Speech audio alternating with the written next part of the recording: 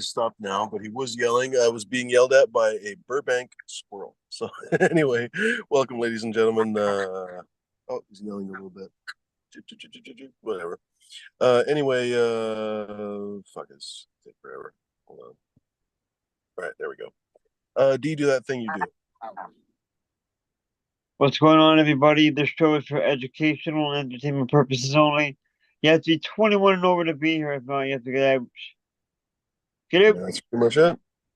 So long story short, I am still driving. I need about another half hour or so to drive, and honestly, then I have to go to the grocery store and stuff. So whatever. Anyway, but long story short, uh, starting the show. I don't really have time to continue the show. So, D, if you want to continue the show, you're more than welcome to. If you don't have time, if you would like to bounce or whatever, you're perfectly able to do that as well. So, I'm going to make D host here. D can basically set the rules. Folks, if you guys want to hop on the show, you guys know the new rules. If you don't know the new rules, you have to ask nicely first. So, we don't post the link just basically out of nowhere. If someone asks, we can certainly post the link. If you're a regular on the show at this point, you should know the link already. I mean, come on, seriously. We can help a couple people if they need it, because there's a few people who are not super tech savvy. But just search through your thing to find the link. It's basically a super easy thing to do. So anyway, hop on if you're able, folks. If you're not, of course, then don't. I'll be hopefully back in a little bit. Maybe hop on and talk on my computer and stuff. So anyway, let me make D the host before I forget. Boom. Alrighty. Good luck, D. Safe flight. Safe drive. Safe travels for me. What's going on, everybody? Welcome, everybody. Don't forget Top Chat, Live Chat. Miss Chronic first in the chat. Congratulations, Miss Chronic. I am hanging out. I am smoking animal mints. I believe that's what it is. Yeah, a mint. You can find me on Instagram at d_zombie_. You can also find me. I do pre-shows on my channel as dzombie_745. What's going on, everybody? What's everyone smoking on?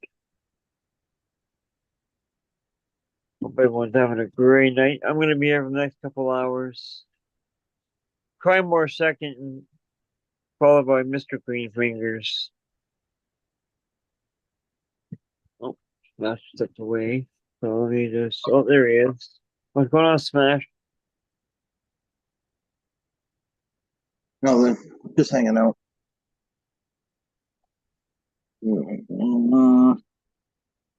Right on.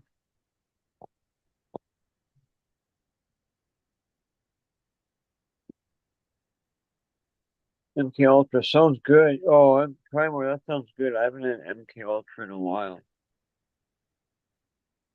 Oh, I gotta put my coffee shortly. I misplaced it.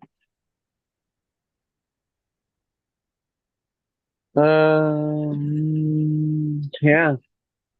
I didn't realize seemed to be on the road. On the road again. Let me just post the link. Maybe. Where's that saying? Oh, that's it. Yeah, YouTube. Yeah. Hop on, guys. Come hang out. I'll post the link. Live from Burbank.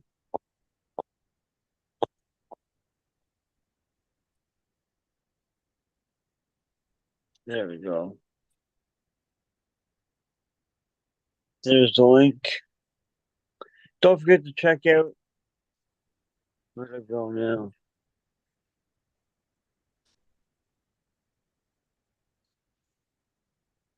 There we go.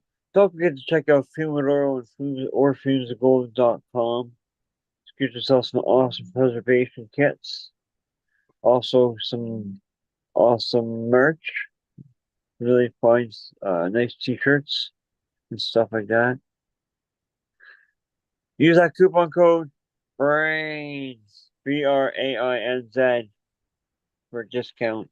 That only works for the preservation kit. Doesn't work for Gauge Green Genetics or the merchandise. Welcome to the Tuesday show.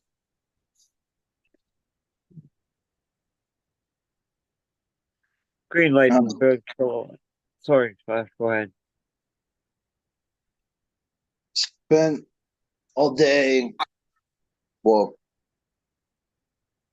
most of the day, trying to set up that tent, Mhm. and I got all the way to the end. And they gave me two of the wrong pipes, Oh shit. That's no good. so I'm gonna deal with that tomorrow. Mhm.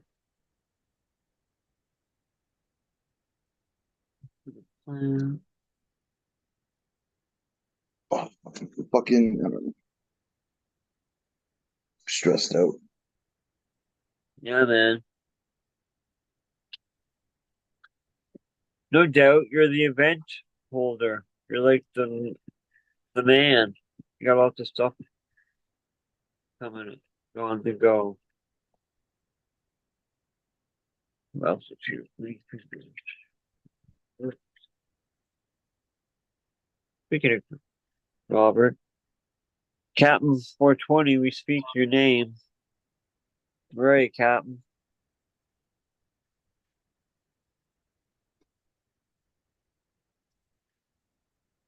Whoops. Mrs. G's making some homemade grilled cheese sandwiches.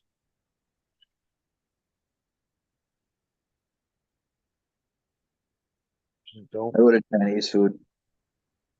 Oh, nice. That sounds good too. Yeah, I'm lazy. I don't want to cook. Yeah, true. I want to go. I still got a gift card, $50 gift card for like Swiss Chalet, like at multi-card place or multi-card. You you can use different places. Mm. I gotta find some of that.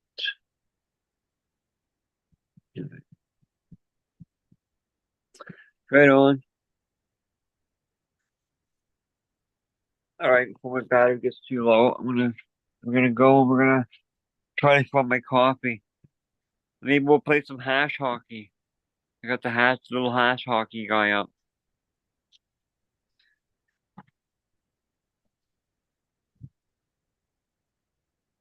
Hop on, feel free to hop on if you're a regular, or if you're new, you want to come on, just ask nicely in the chat, like Jimmy said at the top of the show. We're quite accommodating. Just don't be a dick. Don't show your dick, and we'll be just fine. And we'll show Mr. Oh, we'll have to get rid of Mr. Hash Hockey here. Show Mr. Moo. There we go. Turn that around. There he is. There's Mr. Moo. Say hello.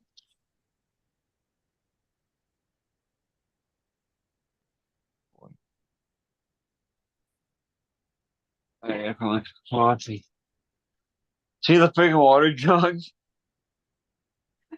I don't know, but it sounds like it's leaking or something. I don't know what's going on. Does that mean it's too hot? Did it melt that? I don't know. Oh, hold on, just green fingers. That one's right on. This thing's full. It's leaking all over the floor again.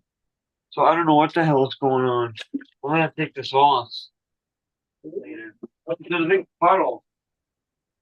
Is there? Yeah, you should have seen a mess before.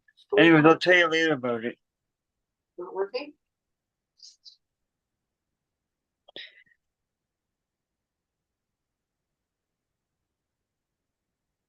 Don't play with it because I don't want it to spill out anymore.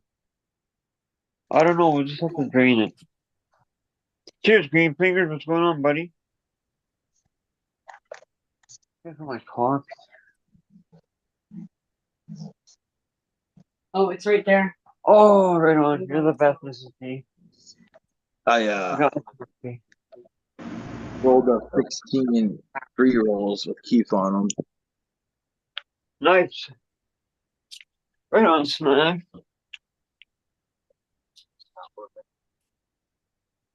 Oh, hi, Lightning. There's our little one.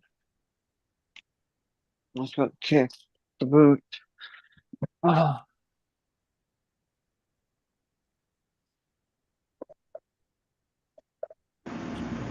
eating pieces in the room. Nice love for the plant. That's awesome.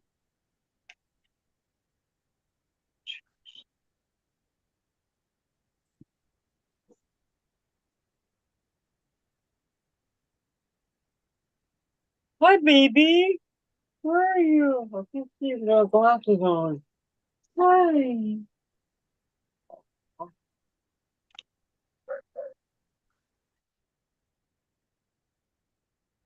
Yeah, man. All right, so I'm gonna pick you up. Can I I pick don't you believe, up? like, how do you? I literally triple checked to make sure I didn't assemble it wrong, Mm-hmm. and it looks like they gave me two. So their directions are weird. I found numbers on the pipes, so that helps. But it said I'm supposed to have 20 number ones, and then it says you need four number ones with a circle around it. And I didn't. What they did is they gave me 22 ones and two ones with a circle around it. So I had the duct tape Right. one end. I mean, I'm gonna go get a wooden dowel and probably put it in there and just make it one pipe. Yeah. But I got it set up. Right on. I just gotta put the legs on it tomorrow and attach all the fucking sides and shit. I don't want to put all the sides on and then have a huge windstorm or something. Yeah, that'd be no good.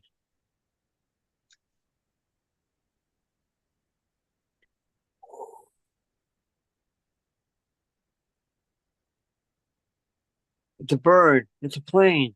Oh, smash his tent.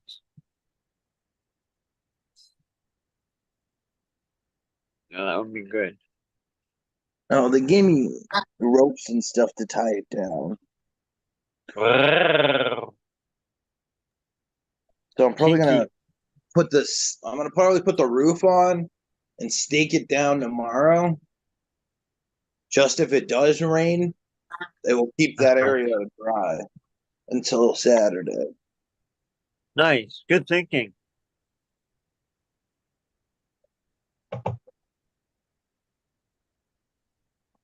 That's a really good idea.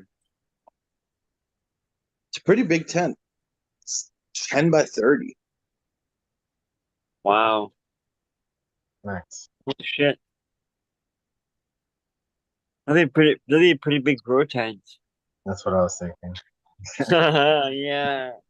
I was just thinking the same. Couple lights, change the reflective siding. Or if it's all white, just leave it white, you know? Just Yeah. either way, the reflective would be better. Oh, nice. It'd be nice if they came that big. That's a big grow tent set big. I guess you could probably somebody makes them custom. I mean, I could look Yeah. it up. Like one to fit in my greenhouse. That'd be awesome. Just throw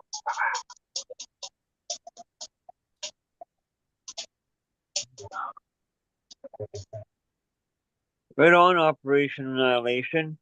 Got my sour Morgana beans in today. Thanks to Midor. Cheers, hardcore. yeah, all five of the Black Knight's Delight popped, and no, four of them and 5 of the surf grapes popped. I think my dog might have ate one of them. Well, I think my dog might have. I gotta dig it and see if the one didn't pop or not. Or if they ate the sprout. They do that sometimes. Little fuckers.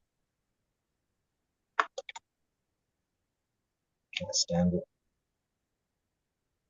Some ate my stems in my plant in the greenhouse. They chewed on it. All the side was missing. I was like, where'd the bottom branches go? Like, what the heck's happening? And they're caged off. So I don't know what got in the chicken wire. Like a mouse fits, a rat could fit, but my dogs couldn't have been that one. So I have a mystery on my hands now. I gotta figure it out before they destroy my plants. You need to call in the Hardy Boys. Yep. I remember those. That's awesome. I have a mystery I gotta solve. Ooh, there's a clue over there. Dude, I'm getting a clue right now. I'm getting a raging clue. I'm thinking it's a rodent that's looking for some moisture and it's just gnawing on the plant to get some moisture out of it. You have a bird bath out there. With cinnamon. So I'm like, I don't know. You put cinnamon in water and just spritz the bottom of the plant. Nice.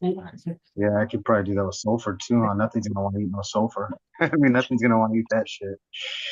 I mean, it's a good idea. Hit it with something bad. Yeah, no, cinnamon would work for a lot of different critters too. Too. They just don't like it. If they it's gonna help eat it, they just won't bother again. Antibacterial or whatever. I don't even know what it's called. Antifungal. Fungal. There you go. But yeah, it kills all the bad stuff, right? So I can put it on the part where it did chew to protect the plant. So also, I know people that like. Well, I used to make my own cloning gel with a little bit of honey, a little bit of aloe, and a pinch of cinnamon. Yeah. Our friend used honey and cinnamon, and it seemed to work. It was good. I never got mold or anything on them. And then if I have like, I don't know, if I have like a plug that's like turning green or getting moss, I just sprinkle a little cinnamon on it. Cinnamon. Come Boo. Is that hardcore? Yeah, well, Mr. Skinky. Come Boo. Get your ass down there. Come on. Good boy. Yeah. In the dark woods. For you guys. Shit. Good boy. Yeah, I fucking knew it. I told everyone this too when I set up this tent. I was like, I have a feeling something's gonna be wrong. Thanks, honey. And I That's get good. all the way done with the top, and I'm going at the last piece. I'm missing. Well, I'm not even missing parts. They just gave me the wrong 2 pipes. And the thing is, I checked to make sure I didn't accidentally throw them in with the other ones, like hook them up. I literally crawled around on my hands and knees twice to check every pipe to make sure I didn't like accidentally put in the wrong spot. And no, they all said they're all there. They all, from what the directions say, they're all right. So I had a little bit of aluminum tape. I taped them up. So I need normally the pipe would slide into the pipe. There's no fitting. It's just the 2 pipes connected. Right now, it neither side will slide into the pipe. Don't they call that docking? So they're just touching like this. So I took that. I had like aluminum tape, and I aluminum taped around them, and then I duct taped around them. And then tomorrow I'm gonna go get a wooden dowel that I can just shove down the pipe. So It should be sturdy enough. It's just holding on. I mean, it's not supporting anything really. You know what I mean? It's supporting like a pot, like I don't know, like almost a tarp. That's it.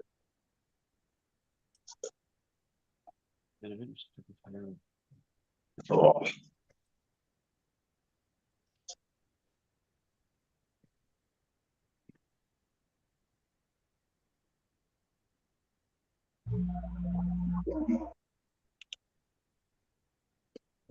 This is slow. Somebody came out and checked it today too. Still doing the same thing.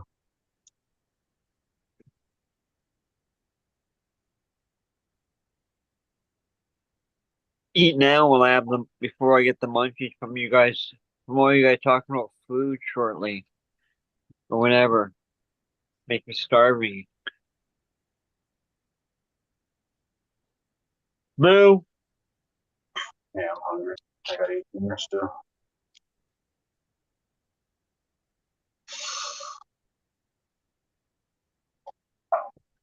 You know.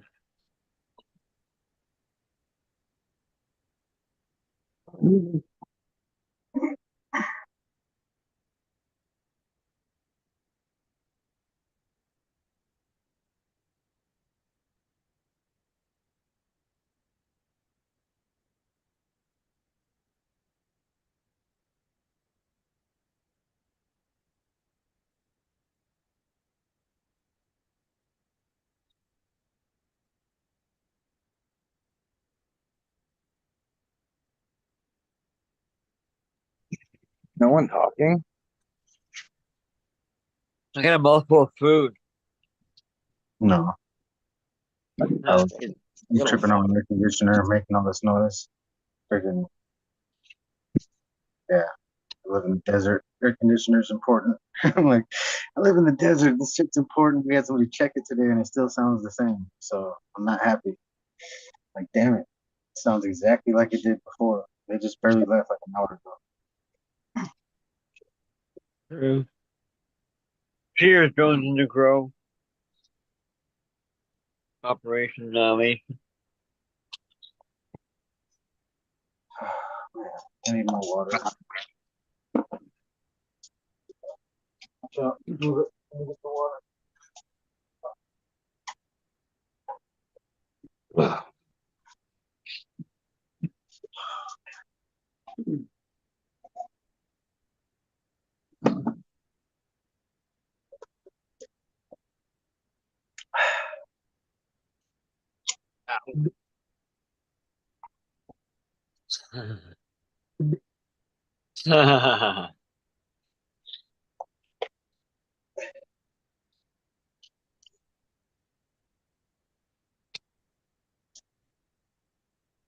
What the fuck? How'd you fall over? The fuck are you doing, you weird plant? I've fallen and I can't get What up. the hell? That sucks. It's literally like bumped over. Plant's got a mind of its own, man. Damn, there's some voodoo going on in his tent too. Green Finger's got the mysterious missing plant chewed on plants. Smash got the over Yeah, plants. it's gonna go across the fucking country, whatever's chewing on them. It's gonna just knock them over and be like, "What's going on here?"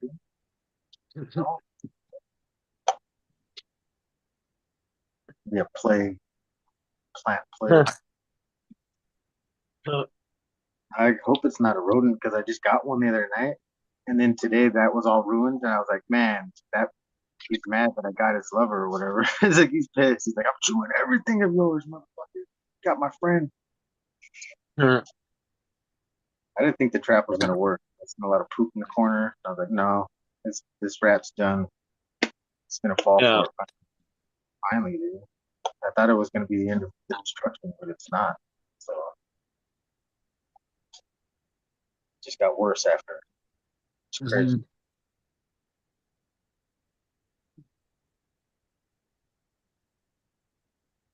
I have to fucking get yo-yo.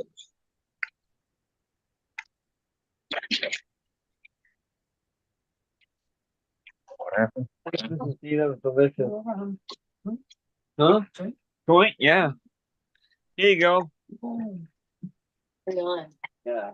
Dessert. El Jointo. Oh man, that's some real dessert. I want dessert. I gotta eat. I got food I gotta eat. My dog's over there crying, waiting for it. It's too hot to eat stuff. Oh, there they go. There you go. That's all. Oh man. Let's put my phone in. Or attempt to.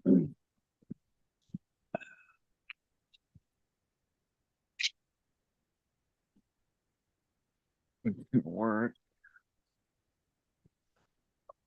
There we go. Turn off everything else. I'm gonna turn off everything else for kill the battery. Well, Mrs. D made an awesome grilled cheese sandwich. It was really good. Shout out to Mrs. D for making that sandwich for me.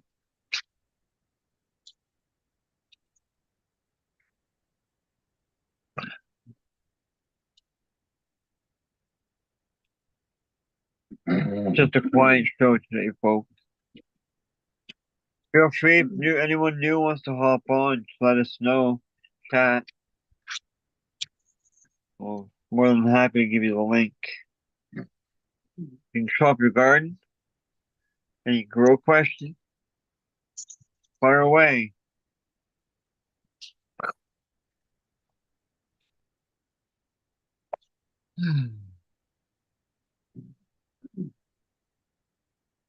What the hell did you do to your finger?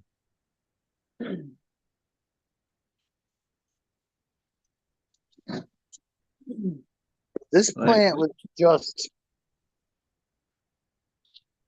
laid up on its side. huh. Well, it sounds like a too big a mystery for me. This calls for like a job for the Hardy Boys. The Hardy Boys! Solving mysteries in the woods. The Hardy Boys! The Hardy Boys in the case of the urinal turd.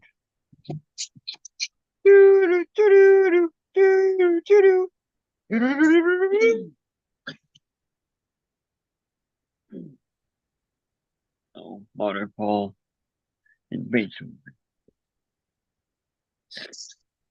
I gotta get Oh, all that's this good. Let's soil. try more kill. I got a up pot. I got blueberry kush coming in. Nice. Looks good, smashed.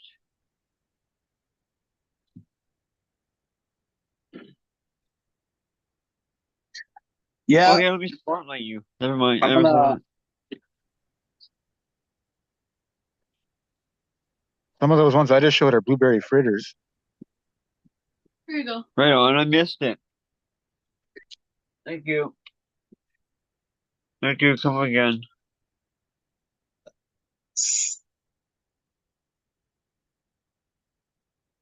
Yeah, I like blueberry. Blueberry's one of my favorite strains.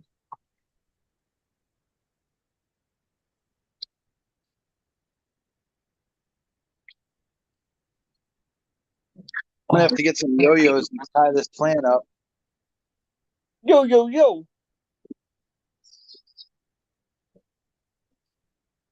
Just kidding. Right on. That looks awesome though. How where are you at it with those right now? What stage? I don't know, mid-flower, probably going to late soon. Oh, right on. You're gonna have some blueberries soon. Oh, you okay? Right on. Huh. Yeah, we're gonna put in 6 more plants, I think.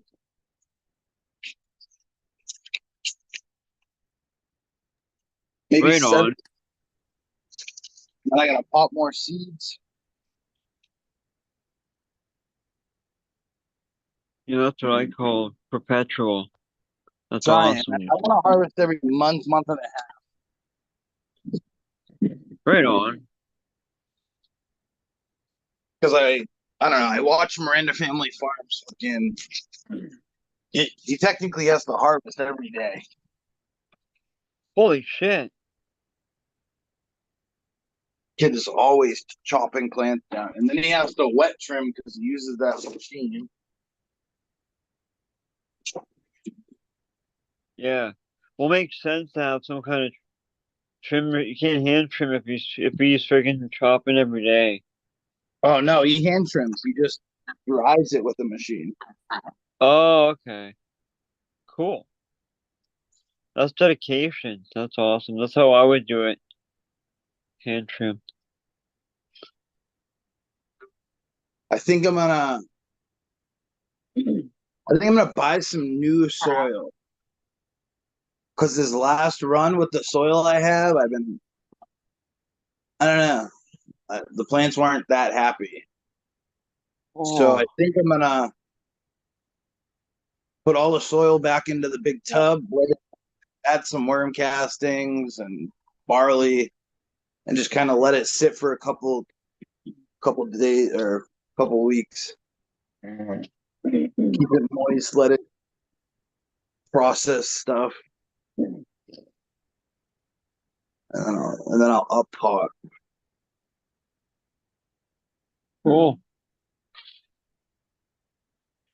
It took me, dude. It took me like 3 hours, not like 2.5 hours to. I was filling up. I grinded up all the auto flowers, and I filled up the cones by hand with this little machine. Well, Right on. this little funnel. So I was sitting there like packing cones with this funnel. That's awesome. It took me so long, Mm-hmm. but it was worth it. Wait, look at that. That's awesome.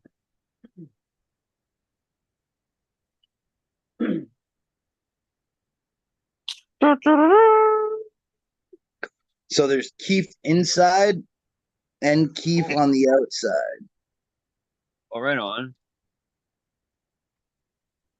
Double duty.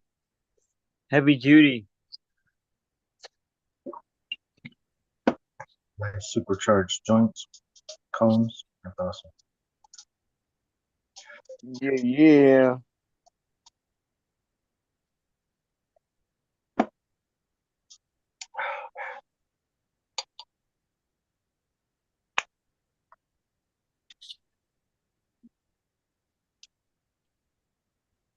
Oh, he's back. I was just gonna say the same thing. Skunk farts. Skunk farts is back.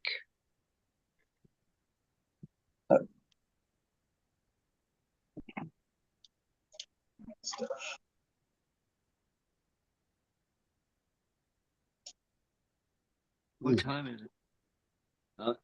It's too late for the 20. Stairs, but I turned that on. Oh boy.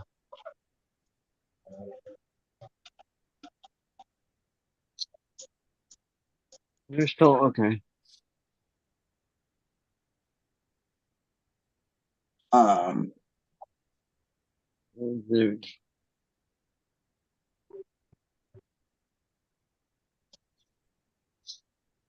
this went later. Uh-oh.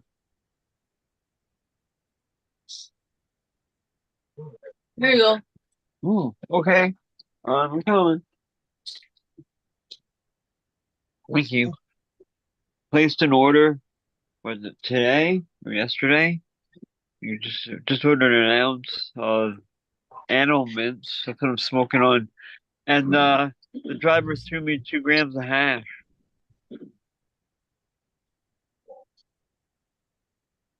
I wish So there ain't nothing like that around me. No, we don't have that no more. Back in the medical days, they used to give you a free joint or something, a free little. We had a $5 dabs, but they had a token, wooden tokens that you could trade for. So you'd be like, I got 5 tokens. They'd be like, how many dabs you want? And I'd be like, well, I saved a few hundred of them once so I could get a couple ounces. And they were like, yeah, you can do whatever you want with them. So I saved them for like so long. It took me like a whole year. I was like, yep, I want my 2 ounces free. And they were just like, damn. Well, you're using the tokens, right? I was like, yep. They're like, yeah, there he goes. Got it. That's awesome. Yeah, $5 chips. Wooden They got tokens. like some of the reserve places do that.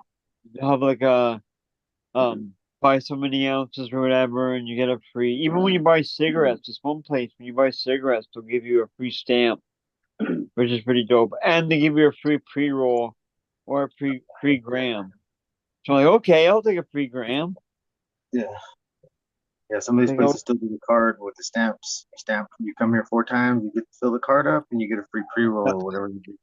So we just always forget to do it. So it's not really like, dang it, I forgot it again. I got one right now, ready to go. I forget how many. You have to buy a bunch, but then now I'm gonna buy. Bleh, I'm able to get a free half quarter of like any strain I want, so I can pick the high grade, the most expensive shit they got. They'll be like, yeah, Yeah, that's fire. I love those deals. I miss those deals. yeah. But it takes a while.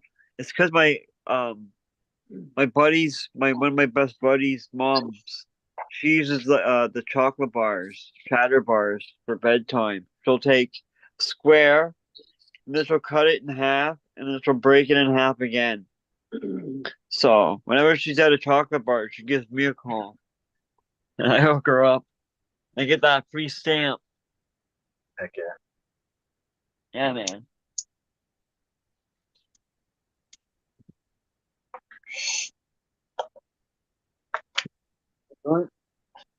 Okay.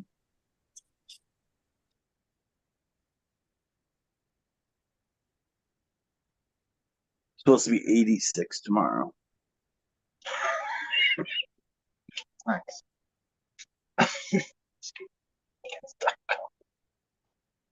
It's hot I'm just hoping it doesn't rain. Dang, I can't stop. I mute myself.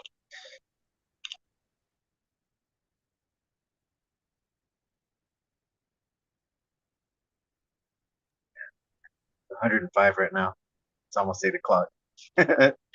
Oh man, it won't get cold by the time the 6 in the morning hits. It's barely like getting to 60, like 80 degrees still, like 70. And it gets hot right after that because the sun comes up early. So the sun's up at like 5:40 or something out here. Yeah, it's crazy. It's too hot. Yeah. It's been hot here, but it's not really the heat that bothers me. It's more the humidity. Yeah. See what it is inside right now. It's only 50, just 49% I just hate humidity. feeling sticky. You're sweating, but it's also the air sticky. Yeah, no, outside it was like that when they turned the air off when they went to start working on it. Oh man, it got humid in here fast. Like my grow room was so humid. I was like sitting in there. I was like, oh my God, like the fans are not working in the air conditioner. Let's see, what's the call? Hope everything's good today. 110 Wednesday.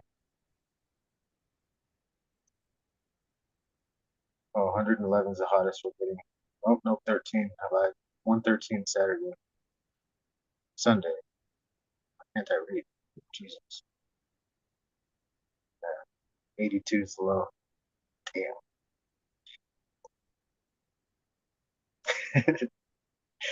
Yeah, that's the desert life. I was born out here. I'm used to this stuff, I guess. It's not, it doesn't feel like it's 100 yet, but it is. Dude, I want a dab so bad. I haven't had a dab in like 2 weeks. what's your deal? Are you building your tolerance, or what am I trying to say? Yeah, I kind of want. I don't know. I had a cartridge, so like my buddy gave me 2 grams in the cartridge. I've been out and I just haven't been able to. My mind's in like 20 different modes right now, trying to get ready. Yeah, that happens. Gotta grindstone. Get to the grindstone and get it done. It's almost time. Shit. Time flew by, dude. Jeez. Next weekend. Well, this Really, weekend. it This started Saturday. Yeah, fuck. You're talking about it all for a while now. Feels like, Told you. These things come up quick. yeah, they do. You're right. You were right. I just don't ever do events, so I wouldn't know. I wouldn't know. I don't do that kind of stuff. Yeah, you're right. That's why I went out today to set up the tent. I got it pretty much assembled. Like the whole roof is assembled. I'm gonna go through and push in the pipes as far as they can go, and then put the cover on. I'll put it up in the air, put the sides on. Nice.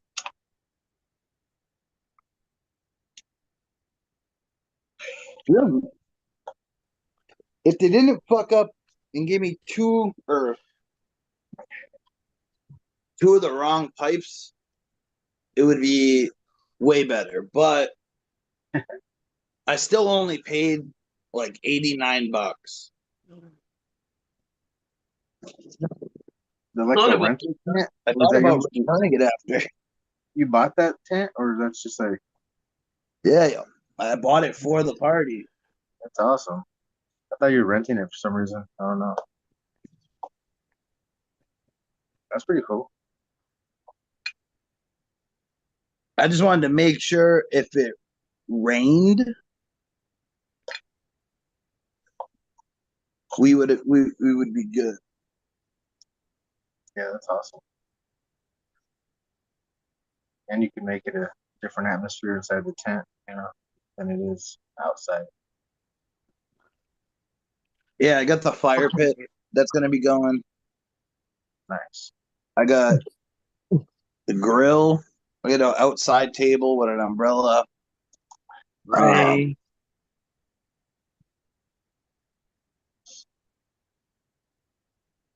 I mowed my lawn real like super short. So by Saturday it's where I like it.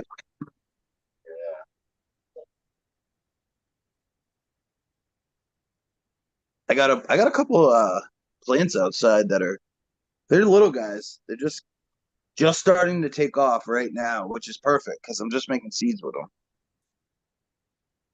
Right on. Yeah, By the end of the year, they'll be, I don't know, 3 feet tall, 4 feet tall. it's awesome. Oh, Not bad for volunteers. That's Or what I'm saying. volunteers. Yeah. Well, no, I'm making feminized with them. Well, you're making seeds too. Yeah, we're doing reversal on ChemDog cross the Chem 91 Calio. Oh, you're reversing it. Nice. Oh yeah, you said that last time. yeah, man.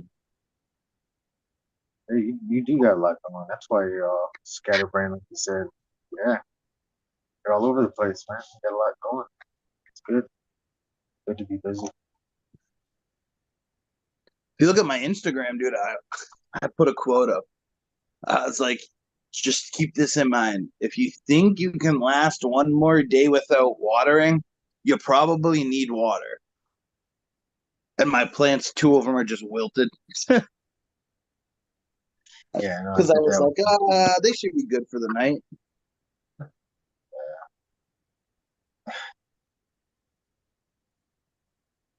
Shit happens. Get so caught up. You got to water once. Oh, I could water tomorrow. It's like, no, you better water now. It's like you better water now. So, Dude, people don't realize, like, I wish I had a machine to make pre-rolls, dude. I was hand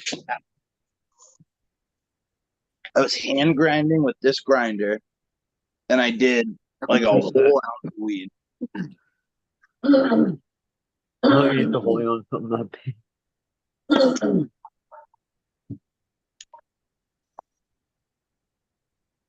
I actually made 18, but I smoked 2 of them before I put the teeth on them because they ripped like right at. So I like was packing them and stuff, and 2 of them, but at the end when I was almost done, I ripped 2 of them right at the top. So I was like, all right, I just cut it with scissors to a fresh spot, put the weed that where the rip was back on the pile, and I just smoked it. Yeah, it's like sample time. That's exactly Good. It's pretty good bud. It's Planet of the Grapes. Nice. Yeah, Ethos. ethos, exactly. Said it With- first. With Do you want Planet of the Grapes, Keef. Nice. Fucking thing. Supercharged joints, cones going. I didn't Still look. That's right. by the supercharged. Salad. I'm gonna roll a salad with croutons. I've been puffing on apple fritter across the Chem 91 Calio. It's pretty good. Wilson wonder- Auto Pop's pretty good too. What flavors are you getting off of that? That sounds interesting. Which one? All of them. All of the flavors off of all of the plants. I want to. Someone. I haven't tried apple It fritter almost yet. has like a soap smell. Nice. Holy fuck. With a little bit of funk on the back end. The smoking that hash that you just showed me? Yeah. Yeah, Hash I need to time. know what that tastes like too. Second. I'm rolling a salad with croutons. That's awesome. Yeah, man. That's the soap terp is really weird. I came across that a little while ago. Cheers, Jeff. Yeah, hey, Cheers. yeah, hey guys. That's interesting. That's, My But that's bad, dude. weird I when you kept come looking at across it. the I was like, yeah, it smells like soap. And I was trying to figure out like what is it in soap that what I never realized that soap has a smell, but it does. Like when you get it, it's not bad. It's not in weed when you get it. It's like always weird when these smells that you think are off-putting, but when they're in weed, it's like no, it's not. It's usually not. Dude, there's people that I don't know. I like the funky, like skunk it. These little- I like the weed where you put your nose to the jar and you pull. You like it makes you pull away for a second. then you stick it back right back in it. Just because it's so That's what bad. she said. It's so bad. I gotta smell it again. It's horrible. There's phenotypes of Blue Dream that kind of smell like fabric softener to me. It's kind of like a soapy smell. Really? The soap and Yeah, the I flour. can't stand it. Oh, It's really? weird, and I always wondered what it was. It's like it was bar soap that I I've never smelled. It had was like that. bar soap, like old fashioned, just. I love Blue Dream. I've never had that. So And That's crazy. it's not all Blue Dream, but like a lot of the times when I get that Blue Dream, it's like reminds me of like when we used to make fucking. We used to take fabric softener sheets and stick them in a toilet paper tube Yeah, the blood. and blow out of it Sabo. to mask the smell. Yep. And then you Yeah, get that fucking Sabo. fabric softener taste in your mouth. Yeah. That was fucking ick. That's what Blue Dream tastes like to me a lot of time. Nice. That's not Huh. well, nice. That's not a good taste. That's a- Huh. That's not what Blue Dream's supposed to taste like. yeah, you got the wrong Blue Dream, my friend. You're getting the wrong Blue Dream. Yeah. No, that just sounds not as No, it's been appetizing. on several occasions. I've heard other people say the same thing too. I think you guys' taste buds are broken, but it's fine. We could still Must be like those people that can. we could still be friends, but no. I taste some weed and I don't get I don't understand why other people can't taste what I'm tasting sometimes. I tell my brother, like, what the hell? You don't taste that? It's subtle nuance of what I'm talking about. Like, nope, don't taste it. It's like weed.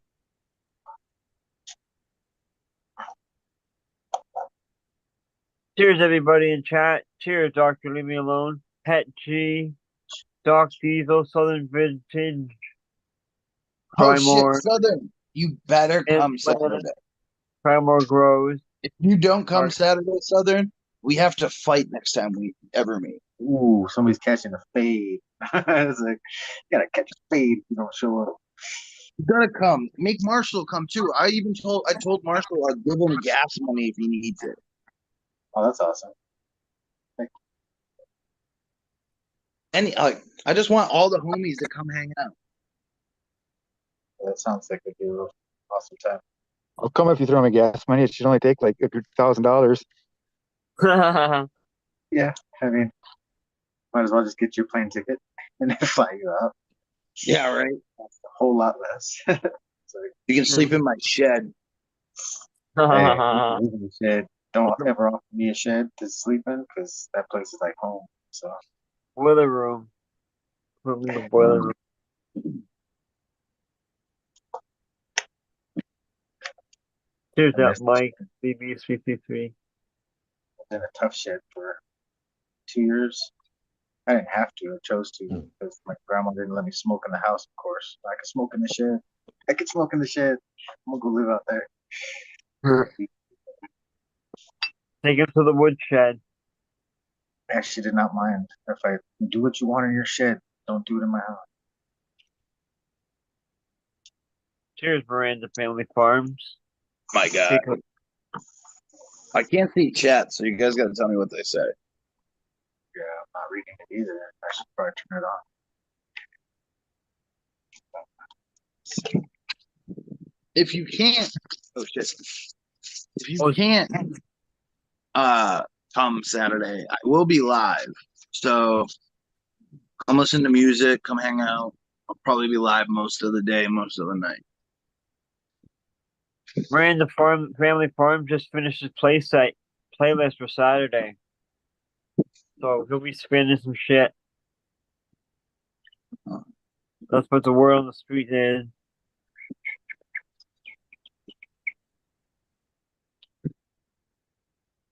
Yo, DJ, spin that shit.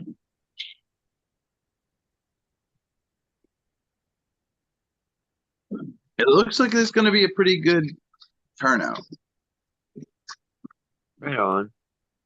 I mean, I want it to be like close, like it's gonna be kind of close knit, like all friends, it's not like a huge event.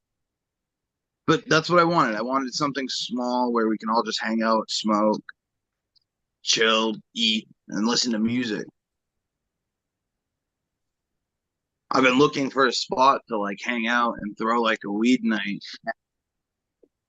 And I finally I said, fuck it. I'll just buy a tent and I'll do it in my yard. Right on. Pretty awesome. Here's Coach Flair. Yeah, I guess Yeah, it that sounds ground up pretty cool. a bit more hash than I thought.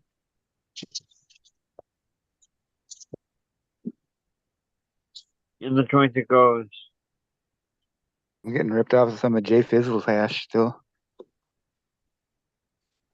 What are you saying? No one can understand you. Know what I'm saying? Oh, I'm man. getting high off some hash as well. Nice. Sound like it. Really bombed off that hash. I need to smoke some hash now. You guys got me effed up over here, bro. Smooth. I'm just smoking big old globs in my pipe though. Nice. I just realized you could watch YouTube. You can see the chat in YouTube without playing the video. So you could be on Zoom and still see the chat on the same device. I always use two devices. But yeah, the chat still goes even when it's paused. Yeah, man. I just mute when I run it on my. I run it on my laptop. Yeah. Yeah, that's what I used to do. Yeah, you do it on the same device. I want to make sure the thing's still running live and shit too. Uh-huh.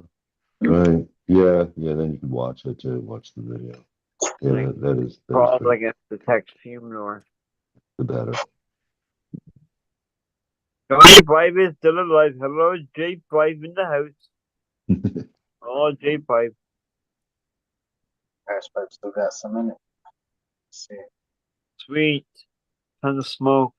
Oh, and I was talking about how it was cool here a few days ago. Yeah. So today was a hot one. So yeah, it switches up definitely. This is like mountain weather. Nice. Yeah, it was in the 90s. And I Oh, was on the bike, the electric bike, like noon, okay. 1 o'clock, really hot. But yeah, as long as I was constantly moving, I throw along my vape, my Mighty. So that's like the portable vape, and Yeah. I just keep it in my Short pocket missile. and yeah, ride along, and I can vape that. And I got to stop to change out the capsules. I pre-fill these capsules that you just pop in there though. But you just stop and yeah, boom, Yeah. done, keep going. Yeah, and it was cool. I was like, wow, yeah, this is cool. It's dry here, so you get that. It's like a cooling breeze, basically. Yeah, it's great. It was the first time I did it in this heat. I was like, yeah, this is good. I can bike anytime. I've got um I've got my helmet. I got a biking helmet, and I bought this visor that's like just a visor. Like I don't know, some of them are gone. I don't even. It's like a sports visor thing or something I found on Amazon, and I could fit it underneath. The the bike helmet's got this little bullshit visor thing, and it's really for airflow. But the bike, but that'll hold it so the wind doesn't blow this other $5 visor. That's a bigger thing. That really blocks the sun. Yeah, I'm cruising along, no sun in my eyes. It's great. Yeah. Right on. Yeah. Hey. Yeah.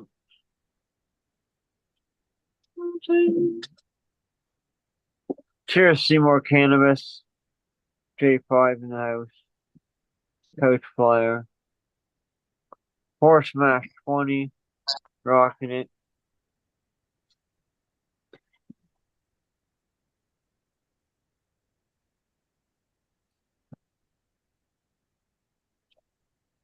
Excuse me.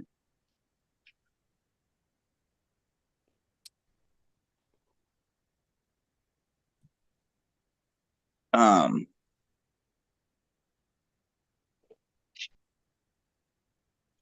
I just want. I gotta go to the grocery store tomorrow. I'm gonna get. I gotta buy chicken. I gotta buy. I think I'm gonna buy steak. I'm gonna probably make more chicken kebabs than steak. But Want to check. Yeah, definitely the price of beef is killer. I'm gonna try to get them tomorrow so I can marinate them Uh, for. I'll get them tomorrow night, then marinate them Thursday into Friday. Right on. I want a jetpack. Or, yeah, jetpack so I can go to Smashers, man. Sounds like a hell of a good time. Give us a steak. Yeah. yeah, sounds pretty cool. Pre Fourth Yeah. of July party. It's like the Monday's perfect time. It's either the week before, like you know what I mean. It's the perfect time. It's the week before. Yeah. the Monday I coming up for us is a holiday here in Canada. wasn't even thinking about that though. You know what I mean? I wasn't even planning it to be a Fourth of July thing. Yeah, I wasn't even thinking really. Like I haven't heard any fireworks around here yet, but yeah, that's always hard with dog. Yeah, man. Probably start this week, like yeah, the weekend when like you're saying. You know what helps? We put music on. Like That's a good Uh-huh. idea. there's normally like I don't know. My dog. I put on these stations called like TV for dogs. Um, Nice. Huh. and I just Yeah, let I it never play. had that. Some of them Right have on. music, so when So there's it's fireworks and music. stuff, It's music. It's not like dogs barking or something. Like, it's dogs like running and then like squirrels and stuff. uh, Nice. We're lucky here. Our cats don't really react to fireworks, which is awesome. Yeah. Well, but we still close the door and everything. Thank you. Keep that extra noise out. yeah. I was looking up the Actually, my law. dog's getting old. He's getting deaf a bit, and so actually, it's a good thing though during the fireworks because we hear it, we're like, oh. We look at him. It's like, no, he's still sleeping. He didn't hear. He didn't even hear that. We had to go to Mrs. D's aunt's house. Excuse me. Take her dog out, her aunt's dog out. It's deaf and blind, so we went in. He was Mm, sleeping in the bed. Mrs. D had to go up to him, put her hand to his nose. It was like, oh, that'd be just hard. just asleep, just out cold sleeping Huh. until he figured it out. It's like, oh, he was all happy and shit. Uh-huh. Crazy. Yeah, cool. Yeah, they Crazy. don't really mind. But he's deaf, so like now like he wouldn't roam away, go away. I can let him outside without a leash, and stuff. But now he won't hear me if I call him, so like I can't really do that anymore. Because like sometimes he gets forgetful, or I don't know, he smells something and wander off, and I gotta call him. But yeah, I can't do that now that he's deaf, so it's kind of dangerous to let him out there now. Yeah. We had to well we're at it's funny, we're at Mrs. D's mom's house today, which is her aunt as well. And we had to take her dog out, Mrs. D's mom's dog out. So I took it just some animal, I don't know what it was. Dog fucking almost took my arm right off my shoulder.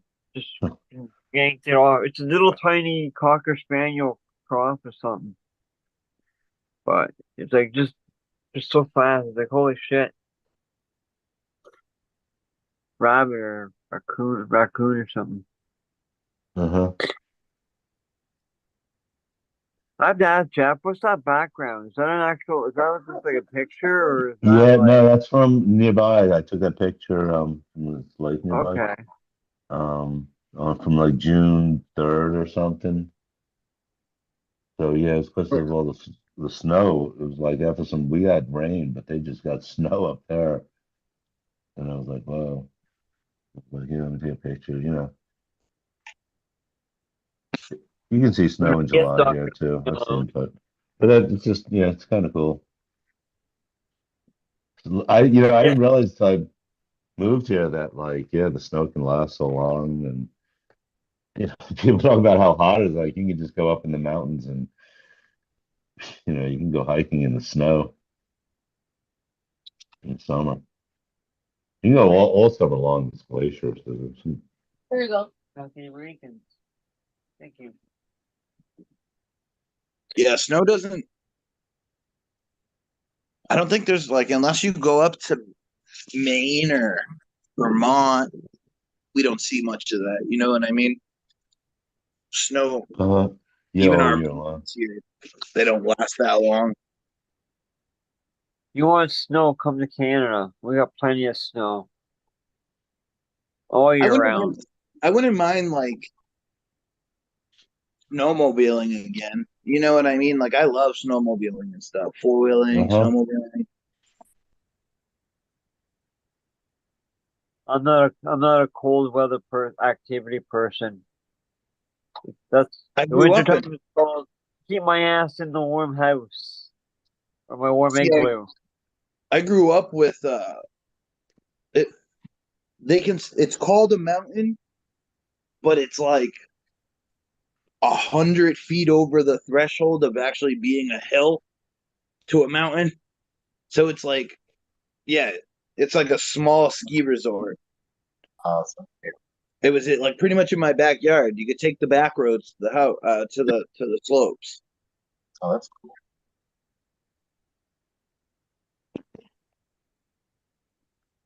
My cousin, yeah, and we did this hike in Canada in the Rockies, Canadian Rockies, up to Banff in the summer. That was cool. Up to Berg Lake, where it was like off this permanent glacier. It was like an iceberg. There were like little icebergs floating in it. Where there was ice. There was ice there in the lake. The lake was 32 degrees. It was next to a glacier. There was yeah. And yeah, it was a cool hike. We went up to that and yeah. Went in it. I remember it was rocky and yeah, it hurt, but like yeah, you walked in it, but your feet numbed out really fast. And then you didn't feel it at all. And just, you stayed there a bit. But that was cool. That was amazing. It was really beautiful. I remember seeing this Here's on the porcupine for the 20. first time. Cheers on the 20. Trip. Cheers, everybody. Cheers. That's the end of it. Peruvian. Dr. Yep. Miguel. The Canadian Rockies were awesome. Good time. That was the time I talked about, we went across the border and we had some pot and for whatever reason they stopped the two of us. Two young guys, yeah. I want to go visit And Mexico. they searched our truck and Hey! they found the bag, but Me. she let us go. She actually asked for some. There was a female that searched the car with us. It was probably just some random thing because it wasn't like they were like, oh, these guys, See. like everyone watching the search. And I'm like, it was probably just some random thing, and it was just some woman, whatever guard. First they brought us into rooms separately and then asked us questions, and then we all went out to the car, or the two of us, and then some female guard and found the bag. Just Thank like you. a small, just personal bag of Heat. like brown weed. Yeah, and she asked for something. I was like, well, I was like, take it. I was like, take the whole thing. I was like, well, but my cousin had a straighter mind about him and said no. And so we still had pot to smoke up in the Rockies. That was pretty cool. Yeah, it was.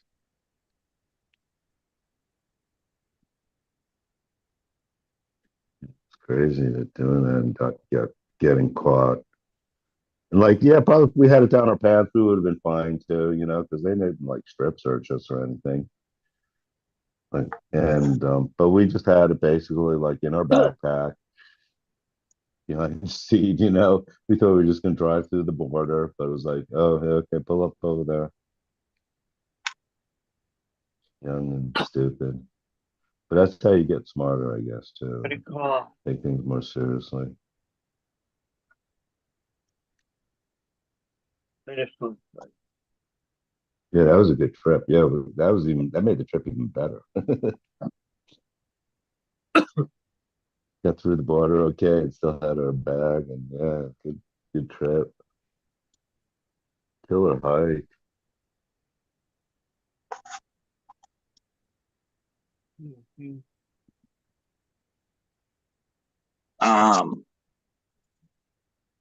I kind of been thinking about trying to go back to Vegas in September.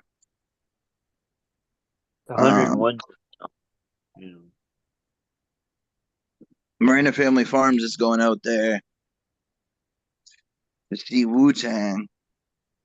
Right on. But it would suck because I would probably have to go there September, then save a bunch of money to go back in January. Put it all on black.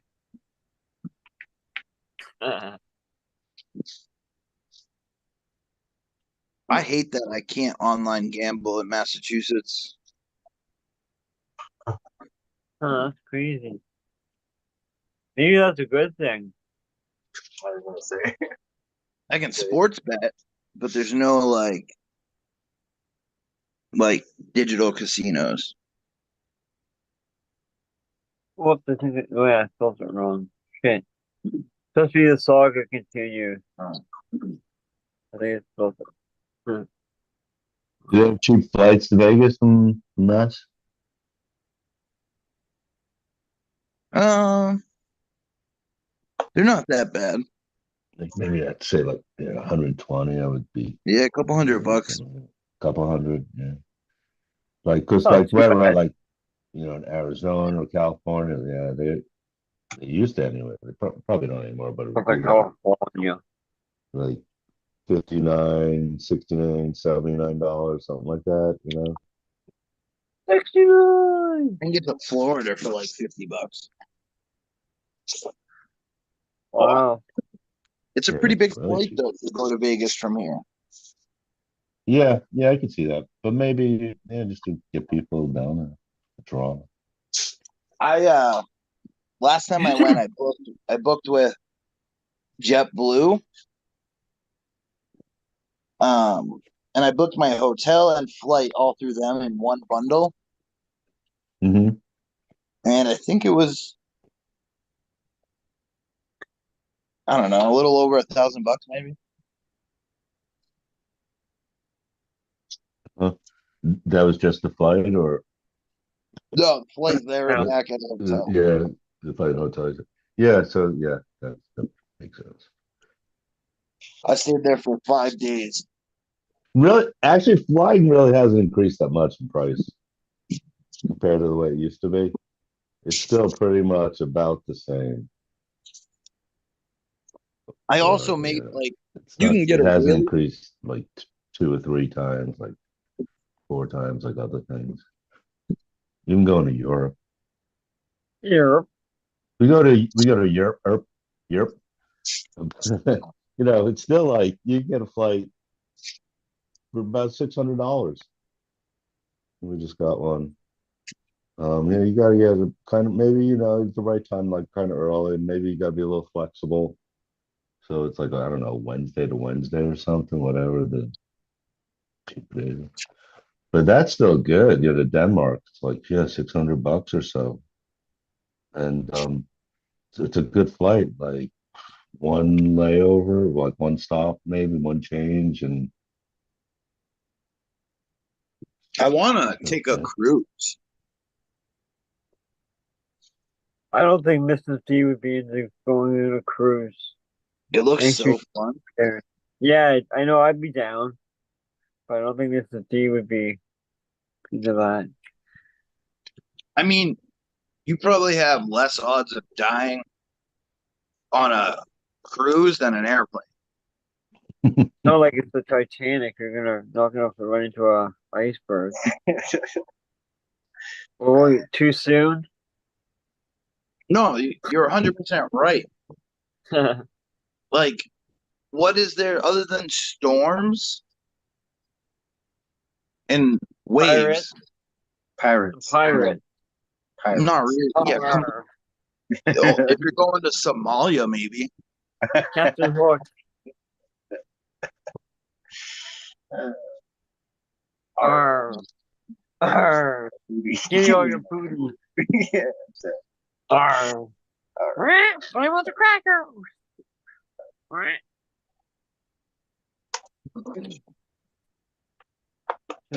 I need to roll another joint. That friggin' hash was awesome. Oh man, hash was good. Yeah. I just tried out those Grove bags. You ever hear of those? One of these like membrane plastic bags for like The fancy storing Milo. really the final drying. Yeah, but it breathes to a certain humidity only. So it keeps Oh, like it's like 58 to 62%, pretty cool. something like that. Oh, Lightly. I've And yeah, it turned out okay. I kind of like it. It's still like it was pretty much done drying, but not totally. So I felt okay putting it in there because it still breathes, and yeah, it didn't totally dry out. And pretty nice. it all started clumped together into a big clump, like the old days. I was like, oh, that's So good. I use these Boost. Uh-huh. Those things are bomb. 55s for long term. So when it goes into my jars, it's already pretty much cured. It's been sitting out for 3 weeks, 2 weeks, and then I put them in the jar with the 55s, and it seems to do well.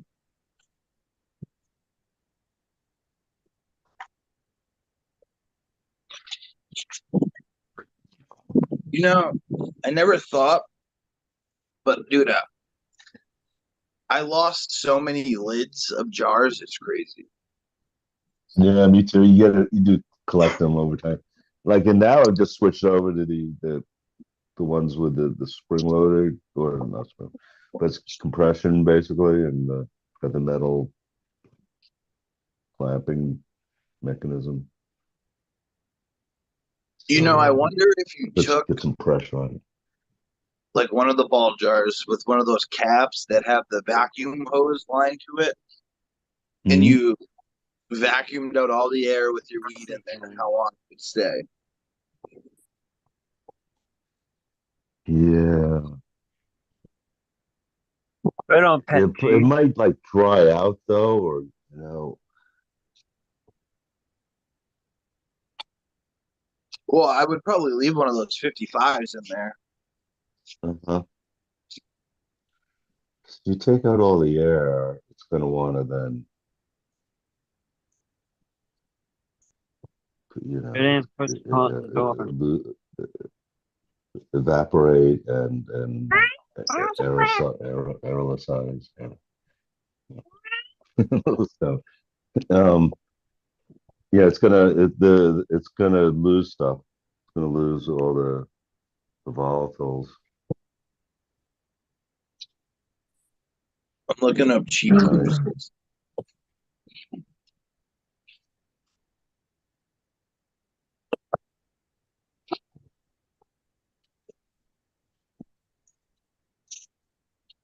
I mean, we'll lose some. Like, put a really good cure on it. It's gonna, good bud's gonna stay better. But yeah. They don't leave me alone. Arr. There's also the packets that consume the oxygen. Yeah, I've tried those. I'm still, maybe they work. I don't know. It's hard to tell really. Never heard of them. And it's basically like those hand warmers, like skiing hand warmers that you just open the package and it starts heating up. It's got like it's pretty natural, like iron Yeah, filings. I can't remember everything. It's like iron fine. filings though, and but it's pretty natural and it just consumes oxygen. So it gets a little warm, but and it's only good for once. Like it's not for I would something think that you're gonna put in a jar and open, close. But if you're gonna seal something up, you put it in and it'll consume the oxygen. apparently it's a thing to take a cruise from Boston to Canada. Fun Right to I'm trying on. to mention go these to like things. Bermuda. You just gotta watch out. People don't chase you down with hockey sticks. Ooh, 14 nights Southern Caribbean. There are a lot of weird cruises, yeah, like down to Mexico or something, and then it's almost like it could be a transportation to some place too, and then have a excursion. But Like a bump. cruises are usually for like really wealthy people. I have to go on a cannabis cruise. That's what they At need. least, I think yeah, that'd be cool. Yeah, Caribbean said they're yeah, gonna start cannabis cruise letting would be people cool. smoke. I mean, there are people that like do it regularly, and yeah. I really don't understand why someone would want to go to Canada on a cruise. I know, no shit. Canada. Well, it's the wild, some of the wildlife I know, because that's I know people have done it, and then come back. Oh, show the whales or something like that. Snow, Yeah. hockey, That was Let's go beautiful. higher. cold Let's go weather, higher away from Oh, Boston. there were no Fucking cold. buildings, man. It was great. You don't want to come to Canada. And I The can't believe polar there's like, bear, and it's crazy. the penguins. We get a lot of Sorry. Indian, like from India, like immigrants. And I'm thinking, why the fuck would you want to come this place? It's freezing compared to like Watching a lot India. of stuff in uh Alaska lately. Oh, fuck that. Yeah, this was really an Alaska cruise, not so much Canada, but it's basically the same thing. Up the oh shit, what's that road? The Hall Road. Wait, what? So the Go up the trucker, Hall Road in Alaska. the ice road. The pipeline, almost. uh, and Puget Sound. Okay. Norwegian Cruise Line, April 25th to May 2nd, Boston to Bermuda. Hold on. Uh-huh. That sounds pretty cool. Inside cabin, 683.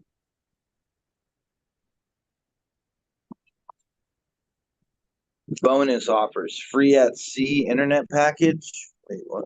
Ooh. Norwegian Cruise Line, free at sea So internet package. how Book many now. days is that? Want to see my package? 4, maybe? Book now to receive free beverage package as part of our free at sea promotion. That seems pretty cheap, actually. Is that like 'Cause alcohol? it's got to be like 4 or 5 days. Norwegian buy one get one free airfare. When you cruise with Norwegian, the second guest flight is free. Uh-huh. Wait, what about?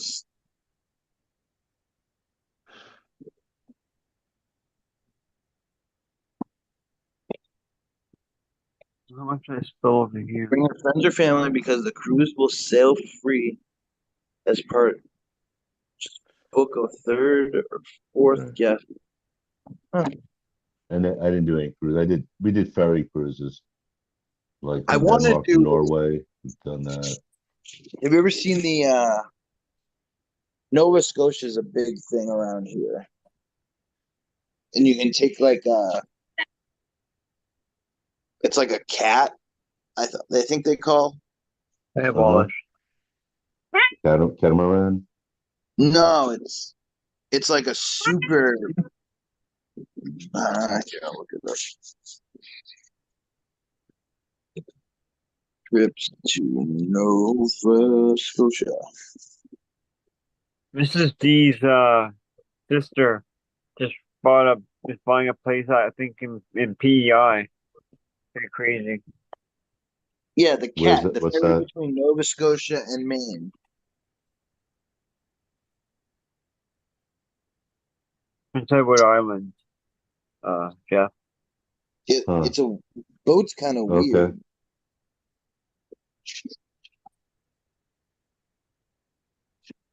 I'll see if I can find a picture of it.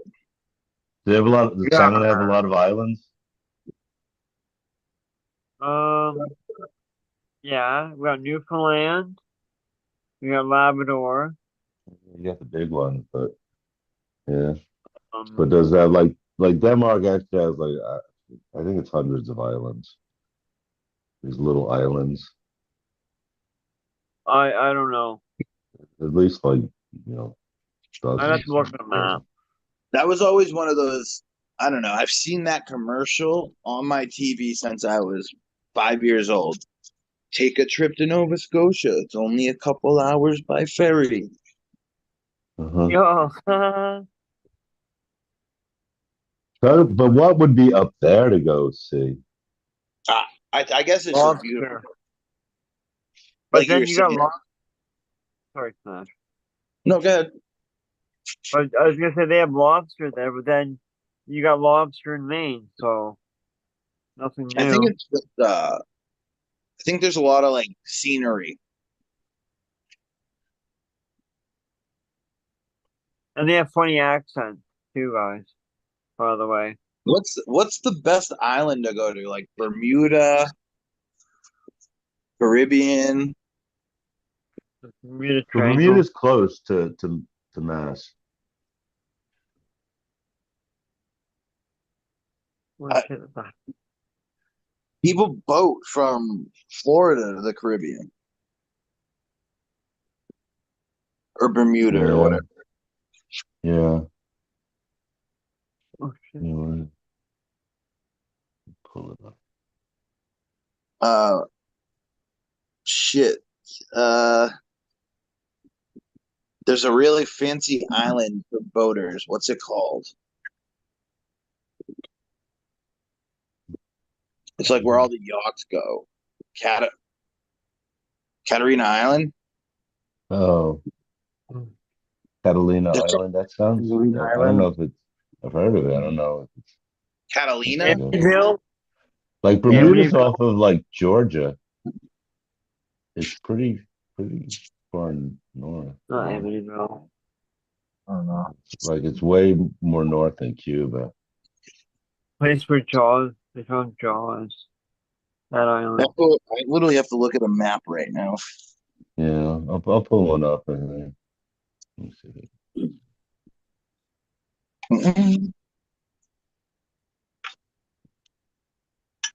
Wow. I All found right, out so my plants. I found that giant rat out there right now. Freaking thing was huge. I'm like, you bastard, Rat bastard. rat bastard. I'm Say gonna get hello it. to my little friend. I wish it would have been over with. Oh man, thing is huge. It was huge. Bigger than my foot. Bigger than a size 11 and a half. Oh shit. I was Can like, you shit. see? oh, Can you see this map? Turks and Caicos. Oh, oh yeah, you meant on your side. My God, Catalina Yeah, Island on my side. That's what I was like. I've been to Catalina. I'm high. Jesus, Turks and Caicos. but you're right. Bahamas are, I don't know, probably like a Oh, 5 hour boat ride from the tip of Florida. just a tip. Yeah, that's pretty freaking close. Turks, Just a tip. just Havana. The cool thing with boats is once you get out in the ocean, you could fucking just gun it. It's kind of like fun though, depending on currents and shit, how fast you'll get out there. So you can see this map, can't you? Yeah, What? go up towards Bermuda. The triangle. Triangle. We'll get lost. Dang, you see all the everything. On a Forts and 3 hour Catherine. tour. They all have a fort on them.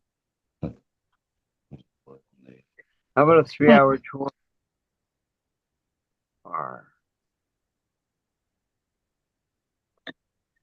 right. I guess it's good for like going to one of the beaches or something.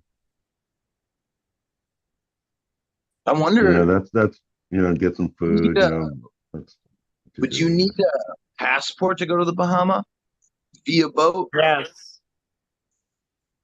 Yes, because it's not a part of the American. It's not. What I is it? could go to No. Is it Puerto Rico British though. or is it in the? Set up Is a it Bahama high zone? school trip, I don't know. like I'm gonna have to graduation Google it. trip. We used to go to the Bahamas for graduation. I know I need a passport. It's its own country, I think. Hmm. I didn't go. Really, a lot of little islands. Georgia's. Really a lot of Convicts Bay. We're going to Miami. Yo, Kyoto, Taco Bella.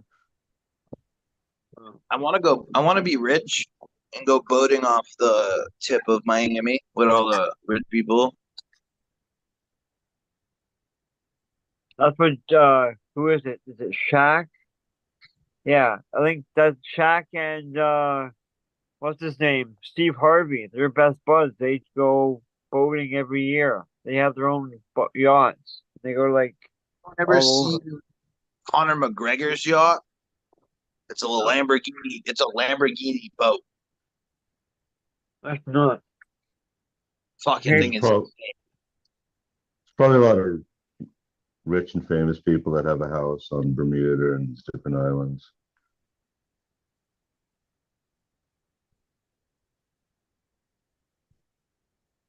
Supposedly, there's a sandbar somewhere out there that everyone goes to party at.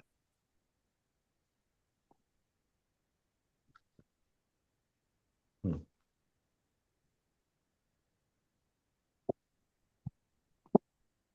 Mhm. You can't stop Taco Bell. Hmm.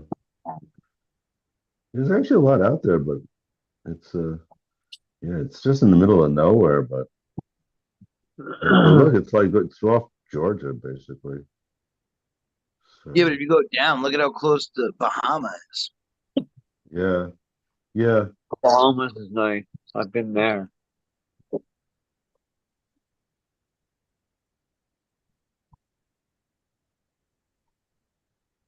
And it's nice and warm. Cuba.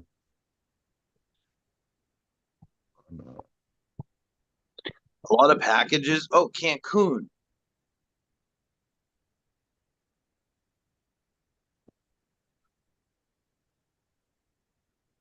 That's another destination spot.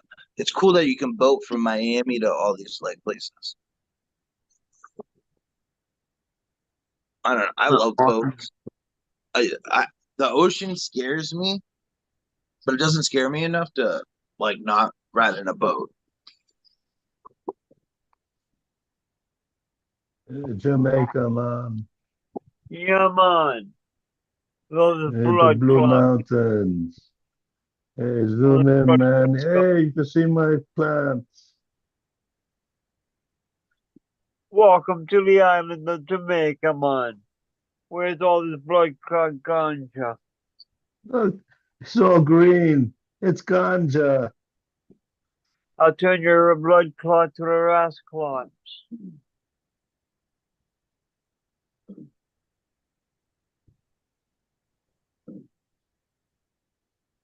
What's that? Just right below Cuba. And then, oh, Guantanamo. That's crazy that we have Guantanamo there. I couldn't believe it when I first found out about that. I was like, what? We have a military base basically on Cuba? Yeah, but the thing with it is, it's not just any military base. It is one of the people go there and they never are seen again. Yeah. Like, it's like usually they put like prisons on these islands. If you're Just like if a the prison U.S. military puts you base. in Guantanamo, I can't even talk. Guantanamo, I can't even talk. That Guantanamo.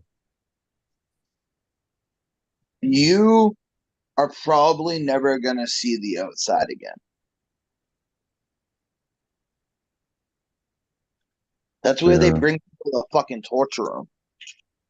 Yeah, wasn't it Obama that really finally released the last?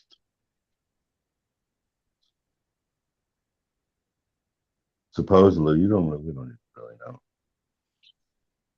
There's a whole bunch of secret military bases, but like that is one of the most known ones that they do some of those There craziest must be shit. a ballpark here in Trinidad, huh? That's why it seems like one of the central things here in the city. It's like, yes, we have a baseball stadium. You must come see. I've been watching people. They go down to like Tijuana and they go to a game, like a baseball game, and Uh-huh. it's like a full ass party. Uh-huh. Yeah, I bet. Modelo. What's Modelo mean? That's a beer. the beer. Yeah, that's all I know. But it's a town, I guess. Also, near Trinidad. Yeah, man.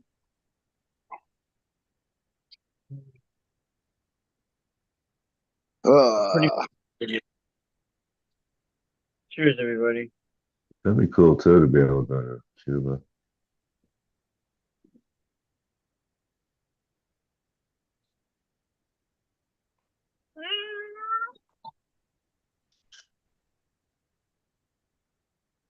oh, that's cool. Boston's doing 100 concerts this summer outdoors, free. From jazz to I don't even know what that is.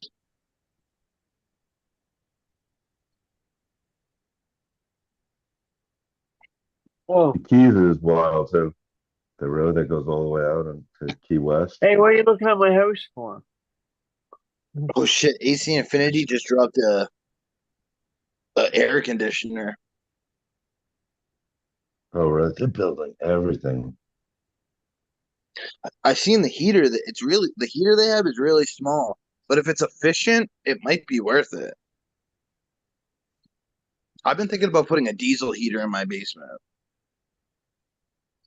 Uh-huh. just because I got a window right there. I could take the window out, put a board, just mount the diesel heater up there, pipe it down, and exhaust it right out that fucking window.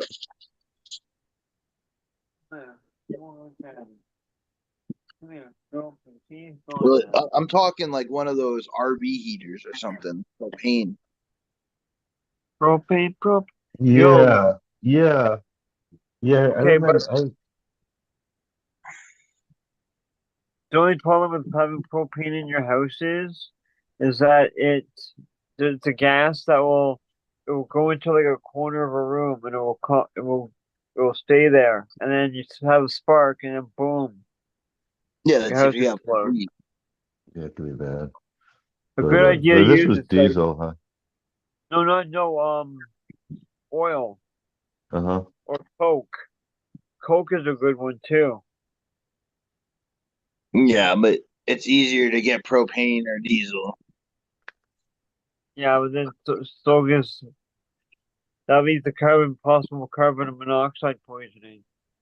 Not necessarily, because if you're buying like an RV for made to be in a living situation in an RV, Mhm. they're pretty safe. Like I know people that live in RVs 24/7.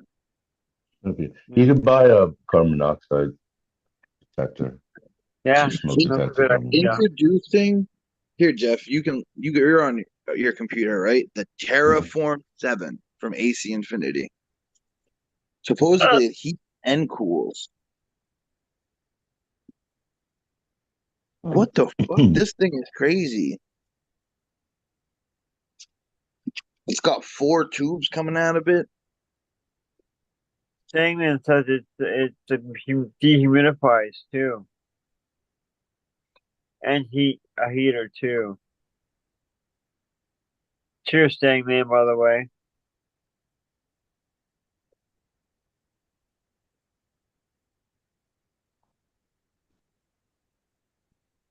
Here we go. Right on. I don't know, Langdon. I'm very confused.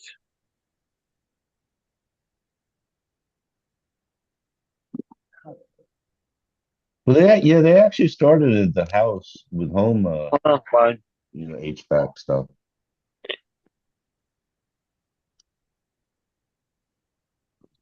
Keep Oh, man. unwanted odors and particulates in or out by using the included ducting kit to adjust your grow tent's pressure.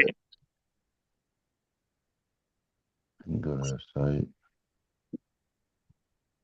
Interesting. This is kind of interesting. It's like one machine that sucks Uh-huh. and blows. No, like your mama. And it looks like it sucks and blows and blows and blows. Well, the rack cooling looks like a stereo Jeez, rack, high-end stereo rack. jeez, Garth, it really does suck.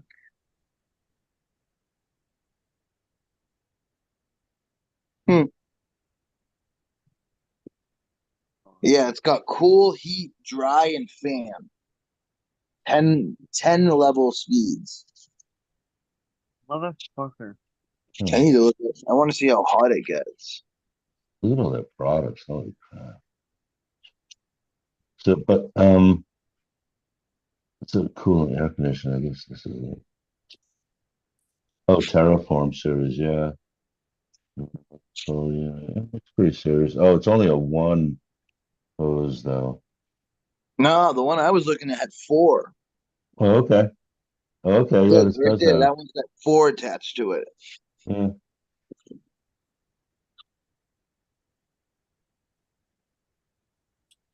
I think one side's heat and one side's yeah, it looks that way, right? Blue and red,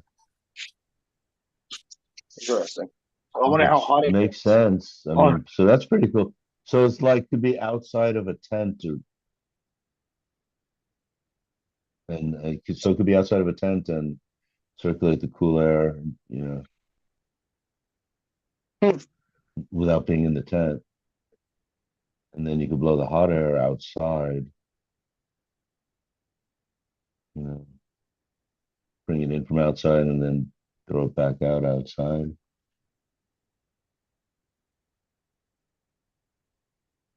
And then in the winter, just like disconnected from the window and just Just heat up turn your it around, room.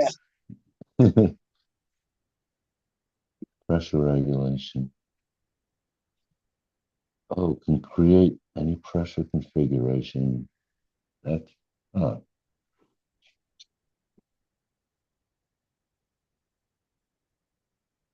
$700. Oh wow. Little price, 8,000 BTUs. Not, it's bigger than some window units, let's say, or the normal stand up ACs. Mhm. This is bigger than that. mm.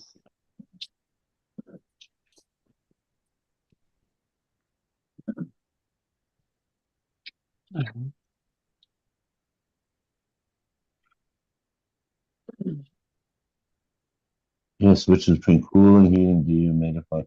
Well, dehumidifying would just be blowing the hot air Nah, back in. nah.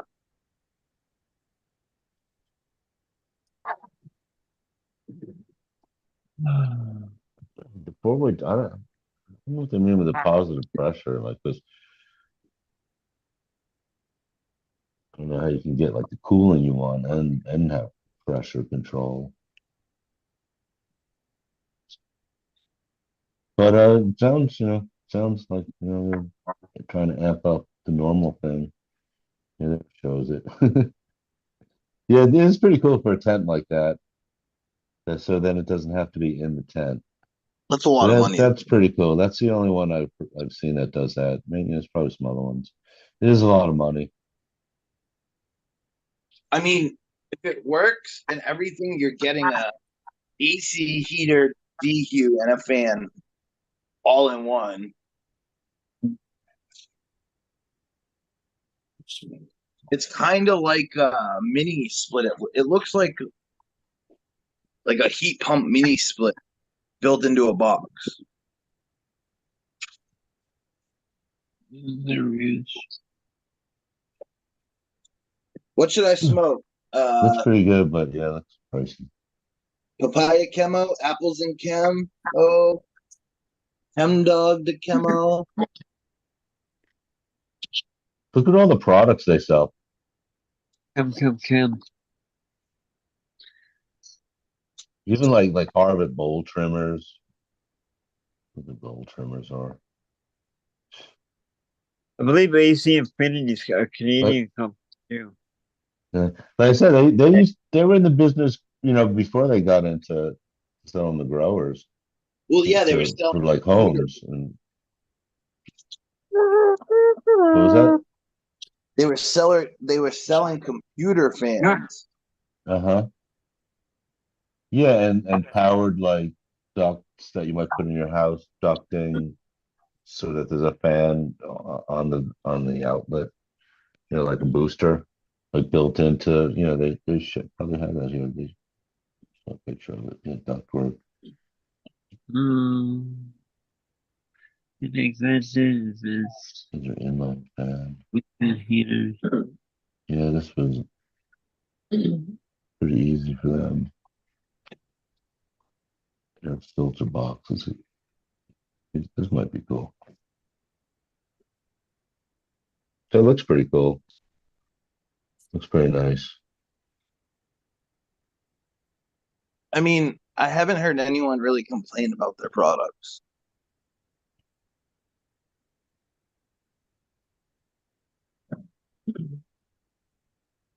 Uh-huh. So this is pretty good.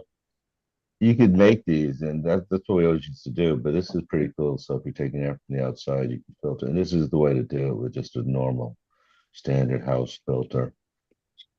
Then you could get well, maybe it's not totally. Should be a standard one. Looks a little bit weird though, but anyway, that's the way to do it though. And yeah, filter boxes, $100. It's not too bad. It's pretty good. Yeah, they probably are pretty high efficiency having just a big filter like that. Used to be like that mushroom filter with like the goo on it. Oh shit, what's You know up, what I'm bud? talking about? No. Shroom, I think they called it or something. It looked like a mushroom. I never really used carbon filters or anything. Looks like Bud's at the red light district of town. I'll get it. I don't think it's showing, is it? Yeah.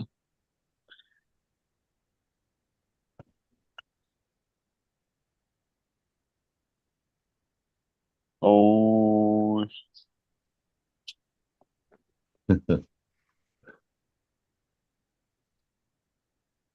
Bud's getting the red light special tonight. That's funny.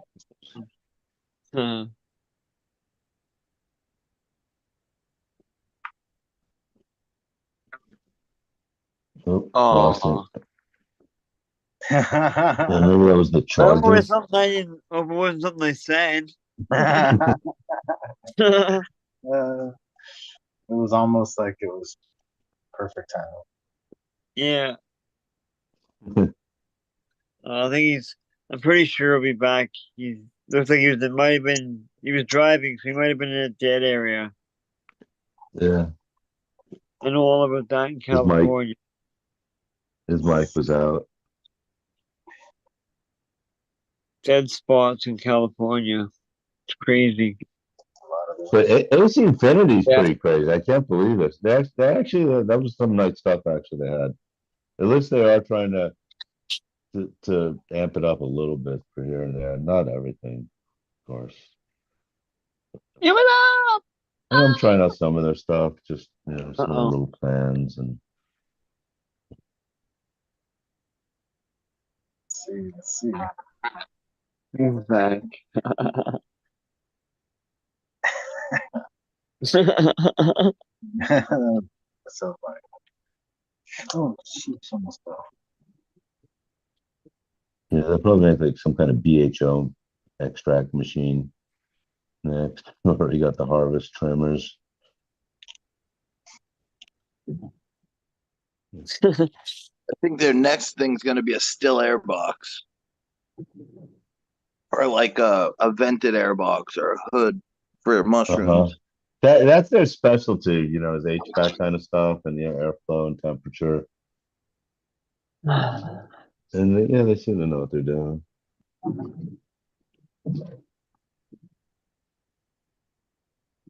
Oh, I don't know, the AC fan hasn't broken on me yet. I heard somebody was saying, "Oh, it didn't last long."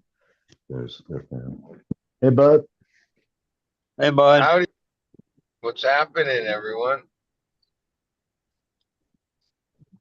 March. One more Saturday night. Oh no, Tuesday night. Huh? Damn, it's not Saturday. No. That's crazy.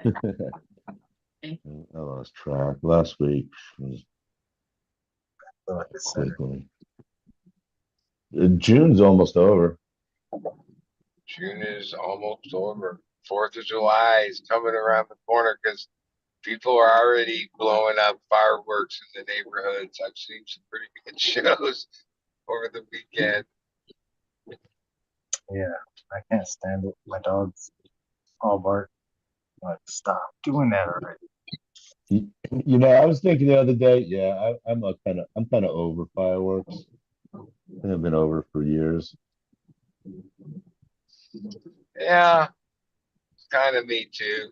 I mean, I've had a couple of little experiences with the like a drone type of display where I know in the future, yeah, that's probably replace fireworks. I mean, for as much money as they spend, like even in the San Diego, we have the Big Bang Boom.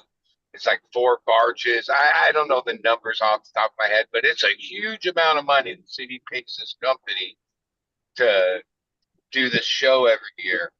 If you spend that much on like the top drone shows, or did like a spectacular thing with drones, I'd be more into seeing that. One, Yeah, I mean, I'm 60 years old. How many fireworks? Yeah, big bam boom. It's like they No, I sometimes love it's a couple fresh ones or a new trick in the book, but it's really the same old shit. yeah. I That's the love way I feel. fireworks. I don't know why I grew up using them. See, if I was gonna spend money like that, I'd just buy one of these. Well, split minis are like, yeah, I when I shut down my one place, I pretty much liquidated all the grow equipment. It had no value except for my 3 2-ton split minis that, even though they've been run for years, they've been maintained and they're good brands. And yeah, even with that, like, because now that it's summer, oh, I've been thinking about putting an ad. I mean, I'll sell them and some opportunity will come up or I'll be setting something up and I'll regret. Uh, yeah, those are, costly, part of the tools you need to have a good grow. Yeah, split minis. That like it's really only been it's probably over 10 years since I went sealed rooms, completely sealed uh, with split minis. Yeah, they kick gas. Yeah, it's the way to go. Yeah, and they're efficient, and they're just got to keep them maintained. They're worth the well. They've come down quite a bit in price. There's many brands and options and knockoffs, but when I first started getting them, so really, I remember you get a lot more, like almost 4 to 5 grand. 2 ton, I think it was called Mr. Slim or something from Mitsubishi, and those are like the premier units. But then the problem with those is if you had a problem with it and they have a good warranty, only a Mitsubishi authorized service guy Oh, can work on them. So you can't have your AC guy or just anyone work on them or it won't be under warranty. And then that was like 10 years ago. Yeah, that was kind of a problem why I went. Back then it was the other one, Fuzitsu or with an F. I can't pronounce the name. It's a pretty reputable brand. But even my best one is this one called a Daikin. And that's a brand out in India. Now, they don't offer the same warranty today, but when they were like really making a spot for themselves in the market 5 6 years ago, when I got mine, 10-year all inclusive warranty, which was like wow. double what any other company offered.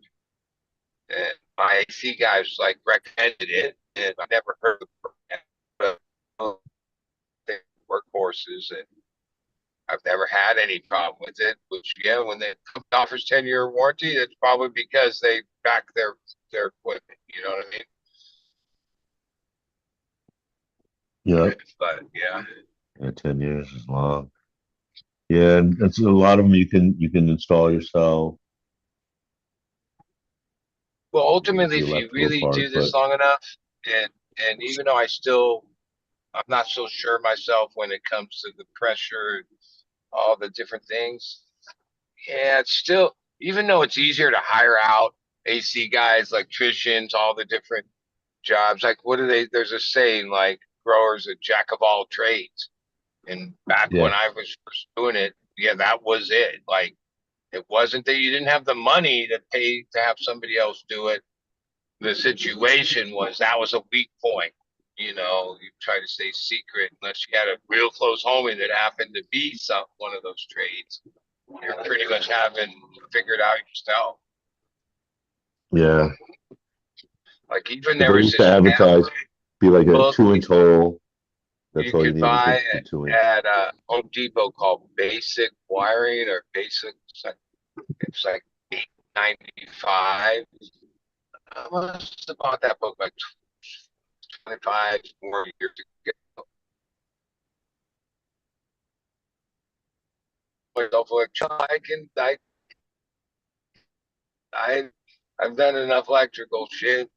I know I could be an electrician, and a lot of it when I first didn't know anything, and even the basics. Yeah, it was a stupid book. Like it was pre the Huh. electric for dummies, but that was the kind of book it was. It was this basic book at Home Depot. But yeah, I used to read that, scour it until I understood exactly all the little sections.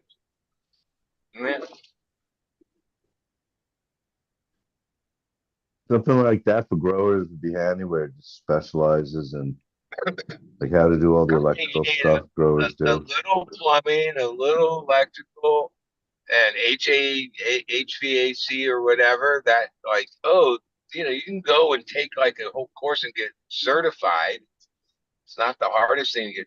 That's actually like even in the end, those guys know like formulas where they can take the measurements and formulate it into the right size Well, like things. Yeah, you can just put it up and most likely it works. But like the few times I've had real certified H you know, it all HVAC depends. guys or HVAC. whatever.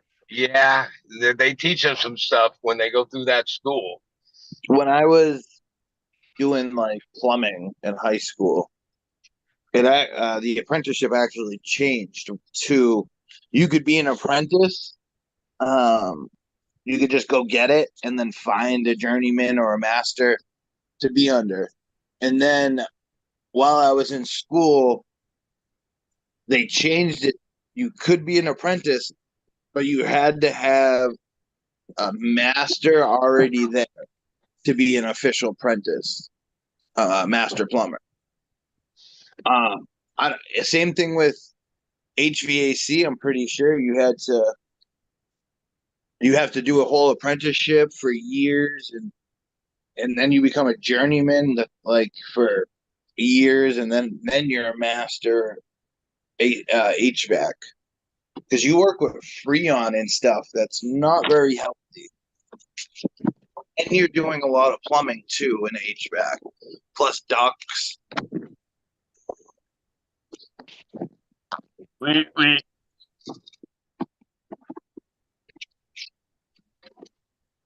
Oh shit! I'm surprised we haven't heard. I've heard a little bit of fireworks, nothing crazy. I feel like next weekend's it's gonna get loud. Maybe like I think there's a fire danger around here anyway. Yeah, that's another thing. I mean, it's rained a couple times though. Because I just saw the fireworks tent just like a couple of weeks ago. I don't even think they started selling them. I don't know if they changed the laws or something here. Oh, That's they kind of sell them in weird. New Hampshire all year round. Uh-huh. The problem Maybe is, like every year, there's a battle between stupid people and the state police that like want to go up and get a whole fucking U-Haul truck full of fireworks and drive it back down to Massachusetts. But I don't know. I like fireworks. I like drone shows too, but I don't know. A good firework display takes your breath away. Even now that I'm older, like there's just some like you can plan a fireworks show to music, like you know what I mean? You can put time and effort. It's not just lighting fucking random ones off. And if you actually put that time and effort into like choreographing and putting like different effects and stuff, dude, the shows can be breathtaking. Yeah, yeah. Drones are cool. Like that's just not the same. I've never seen the drone show. So have they combined them yet? Are there drone shows that fire fireworks off from the drones I did or see an something? FPS. I guess you could have it from the ground too. They had an FPS drone following shots up into the sky fireworks, and Uh-huh. then he was just up where it was exploding, flying around. It was so cool. You know, you really get creative these days, all the tech that's available.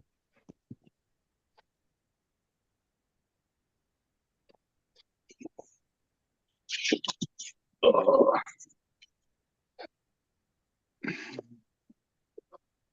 Trying to keep up with chat, but I got to switch over to it every time I want to look at it.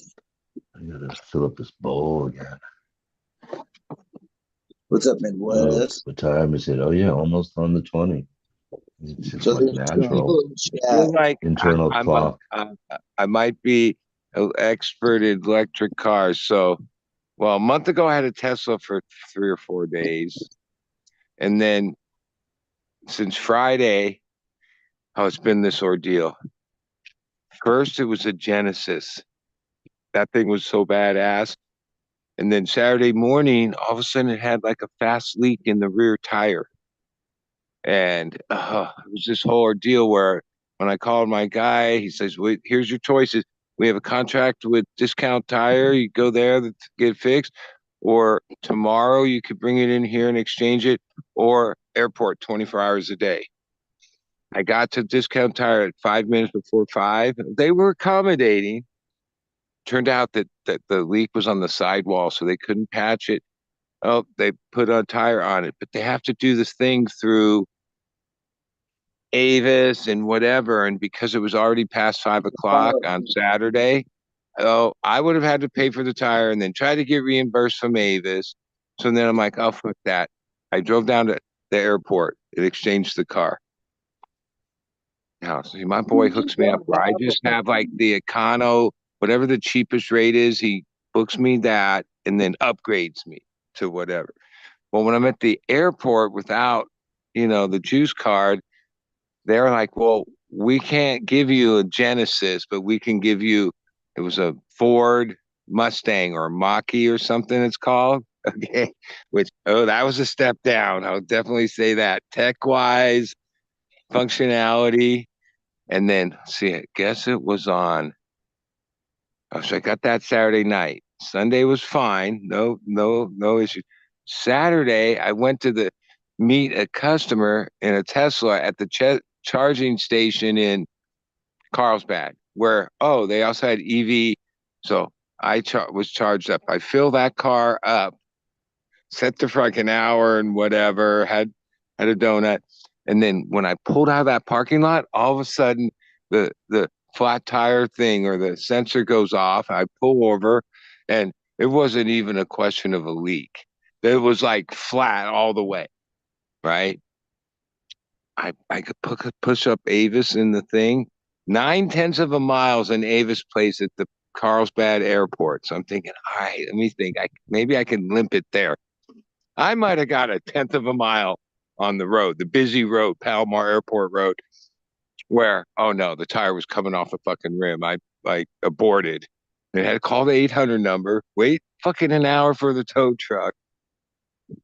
The tow truck takes it to like the boneyard of Avis, not to where you're going to get a voucher to get another car. So then they send me a voucher for an Uber. Okay. Like Avis sends me a voucher, which is funny because the ride was only like five bucks, but my voucher was for $20. And I checked, they gave me extra money. I can use an Uber. And then they gave me a Kia. And this one even has like a sport mode that, yeah, it eats the juice fast, but oh, it goes pretty fast.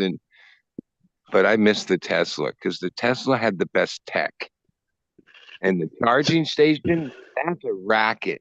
Like, Dude, you're not gonna basically, catch me sitting a fucking hour to charge though. well, not only that, like the kilowatts per you're Yeah, you're taking still in. spending a good amount of So if money. you want like cheap energy, 20 to 40 cents per kilowatt, oh, that shit's gonna take fucking forever. It's slow, right? Not supercharging. Right at the same place or next door or the next one are these high speed ones, anywhere from 65 to 90 cents. So what would be like $10 to put a good amount of energy, 80% in the slow, will cost you 30, $35 at the 90-cent one, right? Which wait, at $30, that's almost as much as gas. You only get like 280 miles. So wait, $30 in gas. Well, it's close, okay? And then you put the time in, and I figured this all out in this weekend. I won't get an electric car again. Like when I go in for if I need another rent a car for whatever reason, no electric for me. Too much bullshit. Um, uh, some of the ones that are the fast charge, especially in a you know urban area. Oh, there's like a line. Like I saw a fight where some guy cut. Like I was like fourth in the line, and then even hey, if you want to meet girls, yeah, the charging station's the place to do it. It's like a whole social thing because everyone's stuck there for like an hour and a half, right? Huh. Right. But yeah, this one guy pulled out, and some other guy, like maybe he didn't see that there was a line. But then I realized, yeah, these people that have the businesses that are the charging stations, which there's multiple, that's gravy. They're just printing money because they have no employees. The shit's going 24 hours a day, and whatever they pay for energy, that's what the price is based on. They make money. And even the fact that at a gas station, if there was some fight outside, the gas station guy would come out and deal with it. Oh, there's no employees. So if people are arguing at the charge station, which it gets stressful. Everybody's like in a hurry. And I was like, oh no, fuck all this. Yeah, I miss this pulling in and getting gas and pulling out. Could you imagine like forgetting to plug in your car? You drive to work and you don't have enough gas to get home. You are electric. You're at 5%. And you drive to the charging station. By the time you're there, you're at 2%. And then you want to get home, you want to eat dinner, and you gotta wait 2 hours, hour and a half. No, there's a problem with it for sure. For sure. Now, if you owned one, you'd have the charge thing at home, just like you charge your phone overnight. All right, a different story. But as a renter, and my one friend, Robbie, who went the first few times, I'm like, oh, I'm digging this electric car. I was like thinking they were cool. They are kind of cool. I'm into it, right? He's like, dude, if you're ever in a hurry to go somewhere or if time means anything to you, he warned me all the time. I'm like, oh no, it's fine. I'll be fine. No, I hit that wall this weekend numerous times where I was like, oh no, this is bullshit. And yeah, when it gets down under 10%, the AC just shuts off. Okay. Because you have to conserve the power. But you also realize, like, as you're sitting there charging, most likely like you leave the car on, if you're in the car, it's on, right? you're all the things, your phone, stereo, AC, It's a little bit of is electric. all like, as I was trying to charge the thing, I realized I'm using power as I'm sitting here. Yeah, Yeah. you're just like your phone. If you're on your phone while it's charging, it takes forever. Yeah. Yeah. So, You don't and even I want mean, it to go down too low, like you owned it. You know, there's like the optimum, like, oh, you know, it wears on the battery, you bring it down all the way now every time. I would be more interested in like a true hybrid car that had the, Yeah. some battery and energy, but then also had gas too. Like that seems like it makes more sense. And if you ever, if you could get away with just using the hybrid, good. If you needed to fire up your engine, good. And then you would be more self-sufficient or whatever. Because yeah, when you start getting low, yeah. And I don't know what happens, but I've been warned. You don't want to run it empty. It's a fucking big problem. There's probably no way you can even carry a backup battery. Because I'm it like thinking, No, needs the a energy to portable. like even like that get would be good. charged. So I've seen some companies that are doing portable charging stations for people that run out of like before they can fill. And it's literally a dude with a truck with a big ass generator with a Tesla charger. Yeah. Pulls up and he Yeah, fucking turns the generator on and then he plugs you in. yeah. People joke about you carrying a generator in the back of their Well, Tesla and like some over the gas with last them. few years, I'm in A SoCal, hybrid. so it's trendy out here. Oh, you saw an explosion of Teslas on the road. Now, oh yeah, there's still plenty of Teslas. Every car manufacturer, there's so many electric cars, and then you start realizing, especially in Southern Cal, oh, yeah, it's a fad. Everyone's Yeah, got a them. lot of the time you go Mm. to a charging station in California, you're gonna have to take the hour to charge, but you're gonna have to wait 20, 30 minutes for a spot to get open. That too, yeah, depending. And even some of the people I've met, like I say, it's like a weird social thing because next thing you know, when people are waiting in line, they get out and they start, hey, and they start talking about electric cars and oh, the charger at this place is broke. They know all the stuff, okay? And so the last couple of days, I met the one guy, he's like, yeah, I work whatever, and I don't have my apartment won't allow me to have my own charger or something. And so he says he always comes to this place because I was there like at 12 o'clock last night, late at night, and there's not a line and stuff. I was like, yeah, I learned a lot about it's like a whole electric car community. Okay. And it ain't all roses, because most of those people bought them and are like, yeah, you hear a lot of, yeah, if I had to do it again, I'd get rid of this thing. As much as you think, So, I don't drive more than 200 miles a day and stuff. No, you'd be surprised how fast that you click that off. so I really like the 2019 Ford Fusion hybrid. It's a gas hybrid. So you fill it up.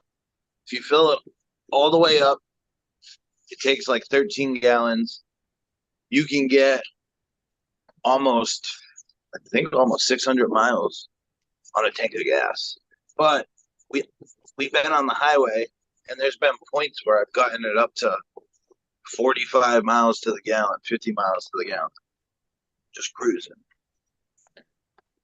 Now, enjoying torque and things that are quick, oh, there's no lack of quickness to any of these electric cars. Like you put your foot on it and it fucking goes. Yeah, it's instant power. Yeah, zippy. Like, yeah, it's a zippy. They're zippy.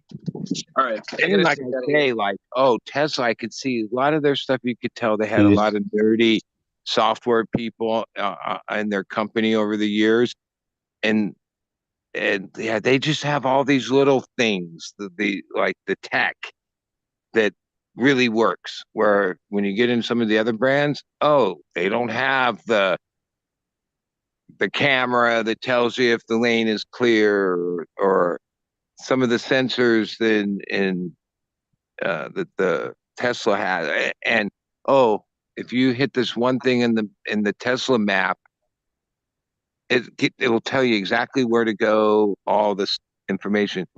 I was using my phone because the car's computer was taking me to this thing called there's yeah, if you want to get ripped off, and then there's one company that has slow chargers but charges a lot.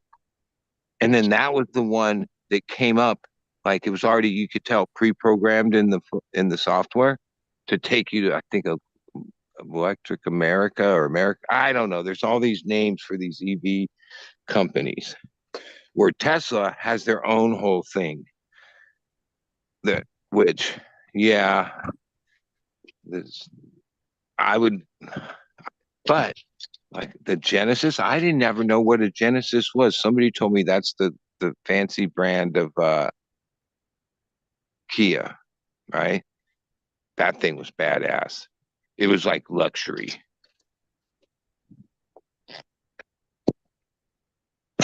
Yeah, yeah, it sounded pretty good. I don't know the prices Yeah, of each. Kia and Hyundai. That's the other That's thing. how Yeah. that's how Toyota and Honda did it. Yeah, they had the high end. I'm pretty sure that Mustang, the Ford, is cheap because it didn't have any bells.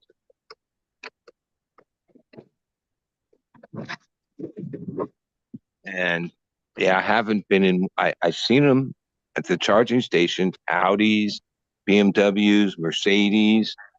Yeah, I imagine those are pretty fucking nice. Yeah. And have good tech and all the bells and whistles, because that's what those companies, and have the And they price can tag all use go the with it. same chargers. Is that right? That you guys can all go to the same There's chargers? like I don't know all the different names, but there's different plugs, and then some places have multiple plugs. Some things only have the one plug. Huh. It's like the same thing with like our phones. Now we have USB-C or whatever. Oh, yeah, there's this plug, but then the newer cars have this dual plug, and it takes the dual plug to do the fast charging type thing. I don't, Mhm. yeah, I still don't know all the Yeah. ins and outs. I don't want to know. Like, I'm taking it back tomorrow. I'm done. I don't need it anymore. Uh, I don't, if I have any need for a car, it won't be for electric. No, I'm over I tried them out. They're cool. Like, they are cool, but yeah, they're not ready for prime time for me. Uh-huh. Maybe like the Audi or BMW.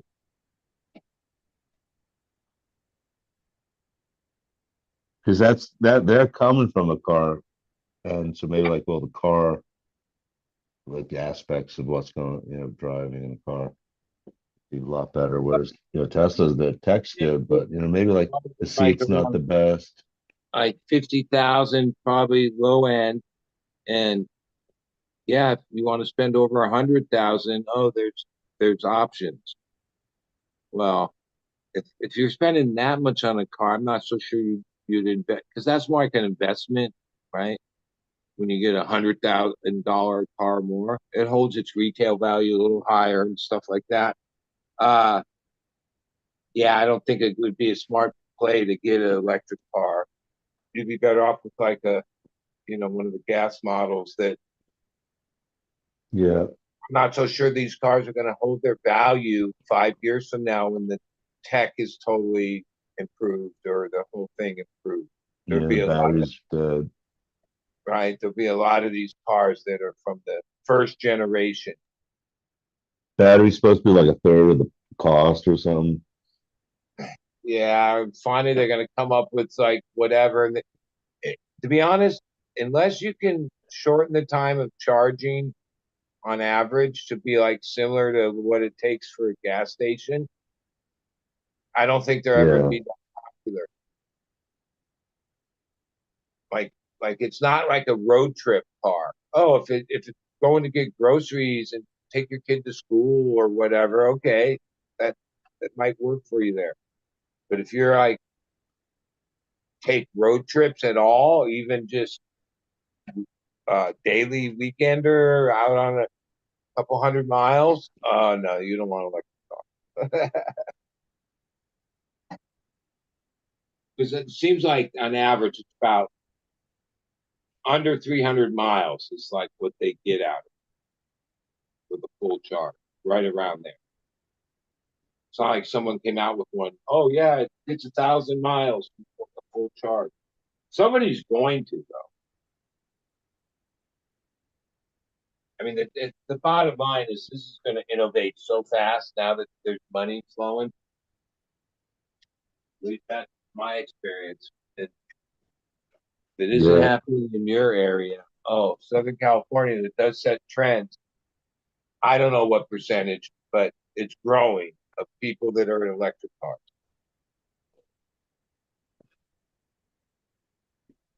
yeah, I see a lot of them. Well, I think if you went to the dealer and was like in the, went to buy a car, the salespeople have a whole pitch of like, yeah, well, here's how much it would cost you to get. Oh, you're going to save that. They're pushing people into these electric cars. Oh, to probably get a better, yeah, there's incentives, right? Maybe I'm wrong, but it seems like in the last couple of years, maybe just a year, that I've really noticed. Like I say, Teslas have been around for a while, but now you see every brand has a like, and lots of them. Like these, they're not even a Mustang; they're more like an SUV, but it's this electric Mach-E they call it or some shit. It's a Mustang. It says Mustang on it. I'm an But appreciator of the Mustang all the way from the '60s. Yeah, you can't call that thing a Mustang. Like, give me a break.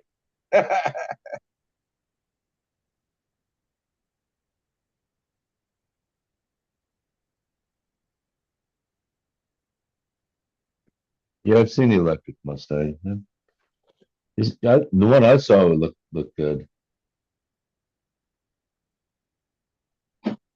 And Let's see what I saw. okay, so the charging company I like, they're fucked in this other way. So when I first hooked it up, you hook it up and then you swipe your card. And when it went through the process, it errored out. Okay, I had to disconnect it, reconnect it. And I try again and it aired out. And then I was like, oh, fuck this place. I was going to leave. I was like, one more time. I hooked it up, swiped it, same thing, and it went through. I'm sitting there, and all of a sudden I get a thing from my bank's thing because there was 3 charges for $55 that were holds, right? When the one that went through, I charged $28. So okay, I expect to be charged $28. No, I call the 800 number and the guy explained, oh, these are just holds, and yeah, we see that you didn't take any energy. It will refund back to your account. I'm like, when? They're like 72, basically 3 to 5 days. I was like, what? So you're holding $160 for a $28 transaction for 3 to 5 days? Yeah. This is totally scammy, man.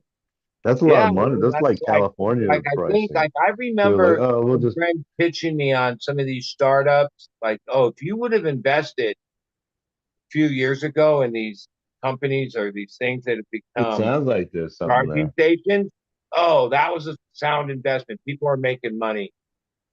For these portable fast charge, like pickup emergency trucks. Oh yeah, we'll These come out are and the meet you. Yeah, we can charging give you a stations. fast It's charge not in like they're on their own property. 15 minutes, They're like and in you'll the be able to Target go. parking lot over in the corner or in this parking lot where they've made that company's made arrangements to put their charging stations in the lot, probably I can see paid. them doing that. Yeah, just like vending machines. Hey, yeah, That's an what it is. opportunity. It's vending machine exactly. Yeah, Okay, yeah, electricity vending. and yeah, if they're charging 65 cents a kilowatt, then they're probably getting the stuff for 10 cents a kilowatt or less, right? Yeah, and if you're in an area where you actually are getting electricity at cheap, or like that house you were in when you were getting it cheap, yeah, or just in parts of the country where it's Yeah, not it as really expensive as knows others. that It's a happened. I call customer good service. place to Oh, put them who up. do you think answered? Somebody in India. Okay. Oh, thank you. Come again. At least it was a real person still. So their overhead is like, Technical support. right, where a gas station has to pay employee, this, that, all this bullshit. No, these places just are little pop-ups and parking lots, and they're just raking in money hand over fist. Yeah, yeah. It seems safe. You don't have to deal with gasoline trucks coming and refill it, and the smell and Come on that in. kind of Come on danger. in. Unfound fish. Listen. Hey, Flora. Just coughing right there. But What's this about the have you seen Mach-E? the new Bugatti is a Hey, Flora. killer looking car. Just Did seen did that. Buddy rent a Mach-E? Is that what was up? Well, no, the Mach-E I had a car since Friday. Two of them, the rear driver's side pass tire blew out randomly. So over the last few days, I've they've had to swap me out, and so at this point, I've driven four different brands of electric cars in a short period of time. The Genesis, which was my favorite, Tesla, which was pretty good, the Mach-E, that sucked. Fuck that piece of shit, and the Kia. The Kia is You pretty need nice too. you need to get your hands on the Lucid. Either the truck or the car. I think you're gonna fall in love. Well, if you didn't hear my thing, yeah, I'm soured on the electric car thing. The chase for it power. Now, one, Actually, if you own it and no, charge it in your own house, then that's a whole different story. sorry, But no, not the Lucid, the right, Rivian. even that, how fast the charger works is how much they charge you for the kilowatt, right? Oh, you want the the over 150 transfer rate? Oh, it's 90 cents a unit. Oh, you want the slow, or if you settle for the slow one, it's like 22 cents, right? So, oh, you want it fast? You have to pay. That's some bullshit because, yeah, whatever equipment you set up should be able to be high speed. They shouldn't be like, oh, well, if you want it cheaper, it's slow. Let's Basically, triple charge. That's The wrong. one I sat there for 30 minutes and it only went up 2%. And I thought, oh, this thing must be broken. Because I let's didn't understand the whole thing until I really read the well, when it's happening, it's like a gas pump and it has data, how much kilowatt transfer, how much is in there, how much you charge, how much time. And then over the few days, I've learned oh, yeah, basically now at the Tesla supercharged thing, they don't play all that as much. And Tesla has like a better overall thing. But the funny thing too is that yeah, Tesla's like an Apple. Like I get the same thing that like if you buy into Tesla and then you buy into this club, Tesla, right?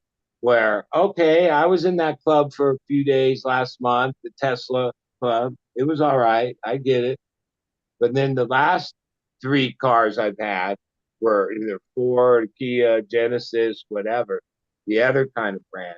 And then you're in this other, like at different charging stations and different, it's like a whole thing. But I'll tell you, well, it was only this one cute girl that I chatted with at the one charging station. But I realized that the charging stations, like like the new bar or the new Starbucks. It's like a hangout. Like I could see where, oh, some cute girl in the stall next to you, and you could say, oh, you want to get a coffee? Like, because there's always like Yeah. you're always around I all was the just thinking stores. Like, they should maybe they perfect do have place. Good job. lots of vending machines.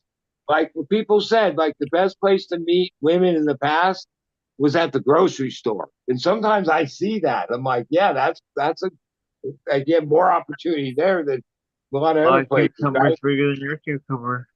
But after a few hours spent at these charging stations on Saturday night and whatever, I realized, oh, they're like it's like a social thing. People are people are interacting. You know,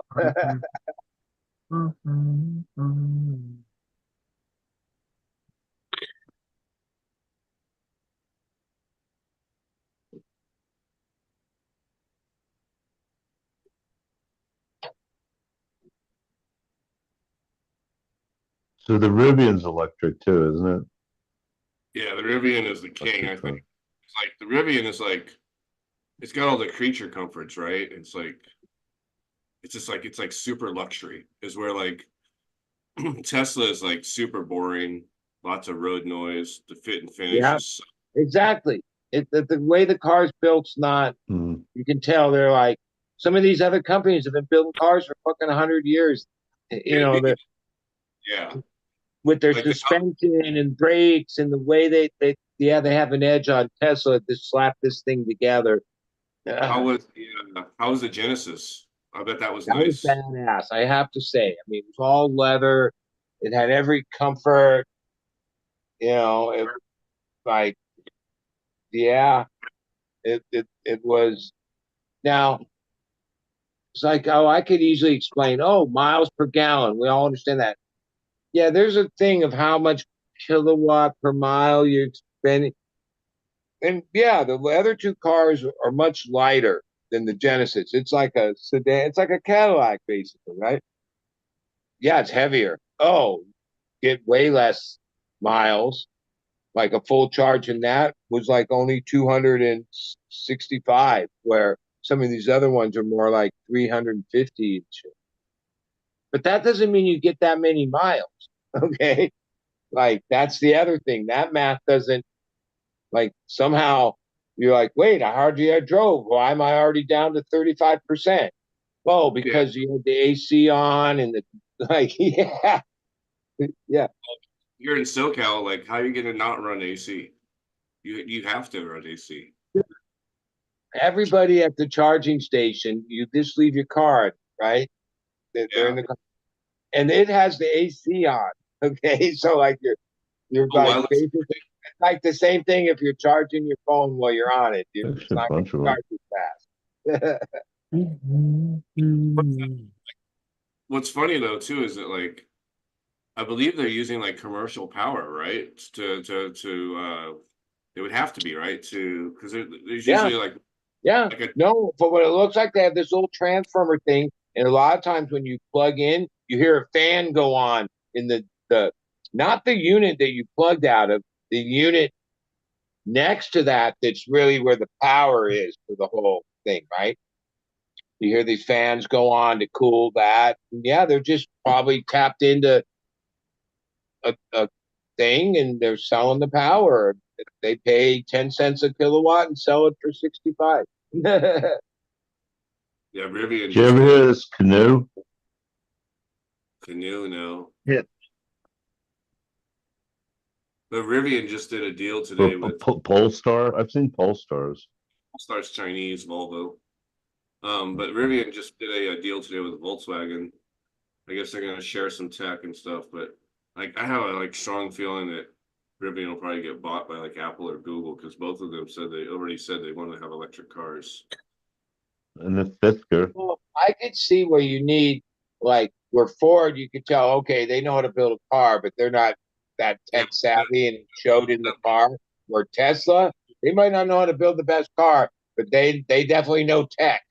And they that know that car is like loaded with tech that's all like some of it's redundant or gimmicky, but oh no, you get the sense just some nerdy guy came up with some software, whatever, and said, "Oh yeah, wouldn't it be cool if your car did this?" Fisker's out of business. They're irrelevant. So they are with Yeah. Faraday Future. Yeah, but He's already Fisker's already had two different EV companies, both called well, they're both called Fisker, but with like different names behind them, and they've both gone bankrupt. Henrik Fisker, the guy who designed the BMW Z8 and Aston Martin DB9, didn't have the best luck yet with his first self-named automotive company.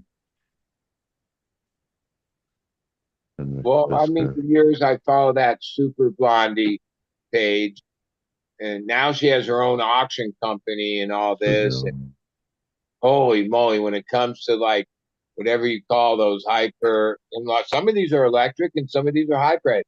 There was one car that was a hydrogen car, or yeah, super, whatever price, $1 million cars. Wow, there's some cars made today with so much cool stuff on them and tech, and like BMW is one of the leaders of like way out. Like they have cars that the body you can like do on an app and make the body of the car change shape. Like pretty drastically. Yeah. Like yeah. The Cybertruck, I haven't heard if it was pretty amazing when they were saying that, oh, it's aerodynamic and yeah, but it's so already rusting out. Like a bunch of people yeah. They were calling them for whatever reason don't even look like a cool style. They look like I don't know. It's something out of Minecraft. I've seen them on the road a few times and I'm not like, oh, that thing looks cool. It looks sort of dumb. But I wonder if it's really aerodynamic or going here like it's 5 noisy. years from now, you'll look back at that car and that design and be like, yeah, what were they thinking? Look how that's stupid. That look isn't going to catch on. And the front of that truck is flat. So I don't know how aerodynamic that thing could really be. It seems like it's not very aerodynamic. Yeah, but how is a stainless steel vehicle rusting out? Stainless isn't supposed to rust. Well, good stainless doesn't rust. And then they had a recall with the gas pedal already, which is not a gas pedal, but the accelerator pedal. And then so their fix was a fucking rivet, right? Well, I saw one of those transportation things where they did the different speeds with a test dummy straight into a wall with the Tesla truck. It was viral, whatever, months ago. Yeah, the first speeds weren't too bad. Okay. But once you got up to like whatever, I forget the exact speed, but not that fast. Wow. And then when they got to really fast and like fast, oh my God, no, you wouldn't have survived it. They showed like the damage to the test. I mean, that the compartment completely like smashed in on itself. Like if you got in a crash in that truck at like 70, 80 miles an hour, it don't look good. Where a lot of the cars today, especially the better built cars, Volvos and Audis and BMWs, believe it or not, you can crash those things at pretty high speeds and live to tell about it. Probably not even an injury because, yeah, they put a lot of design into the whole idea of cars have it break away, but you can't have it break away so easy that there's like a fine line, Looks terrible. Now, most trucks and pickups, now I read this in the comment of that thread where they showed the Tesla truck. Yeah, you can't compare a pickup truck's smash into a wall to cars. Because, pickup trucks aren't really like the odds of somebody smashing a pickup truck at 80 miles an hour directly into head on. I guess anything can happen, but That happens much more in cars.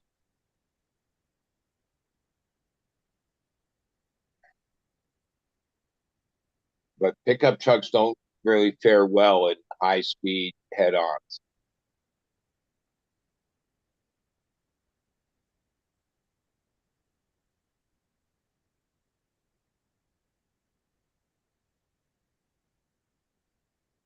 You like paying for kilowatts, don't you?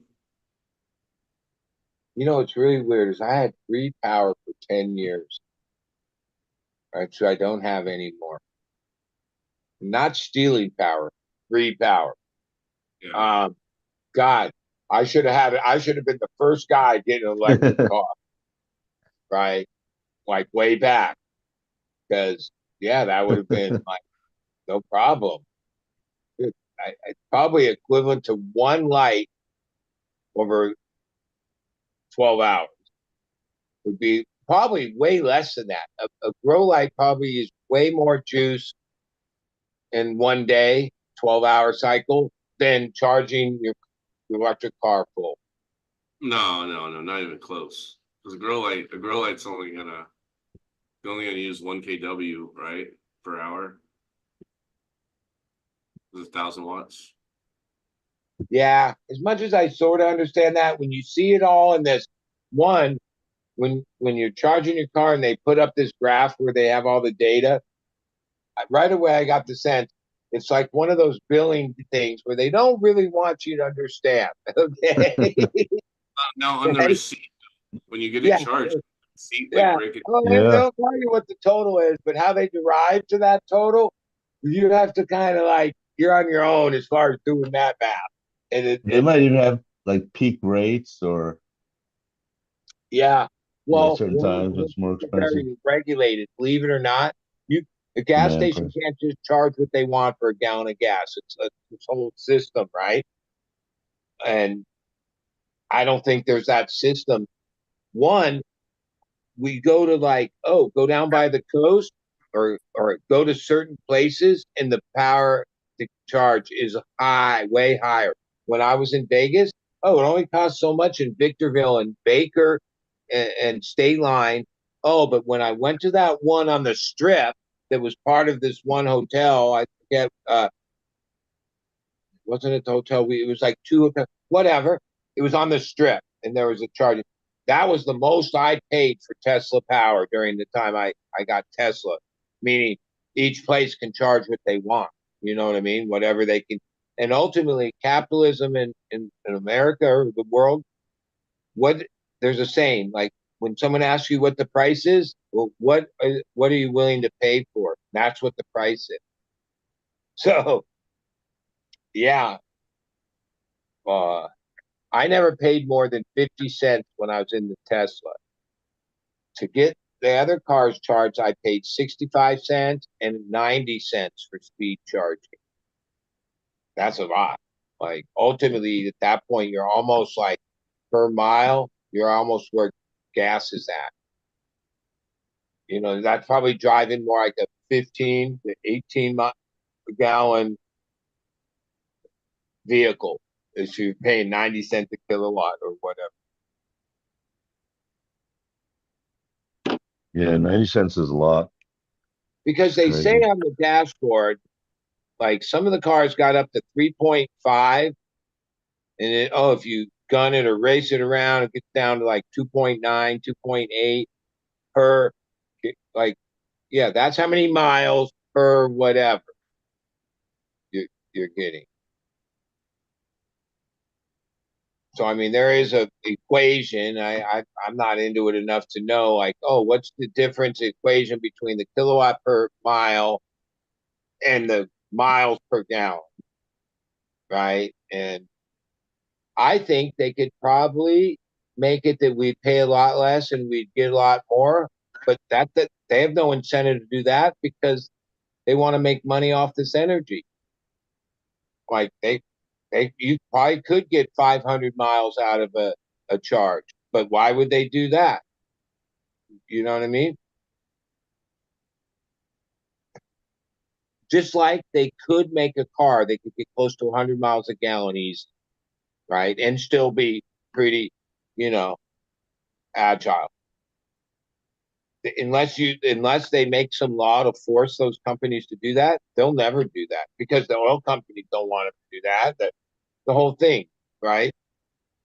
How like we're only going to give what we're they're only going to be able to charge us what we're willing to pay for it. So we're willing to pay $5 and whatever per gallon of gas. That's how much. That's the price of gas. Yeah. It's not even, it's like 80 something a barrel. Something.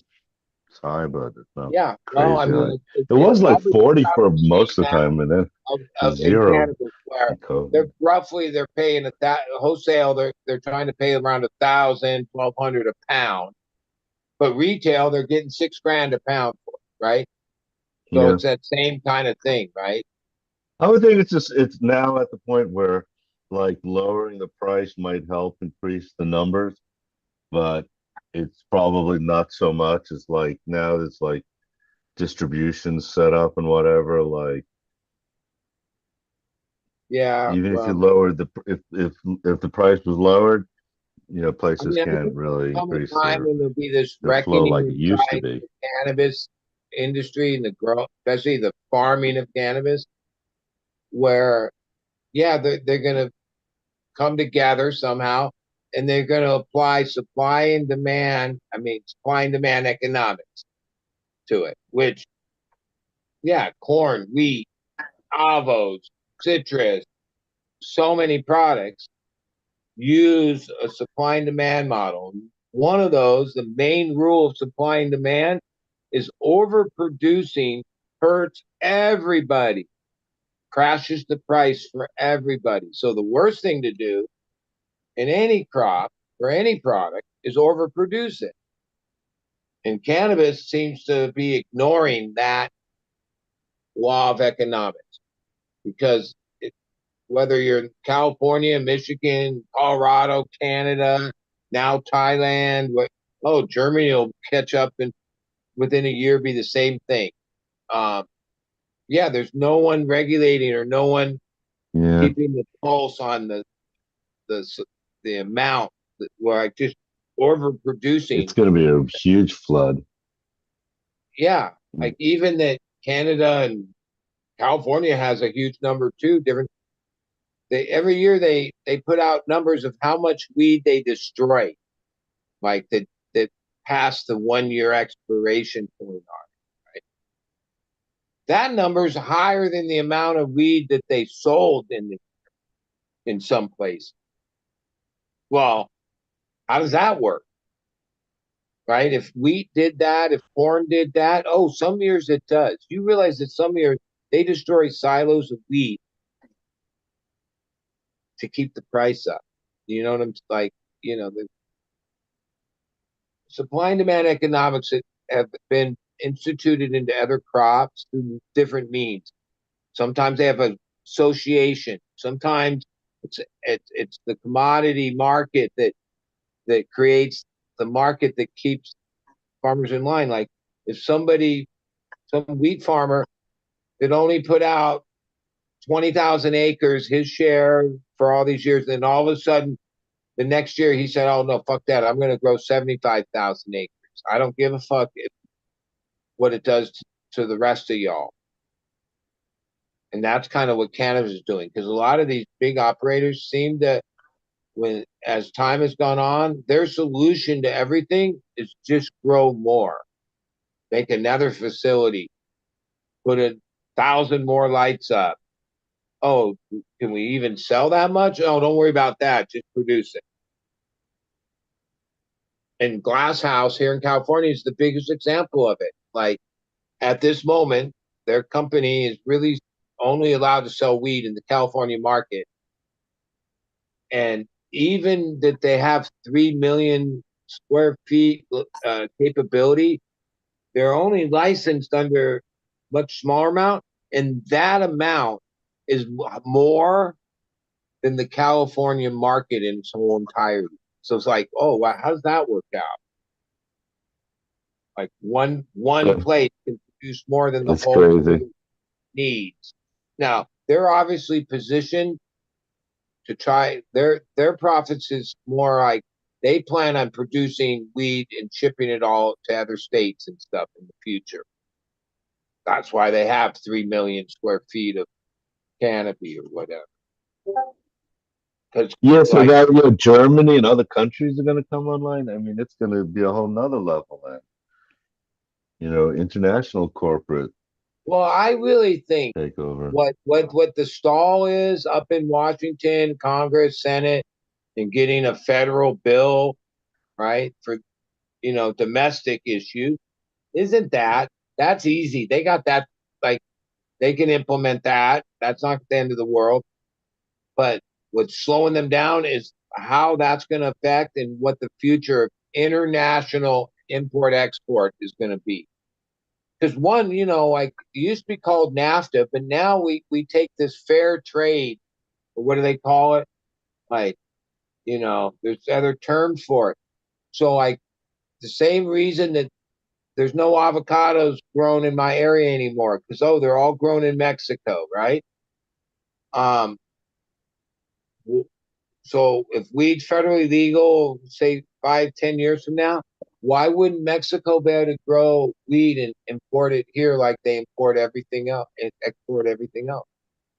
We'd say, oh, well, yeah, we can buy your avos, we can buy your cucumbers and tomatoes and this, but no, you can't bring in. No, that's going to get tricky when you like start to say who can export and import products across the world, because we live in this free trade or whatever they call global trade thing, where used to just be we protected North America, Canada, Mexico. We had free trade, NAFTA, 20, 30 years ago. NAFTA doesn't exist anymore because it's been broadened to be like fair trade, global economy. So if you put weed in the global economy, well, it'll only take a couple years to where whatever country can produce a decent quality at the lowest gram per dollar per gram, cents per gram, where estimates say in the United States or North America, you're not getting much under $1 a gram or even higher, right? By the time you count power, water, labor, insurance, property, labor, everything, right? Places like Thailand, Colombia, Mexico, probably places in India, Africa, they're going to be able to produce shit at like 11 cents a gram and shit. You know what I mean? Well, Yeah, it's going to be those lettuce prices, and it's the same reason tomato that prices. like a lot of our industries in America got outsourced, right? Oh, what happened? It'll Not be that the we didn't high know how to end, make so good shit. We couldn't be competitive at the price. They could make it for way less. And that wiped out a lot of commerce, a lot of mom and pop, a lot of legacy businesses in the United States over the decades. Cannabis is why is it immune to that? No, that same thing's going to affect cannabis, especially once you make it internationally free trade.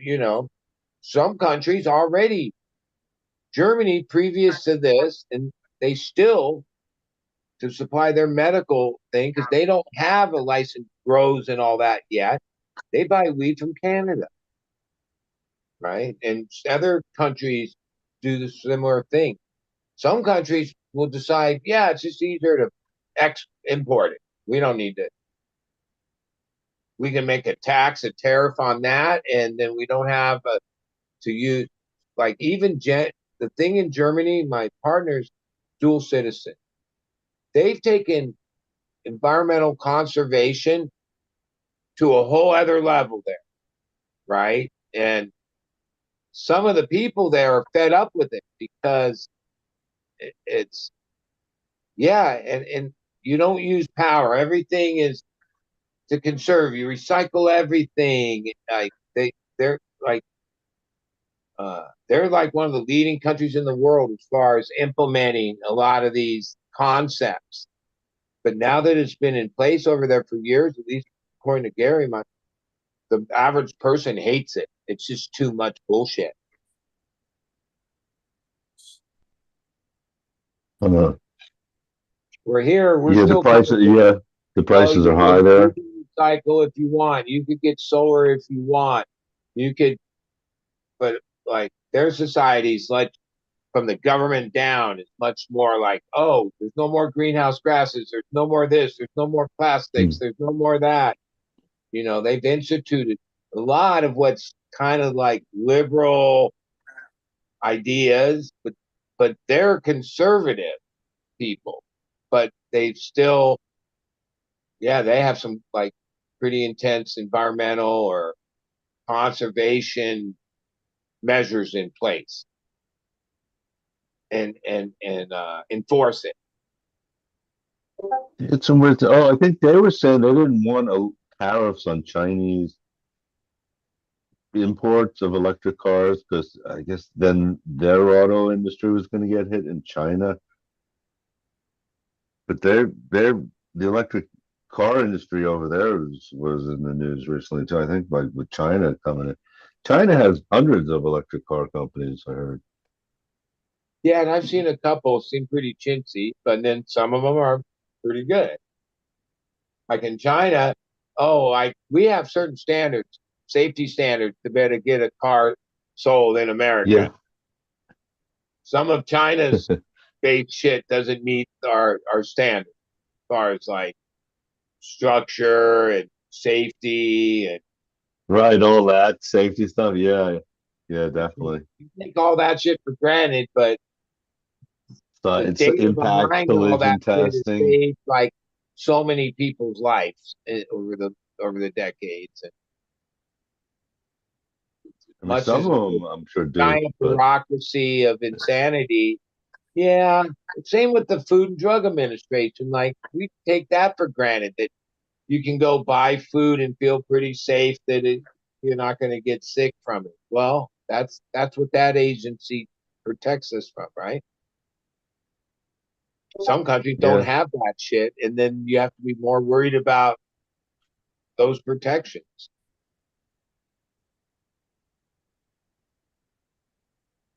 yeah, and cannabis protections, all the testing.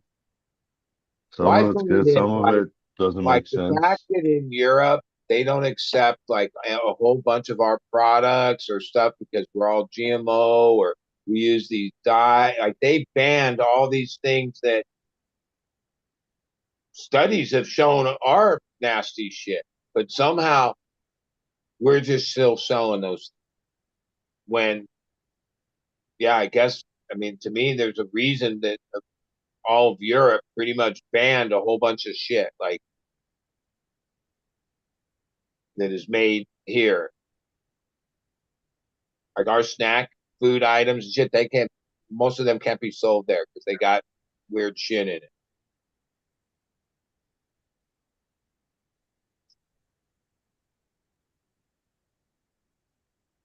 Well, they also, eat some shit over the chain. I mean, Well, yeah, I gummy mean, there's bears wasn't a healthy snack. there's pros and cons to everything in every place. It'd be great if there was some perfect utopia that could be created, but I don't think so.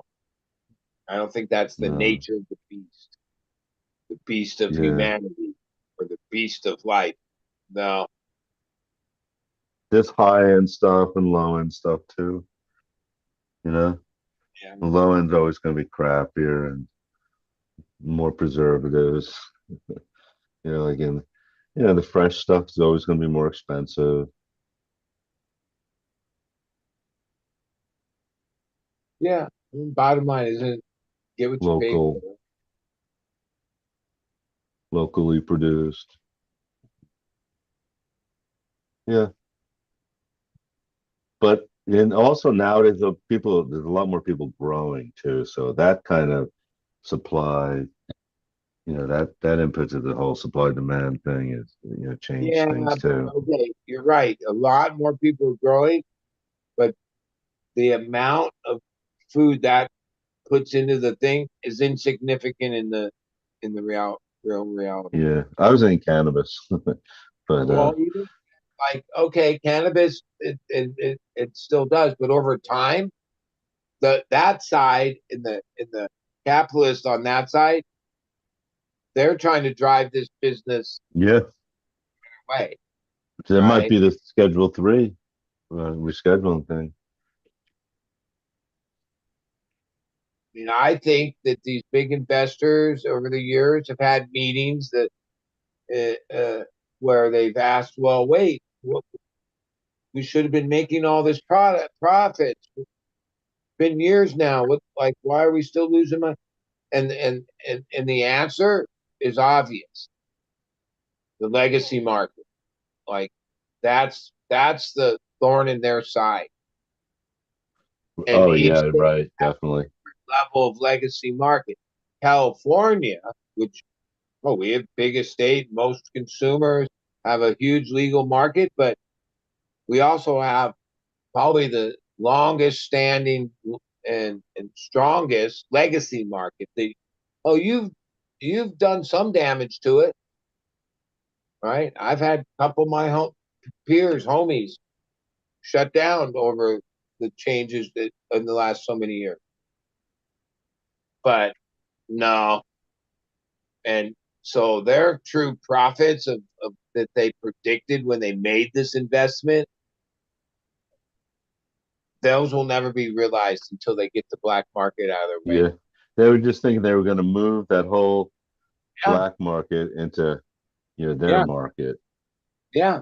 And I think that it's not by accident, it's the prices and the demand, the situation, because they're the ones that are also overproducing and killing themselves. But that's like part of their strategy. Like, oh, okay, so we lose money for a few years, drive these people out, and then we get rid of all them, and then we can do what we want. Like in 10 years from now, when we're the only ones standing, like that's the way they look at it.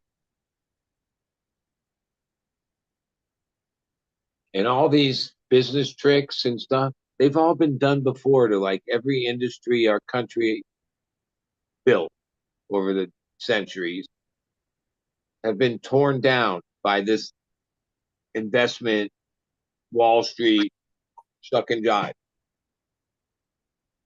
Oh, and it's fueled by other people that put their pension or their IRA or all these other instruments. So it's not like, everybody's getting a piece if you know what I mean, of that. Whether you realize it or not, most people are somewhat, if you have retirement or any of that, and somewhat invested, right? You don't care how they Yeah, do it. yeah, yeah. Pensions are all, in stock, Going up at the end of the game. You don't care that, 401ks. they wiped out a whole bunch of other stores and brick and mortar and a whole. Yeah, My, right. Marlboro will get involved or Altria. oh yeah, for sure. I mean, they're just sitting. They already have full on plans. They're just waiting for the right time to. A lot of it is, I think, they're all waiting for the federal thing to change. And once that changes, then you'll see a cascade of plays being made at the biggest level, the $1 billion corporation conglomerate level.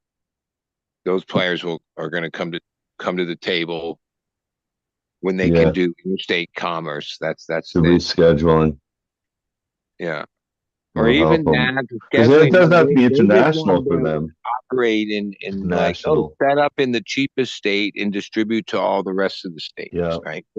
So start if national, Oklahoma then go is this international. place where the energy cost is low and you can set up and produce indoor weed and then supply it to the rest of the other states, well, then that's where it'll be.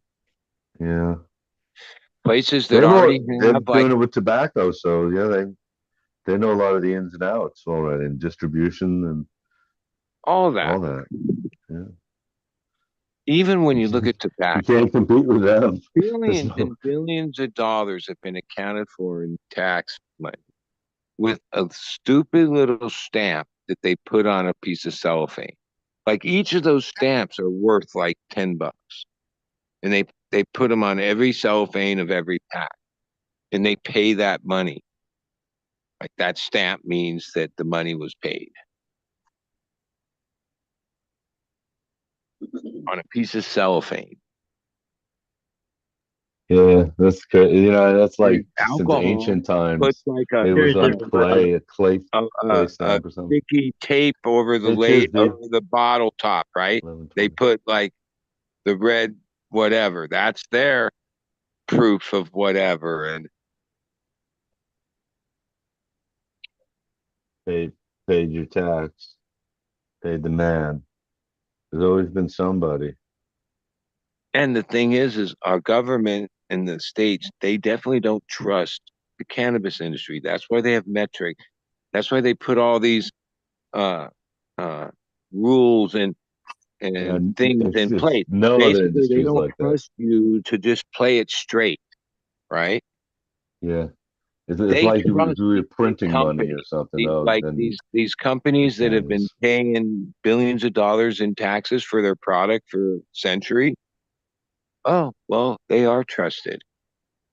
You know, you can say what you want about the tobacco industry, but they've kicked in this giant ass amount of money to the Uncle Sam over the years. So you think Same is with that all on alcohol. trust? I have no idea, but the tobacco people they put the Pretty stamp on much. themselves Who put? at the Well, factory and yeah, just say, "Yeah, this but is how many we put on." yeah,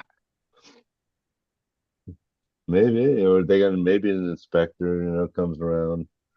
yeah. There's probably like a system in They place, probably do by now. They figured out. and I know when Yeah, you by could now they get know how many they're selling. what they Yeah. considered black market cigarettes. Sometimes they can the Indian reservation.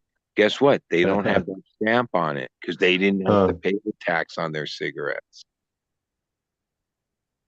And each stamp is from a state. Like California's stamp is the California and cigarettes sold here. It's not like a federal stamp. Yeah, and liquor. Look, seen that in a while, but they don't do it on beer. But yeah, there was something on liquor. At Oh, least no, for there's a the while, there excise was. tax per proof per gallon. So they've declared that 80% is 100. Okay, so if you had two, like I know this when I used to purchase grapeseed ethanol, it was 200 proof. So I'd have to pay 2.5 times, a little short of 2.5 times the excise, which back then was like $17 and something per gallon of 80 proof. So if it's 200 proof, it's 80, 80, and 40. So it's 2.5 times $17 you pay. And There's you paid a on liquor. every alcohol. When I had that encounter, that was like 10 years ago when I was purchasing 5-gallon jugs of that stuff. I realized that I don't drink, but even the cheapest booze that's the no name vodka or whatever that's being sold for basically $18 for a big jug of it. Yeah, the first $17 is taxes. They're only like profiting a dollar something on it. You know what I mean? There's no way around that excise tax. 80%, 80 proof is one. I might have gone up because it's 10 years ago, but it was like $17 and some change was the per gallon excise tax on alcohol. Mhm. No ifs, ands, or buts.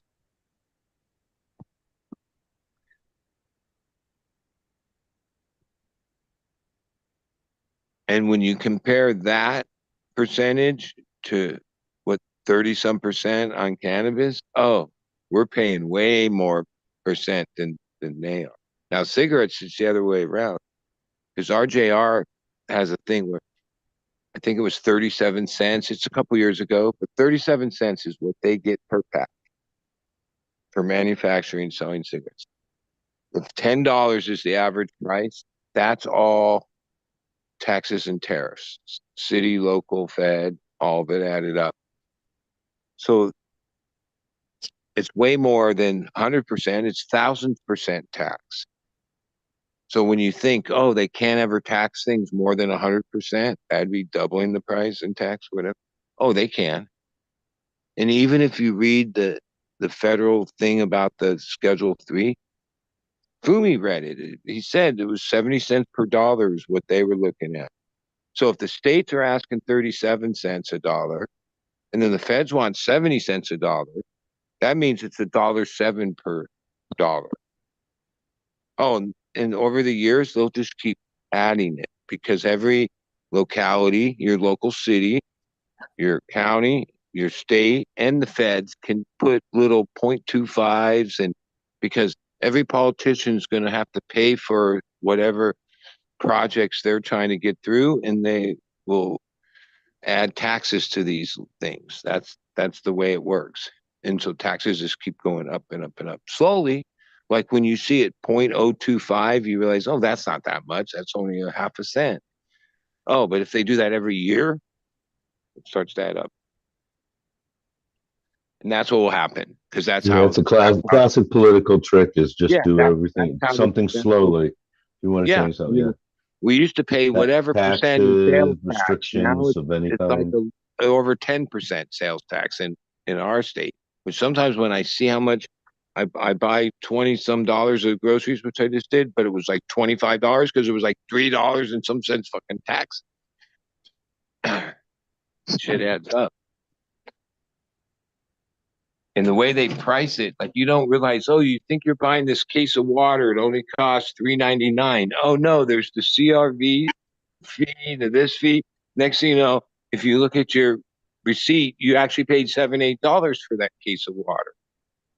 Yeah, Even though like if you paid income $3.99. tax because you earned income and then you got to pay that after tax money. I mean, it's like Yeah, yeah, once that we dollar like you earned is like like really tax weed as a trade-off for legalization, oh, we open the door to like who knows? It'll never stop. hey, There's not. don't There's you a few remember places when that have already like said, "Oh, we got to lower the taxes or give the grower a break," but those are like interim measures. Ultimately, over time, if you start to see a graph over decades, taxes on That's why. energy is just going to keep going up. Like that they can't help themselves. They won't be able to help Fucking, themselves. fucking mute button. Cheers, guys. I'm Yo, trying to I'm hey trying to Captain, chime in on this whole thing going Good. on, Don't talk and too much. here I'm yeah, I was muted. wondering why you weren't there. Thank you. Do you remember? Hey Cap, But there's also back here in Ohio, like Pennsylvania, if in Michigan, well, Pennsylvania, if you go there, there's no tax on clothes. You come here to Ohio, and there's really no tax on food, like at the grocery store. There's a yeah, lot of tax exempt foods here. So you got to They're look at only it not that taxed way. on like fruits and vegetables, more right? necessity Like items. everything else Yeah, in the grocery store is taxable. Yeah. Or sales you taxes. remember when major cities had all these financial problems and like they're going to be going bankrupt and next year. Like in Southern California, I don't know, there was city there, maybe in Chicago too. Like, oh, they owed like $1 billion. It seemed like a lot of money back then. They Well, were in debt Chicago for like, owed so much money, they sold a percentage of the parking to Saudi Arabia. So when Yeah. you pay money in the meter, it goes to Saudi Arabia because they own 50% of the parking in Chicago. And that's huh, how they bailed Wow. that's themselves fucking. Is out. that how they got it? I Yeah, mean, I all saw that this kind of disappeared. that one guy that goes around to different cities. Yeah, he had the thing on Chicago and he went around, but then he was talking to the one guy that explained, yeah, the the parking thing, the one mayor, and it's controversial because some people think it was a great idea. What else were you going to do? But wait, Yeah, Saudi yeah, Arabia, some yeah. like hedge Whatever. fund or trust fund or some shit for the Saudis. paid Chicago this huge amount of money for percentage of the parking And fee. and that parking fee is making a minimum of $5 a day, and they've got 1 million of them. Oh yeah, minimum of five. Yeah, Okay. parking's a big racket. Yeah. But now Yeah. no city has any financial problems. It's like, Oh no, maybe, Oh, they have them. Cleveland. We just don't. We well, just don't put it through yeah. the media, and we live like everyone is everyone. Every country, every state, every municipality, county. We're all in massive debt. But you Okay, don't hear about like, the oh, debt danger of is bankruptcy. eating us from all sides, but we just keep trudging forward. Raise the debt limit. Uh, the deficit spending, whatever the fuck. Like, They don't want to tell you how much we're in debt in our local governments, because remember, we have to send all these 100, half million, 1 million, $2 million missiles over to fight wars that, yeah, yeah. will We have just, $1 trillion military budget, and yeah, that's just for the stuff that we use for our military. Now, because our military is so big, we really can't get involved with shit. We just give them money, and then that money at the moment is in this weird float where it's not part of the overall military budget. It's just billions that we're going to appearing. numerous countries at the moment. Obviously, you can't recruit Ukraine, and there's a bunch going to Israel too, but or who knows? But that's the way we like at this point. Our military has gotten so big, meaning the 7 other biggest countries combined don't even come close to what we spend. But then when there's a place where our military might be needed, helping one of our allies or a situation, we can't commit our military because they might get dragged into a skirmish that could last decades and cost trillions more, right? So then it's so big that it's basically handcuffed, right? That might be a problem.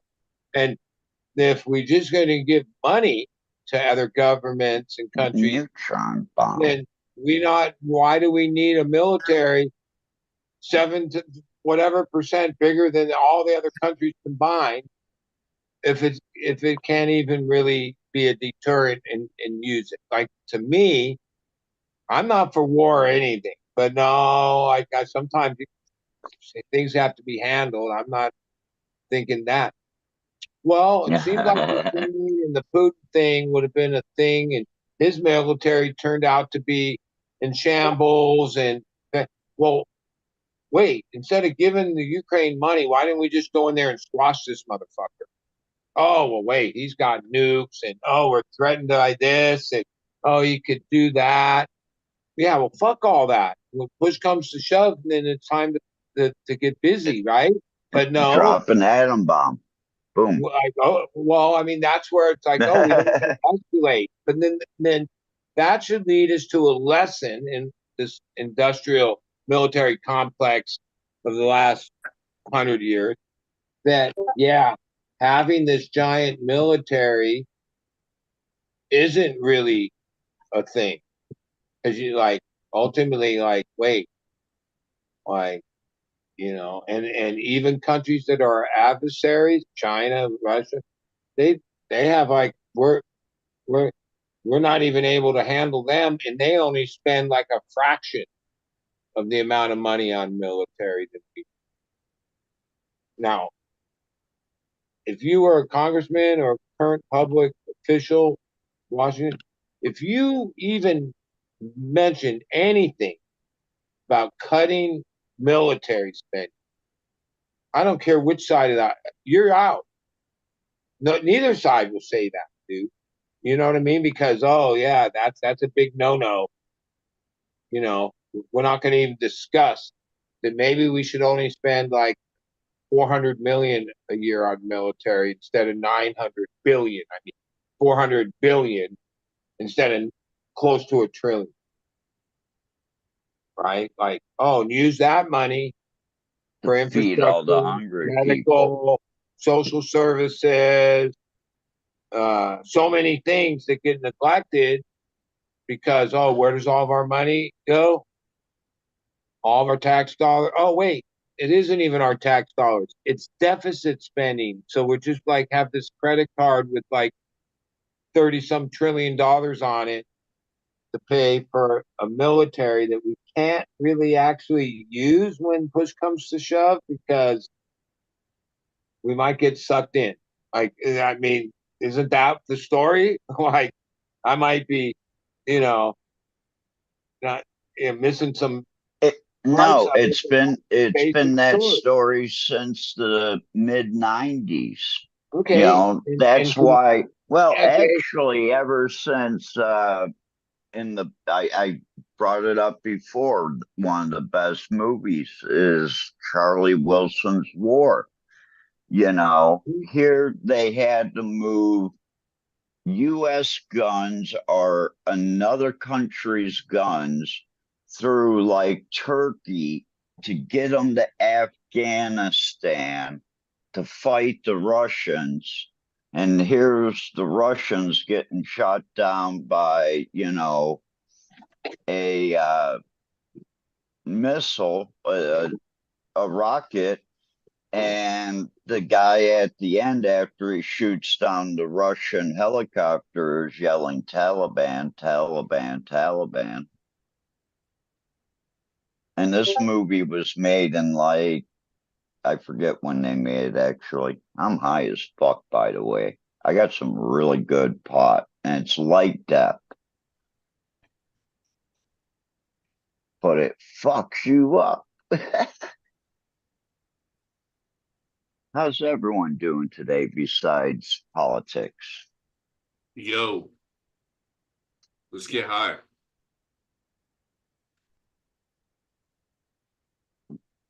I have been. So that's Ohio, right? Smoking, Yep. smoking alien lemonade, and it's fucking awesome. I got Bubble Star. Bubba Star? Bubble Star. Like in bubble gum. Does it have a Sensi star in it? And nope. And it's got the Death Star in it. But literally, the shit will put you to sleep.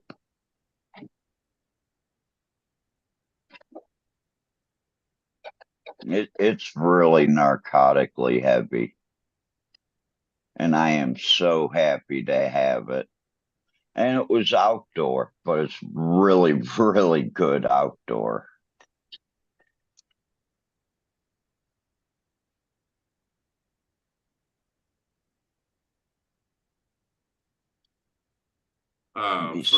Besides that, it was at a reasonable price. From Ohio? Yeah.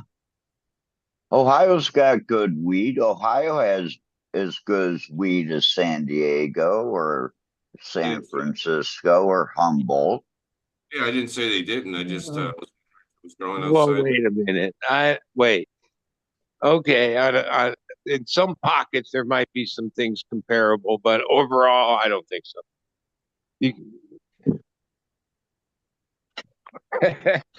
I'm a proud native Californian, so all right. You grow a lot of meds. Yeah, well, okay, but we see also a lot of our growers in 2008, 2009 moved to Michigan. But the I get that growers there's are all these still other here. places that have big cannabis communities, and most of the fundamental genetics that are in their pocket came from California. From way back.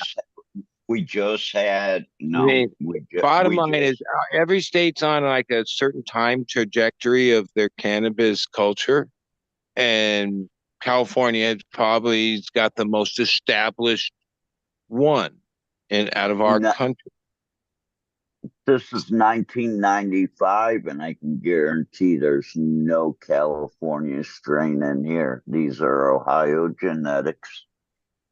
Hang on, Well, no, what's okay, but this where is did they come into Ohio at what year? I mean, this goes back to 60s, Uh, 70s. 1960. Well, the guy went to the hippie trail in the mid to late 60s and came back into southern Ohio in 1969 Okay, now those same because people in from the Bay Area or the California went to the hippie trail, and then, like, the story goes, I mean, with the hazes in Santa Cruz and the different things that got developed, then was still a decade of breeding this to that to this to create the monsters we know today, right? So well, it wasn't these just you came guys, back from the hippie trail and planted something and you were off and running. No, those no, when they found this guy, because what happened was right after the Kent State shootings, they had a big protest down in Athens.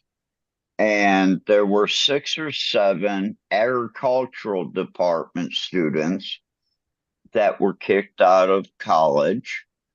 They met this guy that was growing sensimelia, and they got together. They had all these seeds and they started breeding with them. all right, That's let's get why, to like early 60s, right? Okay. well, The the I'm beatniks, sorry, I and can't go back that far. some of the elderly of the beatniks, which were like, oh, they were beatniks in all the cities, right? It was a thing, beatniks. In the Bay Area in New York, some of those through the folk scene became the hippies and the Merry Pranksters as early as 63, 63, 5. Right. Then the pranksters took We a had bus, Larry.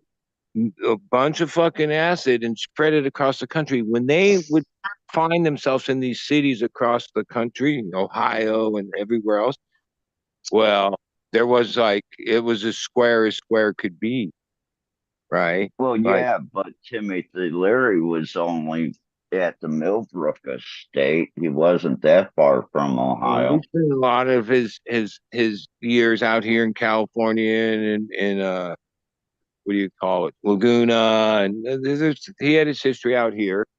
Yeah, Uh, that was in a the 60s, lot though, of not the the 50s. engine that kicked off the cultural change, right? Is that like that? It started with beatniks. That's what my parents were, but then they became hippies, right? And so I was born to hippies, but if you look at my parents before that, they were beatniks. Like my dad was Yeah. like a real beatnik, right? And you read the different stories and tales of all this. Yeah, that energy started in the folk scene, not the rock scene, because the rock scene didn't even exist really. Morphed into all of like tune in, turn out, the whole thing. And cannabis is a big part of that too, like a real big part of that.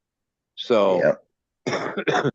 even though I'm a SoCal guy, oh, I know that most of all that in the 60s kicked off right there in San Francisco, right there in the hate and spread across the whole country, basically. Yeah, it did. And a lot of the weed and the weed culture and the weed growing was right centered in that too. And back in the jazz era, the beatniks were like the weed people of the jazz scene, right? They were, Mesro. yeah, a bunch of different characters.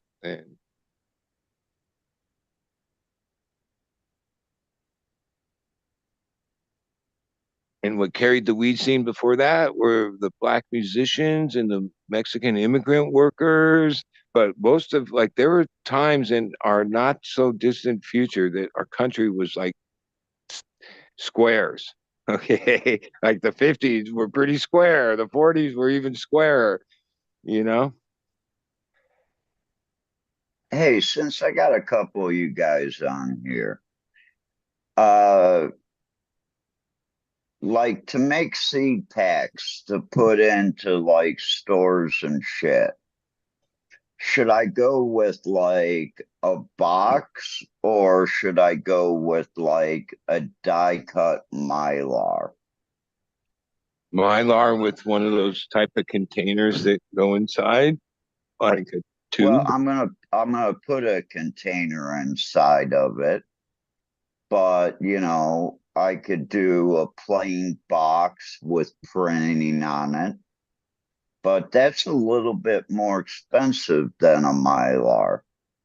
Yeah, and then But ultimately, if it you had looks the little nicer on a feedback shelf. and you were uh, bringing someone to store 100, which isn't that many units of boxes, it would be this huger box. If you were Yeah, bringing a seed thing or mailing it, which and they were it'd be little in a packets, mailer. yeah, like fuck 100 of them, just a little fucking thing, and Yeah. they're protected. I'm never that impressed with boxes like Okay. fancy packaging on seeds, right? A lot of times I think that's more like sometimes that's like a gimmick where like I don't really give a fuck what it is as long as it's labeled and the seeds are fucking good. That's all that matters, right? Yeah. I am going to do, I decided if I was going to do the Mylar, though, I was going to do the die cut Mylar bags with Well, a hole so you can hang them. yeah, that's the other part. A lot of places like to hang things like that, and Mylars work good for that. And What's in the bag? Seeds. I've got two shops that told me, bring us seeds, please. So Bring make us sure clones, please. make sure you get the little centrifugal tubes, right? To put the seeds in, and then put the seeds in a mylar, and Yeah, then make sure you print some nice labels that go on there in color. yeah, Yeah. and well, even though right it's tricky now, and not too many people have figured a good way to do it, but I've had a few. I really like it when somebody puts some kind of label or sticker on the tube. Because there's times when, if the tube gets misplaced from the mylar, which can happen in, now you have no idea what's in those fucking things. Where I've seen some people use the right kind of, it's small and you can barely make it out, but at least there's something on there, some indication on the tube. I think that's a good yeah, idea. I'd have to have somebody write that little sticker out because the tubes that I have right now aren't that big. Well, the thing And is with that I, plastic, things don't my like to stick hand, to it. with my hands, I really can't write that small. But the packaging, because we're only going to release a certain ones, and the Thailand packaging is going to be the outline of the country of Thailand. But with these here, we're only releasing a select few strains. So we're actually just going to have the bags with the name of the strain printed right on it in like holographic or something. We're going to do it nice, or try to. The first one may be a wham bam, get them out there, ma'am. Well, this is where like either IA art or a real art, having a little emblem design that you stick with and Yeah, colors that you stick with. Sometimes, yeah, in the rush, it's beginning wham bam. Well, I get it, but sometimes that first label, that first thing becomes something that's it. That's what people know you as. So well, I can like use sometimes when I look these. at packs, like I like how some people's designs, they're simple. Other people's that they don't appeal to me so much. But that doesn't mean the seeds are good or bad. You know what I mean? Like I ultimately, could like all I could always use the center part here of my brownie stickers that I made in Thailand. It's one of those goofy little things for the 22-year-olds.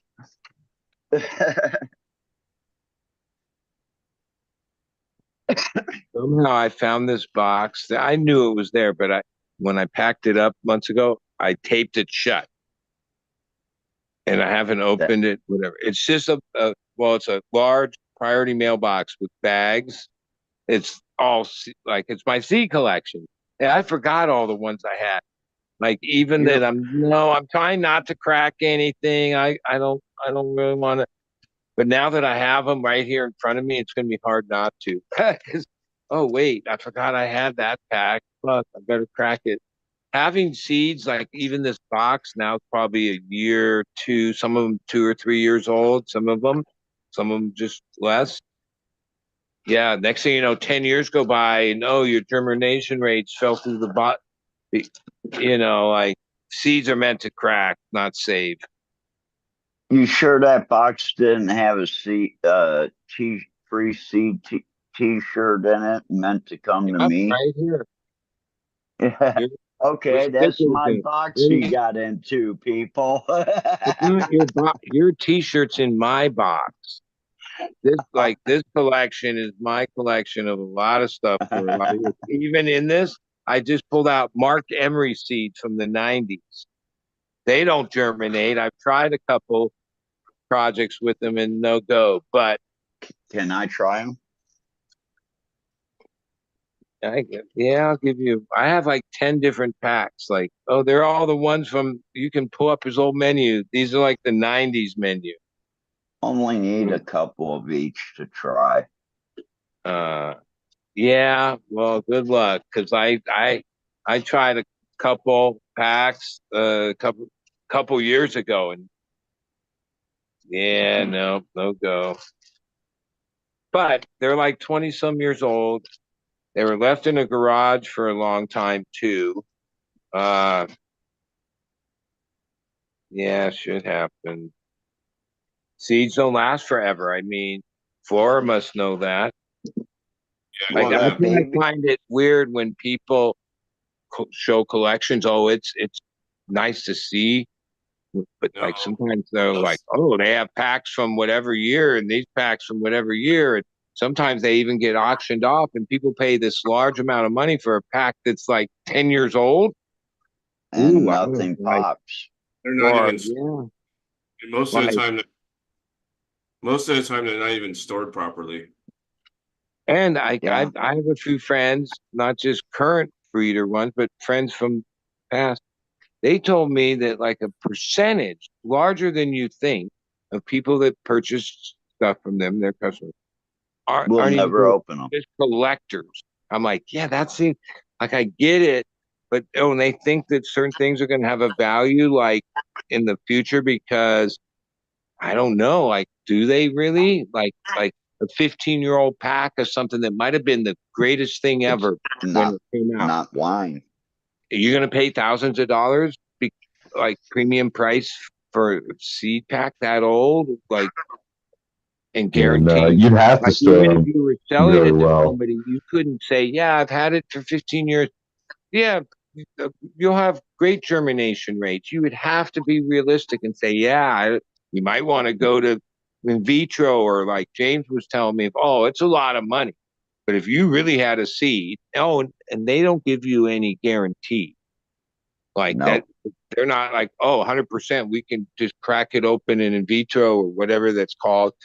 No, it's not guaranteed, but oh, they sometimes can if it's Yeah, viable at no, all. Like a lot of if it's times all, you'd show it to that place and they have a way to x-ray it or whatever, they right away would say, oh no, it's not viable. Oh, and then I Man, guess with I'd like to have genes and that machine and right and away. all that. Oh, even if it isn't viable, you can Jurassic Park it, right? Well, yeah, how much money is that? but anyway, even then, if it's not stored right, it can degrade. The DNA is just gonna but Molecules it's are just really going to easy. It's degrade, like just start change. acquiring way more seeds than you can grow yourself or have the time in your life. Like even if I look at all these, if I spent and just made that my mission, it would take me years and years and years to go through the hundreds of packs that I've acquired. Now you And could be some a of them I do professional give away. That's archivist, been though. like 15, I've been known to 15 a like month. offer up duck race seeds or stuff because yes, I'd rather get some things into people's hands than just forget that you have this box and oh, in this box are certain bags. Oh, well, I recognize that bag. That's from last year or maybe really 2 years ago. Oh, this other bag at the bottom, that one's already 4 or 5 years old, like of a collect or a bunch that I had from then. And some of those I did a few of certain ones, and I'm glad I have more seeds of it because yeah, but I've never come back around to it. I haven't had the time, or the energy really, or the the play within the business to like do something like that. Like even though I have a bunch of space and a few plants here and there won't matter. Oh no, it does. It adds up at the end of the fucking month or in the harvest where you realize, oh, I only have 3/4 of a pound of this kind, and now I have a couple ounces of these other kind. And like, it, unless you have people that buy those smaller amounts, then like I have guys that I only have 3/4. Then they don't like No, they only take whole ones. Like they they don't want or 3/4 of this multiples. and 4 of that. Will that work? No, they don't even want to look at it. That's weird. Like, then you have other customers. Oh, they want one of every kind if they could have it. I It know all a lot of depends. people, if you don't have multiples, they don't even want to talk to you, too. But so many years ago, yeah, you didn't have to worry about like the monthly, the numbers. There was enough play, basically profit in the game that you could do whatever the fuck you wanted. Today, not so much. Now I was doing whatever I wanted for the years. I had my own place separate than this. This I have my partner. Uh, he points out all that. Like I think the other way. I fucking am a seed whore and a strain whore. But ultimately, if you're doing the numbers and they have to work out, yeah, you got to stick to like monocropping. I guess is the term. Yeah, So actually, I think try not to go over five or even in six all different levels, strains. what I'm explaining in my own thing is affects more than me the same way. And then over time, that's going to affect the strains and what strains are there and what work is done and not done. Like bottlenecking, I guess, is a little what that becomes. Took care of that. Between the Thai seeds that I have, the seeds that are coming out of Africa, India, Pakistan, even Afghanistan still, South America, we have a chance, even though it's 50, 60 years later, but we have one more chance to pick out the lemon ties and stuff like that and kind of start over again and start with a fresh palette and see what we can come up with the knowledge that we have today of, hey, when they took this Thai and crossed it with this Mexican and this Colombian, they got this 140-day plant that later turns out to be named one of the hazes. Well, this is the one thing I think.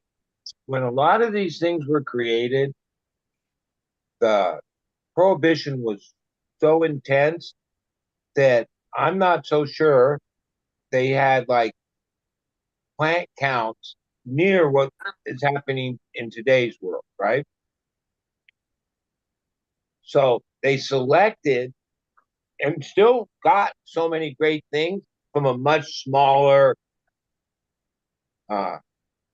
I It think wasn't they like were somebody doing. planted 300 plants of different seeds and doing a search because that would have the helicopters would have shown up. You know what I mean? So, oh no, we did 20, and these are the select. You know what I'm saying? Where today people do 5,000 seed search. You know that the numbers have grown in that, which would then mean there would be more selection, more variety, more outliers.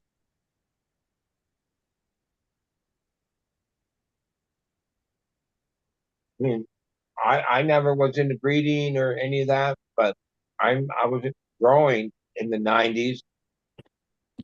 Oh, I don't think even the breeders of that era were popping like 1,000 seed hunts and stuff. Or a couple might have had Yeah. situations to do that. Most were probably working with much smaller selections, you know. Mine I were. could be wrong, but I that's couldn't afford those that many seeds. for today. I've seen and heard. Oh man, like even breeder Steve and where I guess it has these projects where it's like massive hunts of thousands and thousands, tens of thousands, fuck, 100,000. What the fuck? That those kind of things weren't really happening pre-prohibition era, No. but they still somehow selected and found all the great strains that are the building block, you know, the building blocks of where we are today. It with a much smaller selection. You know what I mean? I don't know, guys like Well, Mandelbrot. Guys like Mandelbrot, you know, he did big selections to find the Royal Kush and a lot of stuff, a lot of Yeah. his, you know, and I that mean, was there back. were some people that understood that at the time, but you know what I mean. Yeah. Knowing that era overall, some people Well, found what about things in the 10 pack, and then that was what they did. At 10, it's okay. Let's pick one out of those, right? you didn't, Where you didn't, today, even most people like get multiple packs, sprout 100, sprout whatever amount. Like, and you got guys like Mr. Nice? I'm sure he was looking through a bunch of stuff, right? yeah, I mean, there were some guys. I mean, there were, but even then, I they were the scale we're at today. It's X fold. It would be nice though if we knew like how many seeds did Neville hunt to find his selection? You know, that would have been nice. Yeah. Well, I thousands. just kind of like knowing that plant counts, and even when they'd make like, yeah, today there's the plant counts are tenfold what they were, right? I mean, at least Oh, like from people like show operations even indoor, and it's like fucking 100,000 fucking plants.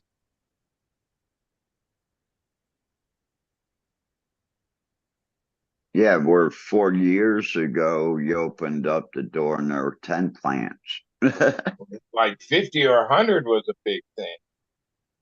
A Well, huge for a thing lot if of you people, had 100. prohibition kept people at like the 99 plant thing, right? No matter, you know, oh, you were doing a lot if you were even 100 plants, but it'd be stupid to go over the like, even though that wasn't. It was yeah. more. It was that you could, if the feds charged you, which they didn't always, they had a sentencing guideline for the plants. And 99 and under wasn't no sentence.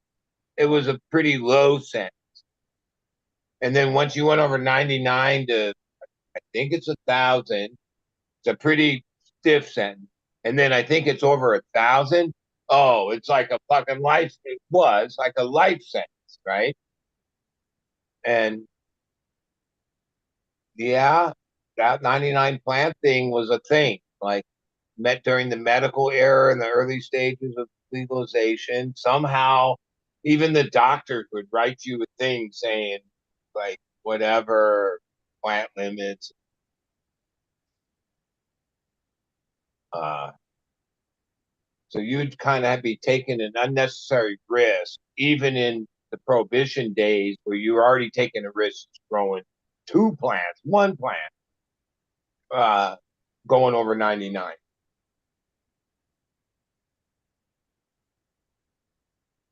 I didn't go over 99. Now, there were times when I tried to stay in 99 plants, but when we took clones and this and that, and I remember that because my wife was a real stickler about understanding things. I remember saying and explained to her back in early 2000, and there was people that didn't that believed differently, and there's cases that happened where they counted every clone, right? And you had 50 clones. They weren't even rooted, but now you had 150 plants instead of the 99 or whatever. I always, when we took the risk of having over above plant count, mainly because of clones, I always felt that like if there was a real case and you had to fight that uh, jury and the other like the judge, yeah, I think they would have like been like, yeah, you can't count these little unrooted starts. It's the same as these plants, but technically they can, and they did. But I was willing to like have extra plants because I was like, yeah, that's bullshit. I'd fight that part. Like these aren't like you can't count those plants. And now today, all the way to the you can send clones and seeds and all that.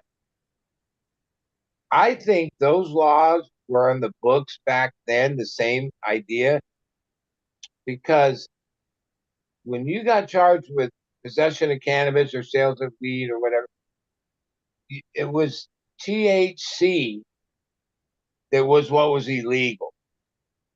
Like, like even in the charge thing, it would say that, right? Tetrahydrocannabinol, right? Because that's what they tested to prove that you had weed. Well, clones didn't even have THC yet, right? Seeds most definitely don't, right? But they would still bust you for a seed or a clone. But then if you had the right lawyer back then and bought it and said, yeah, well, this clone doesn't have THC, you couldn't have tested it for THC. There is none. They probably would have dropped cases, but no one, I don't think anyone fought it that way I in don't the think past. we didn't have access to any kind of testing, though. That was like the Right. DA.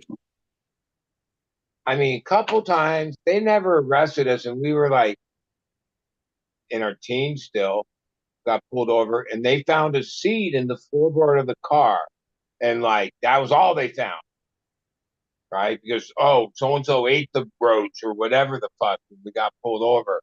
I mean, we probably had weed, or even they just didn't find it, or but Eating they motherfucker. found the seed, and they like some of it was teenage scare tactic type shit. But oh no, I remember at the time like that. Fuck, dude, they had it on. They put it in a little evidence thing. It was like a whole thing. A seed, one seed in the floorboard of a car. Like that was like in the 79, right around 80, 78 or 79 in Oh, LA. your boy Carter was running the country. Huh? So when your boy Right. Carter was Yeah, well, right it was before just Ray, different times. Just like, so in my lifetime, it's always been a battle of like the suits, the squares versus the whatever you want to call us. It's funny That that like the Republican side or the Trump side, who to me are the suits, in the squares. Like, the conservatives have always been that to me. My life. Now they're the ones that are against their own suits. They're against the cops and the FBI and the CIA. I'm like, wait, you're the ones that supported that thing, the police state and all that. Now all of a sudden, because whatever situation, you don't trust the CIA or FBI. Wait, the hippies are the ones that didn't trust that shit from way back. Now all of a sudden it went full circle, and the conservatives are the ones going, "Oh yeah, we need to shut down the FBI or the the FBI's crooked and shit." Wait, you are the FBI. Shut the fuck up.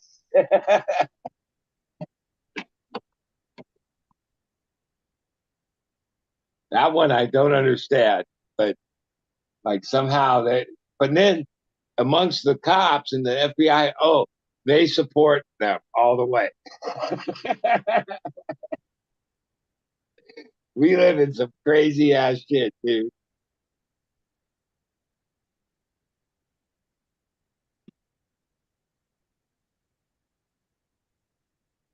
I'm kind of excited for it, just like if it was like a Muhammad Ali fight or a Tyson fight or the big fight. Because like today, I was at my friend's house and he had the news on, and the big story was they even had down to the hours. How many hours until the debate? Okay, and man, I sure hope they got Biden on some kind of drugs and like whatever. He needs to come out swinging hard, dude, because dude's gonna try to make the biggest shit show of the fucking thing, right? And probably will, but like Biden needs to fucking like turn it around on his ass. And I don't think he can do that unless he's all jacked up on growth hormone or whatever the fuck they take. I would think it'd be good if the moderator at the beginning said, "Yeah, did, did either of you take any kind of performance enhancing or on any of these type of class of drugs? And to prove it, bend over, turn around, pull your pants down. Let me look at your ass cheek." Because in that class of drugs, they take these shots in their ass, right? Like not vein shots, just muscle shots. That's how they administer this shit to them. And it's pretty common. Most of these drugs are banned in the United States, but other countries are more open about it. There's these cocktails. If you're rich, they got some good shit. And I think both these people fuck with it.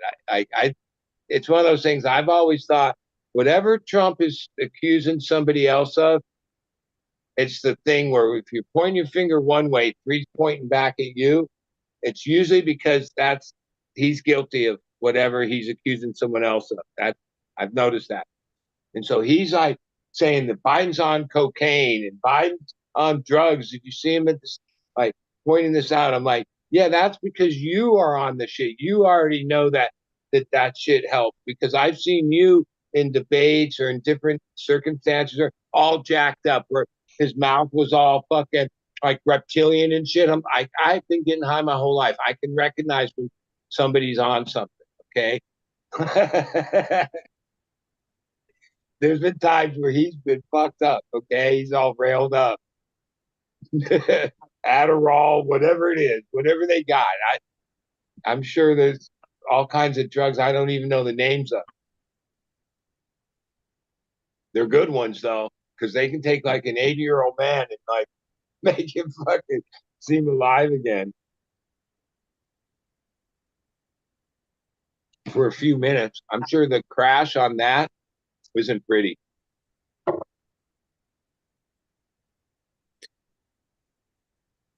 Because I know one thing about any of these things: what goes up has to come down. That's like golden rule of the universe. If there was a drug you could just go up and never have to come down, oh well, that would be happy. But nature didn't design it that way. And we've searched everything. We've even squeezed frogs. Humans have like looked for that elixir for thousands of years. I don't think it exists.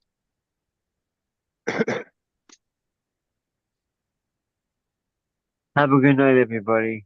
Don't forget to tune in tomorrow for the noon safety meeting, 12 o'clock Pacific time, 3 o'clock Eastern. Have a All good night, right, everyone. Kitty. All right, Kitty with a hard hat. Later, D. I made you the host, Cat, or, Bud. All right, Night, everybody. Later. later. Yeah, I gotta get up in a couple hours and head off to Grand Rapids, Michigan. So how many hours from where you're at is that? About 6.5. Oh, that's a real drive. Anything under Yeah, three, that's fine, not three too bad. joints, But three once you get up joints, two over 3 hours, bathrooms. that's a real ride. 6 hours, I could get to the Bay Area 6, 7 hours if it was like middle of the night, no traffic. Sometimes 8 hours in the congestion. The nice That, part though is when I come back and I'm gonna be going to Flint and I'm actually going to be staying at the hotel in my city that I used to live in. But the freeway from Grand Rapids to where I'm going is 80 miles an hour. or out here, I And think you can even the go middle of the desert's 89. only 75. I think maybe there's ones Yeah. higher. But I've seen 75 in California, but not 80. Yeah, I get to hit like 89 and they don't even blink at you. Yeah, well, I think our So, freeways locally 65. You get run and over if you're only going 65. Like no, even the slow lane ain't going 65. Like, yeah, people pretty much hum around 75, 80. Like cops never, yeah, as long as you're not weaving, you yeah, weave and do that and try to pass people and a cop sees you, they'll get you for speeding or whatever. But no, they stopped writing tickets after COVID for the most part. I just think they don't want to have to get out of their car and deal with people anymore. that's a good way to do it. If there's an accident or incident, it's not like there's not a ton of highway patrol. Boom, they fucking come out of nowhere. There's 10 of them. They block the freeway. They got it. But it used to be like there'd be a cop sitting on the side of the freeway. And when you drive by, you'd see he had his radar gun in his hand, sticking out the window trying to give tickets. I know they don't do that shit. I never see. Actually, here in my mom's little city, it was well, the day after I got back, we were coming back, and here was the cop. He was standing on the passenger side of his car with the radar gun, Well, catching people coming down a hill. He was sitting in a church parking if I lot. I remember mean, correctly, in California, there an was certain 1880s church. people that appealed their case on radar gun tickets, and then it was like came out in court that they're not that trustworthy. They're not always calibrated right. They could read the wrong thing, even if most of the time they do work. And then that's what kind of changed that because if you do get a ticket under one of those, there's a defense that has been successful. Now, most of the time, it's a speeding ticket, go to traffic school, whatever. But same thing with those cameras. We spent all this They money put those up here.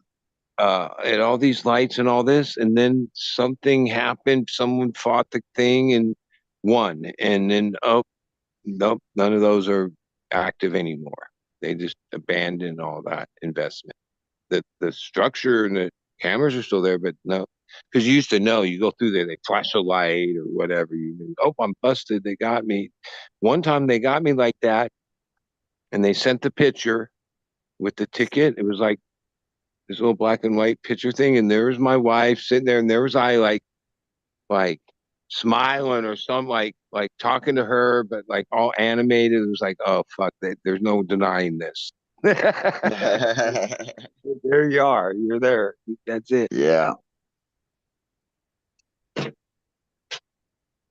They stopped all that shit here.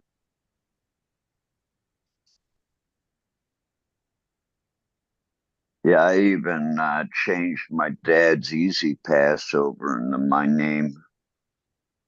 So it comes out of my checking account now. I hate paying tolls.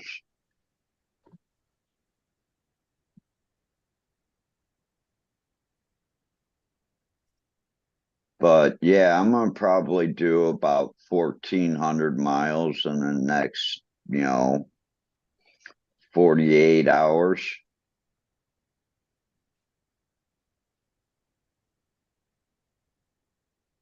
Because I basically have to go from Cleveland all the way over to the west side of Michigan, then back to Flint, and then I have to go almost all the way to Huron, which is completely the other side of Michigan. So crossing the whole state.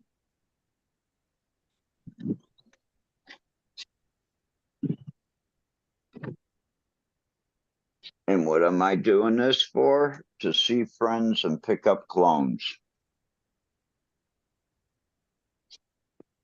Well, that's what a cannabis enthusiast does. I'll be seeing more friends than picking up clones, though. Because last time after I left, literally like 2 months after I left, my best friend in Michigan, his wife passed away. Now, you were in Thailand then, so this is the first time you've been back. Yeah. So you go pay So respect, checking out well, everything. I went and, he said, well, when are you going to stop by? And I said, well, I plan to go see these two people before noon. And then I told my mom, I said, I could be at Mike's house and he could say, hey, the couch is there. And I not leave until Friday morning. Because, yeah, he's that type of friend that, I'll spend the night over his house and hang out with him. And because we were close, even all of us were close.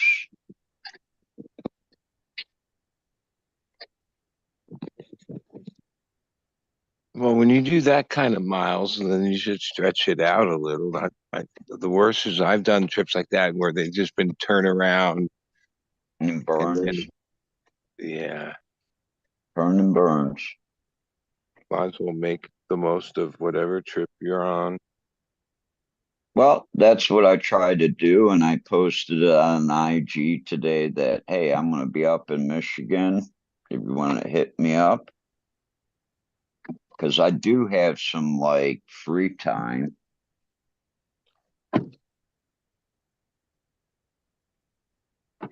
People do work. I can't just show up at their house at noon. Because believe me, I'd really like to be on the other side of Cleveland by 6:30, but that ain't gonna happen. I probably won't leave here until 10:30. Because if I leave, it doesn't matter what time I leave, it's still going to take the same amount of time because of traffic. Wow. I found a jar when I went to take the lid off of it. It literally popped the lid off of it. I didn't have to pry the mason jar lid off. When I undid the ring on it, it literally popped off. That's how much pressure was on the inside.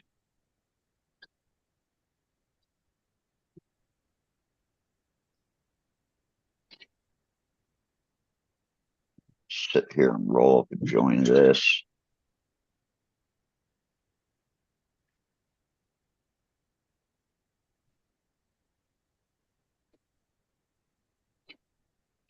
But yeah, it was nice to get weed that, even my mom made a comment, "Oh, you're all smoked up," because my eyes were barely open.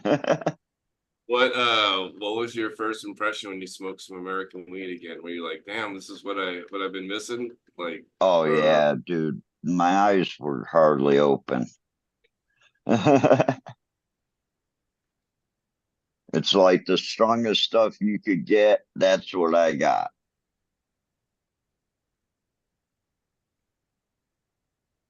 But yeah, it was exactly like, holy shit.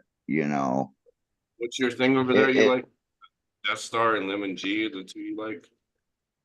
no, I haven't smoked a lemon G since 2005. I hate it. My You de my Death Star is an everyday smoke because it gets me high into that point every time I smoke it. don't like Um, furniture cleaner lemon terps? well, actually, when I crossed it with the East Bay, it turned them into sweet lemon candy terp. It's nice. It's no longer a cleaner terp. It's a candy terp. Even though I don't smoke it, other people are gonna love that candy terp because it's very strong, and then it's got a back end of gas, gas, and gas. I can't wait to see how it does smoke. I will smoke it though to see.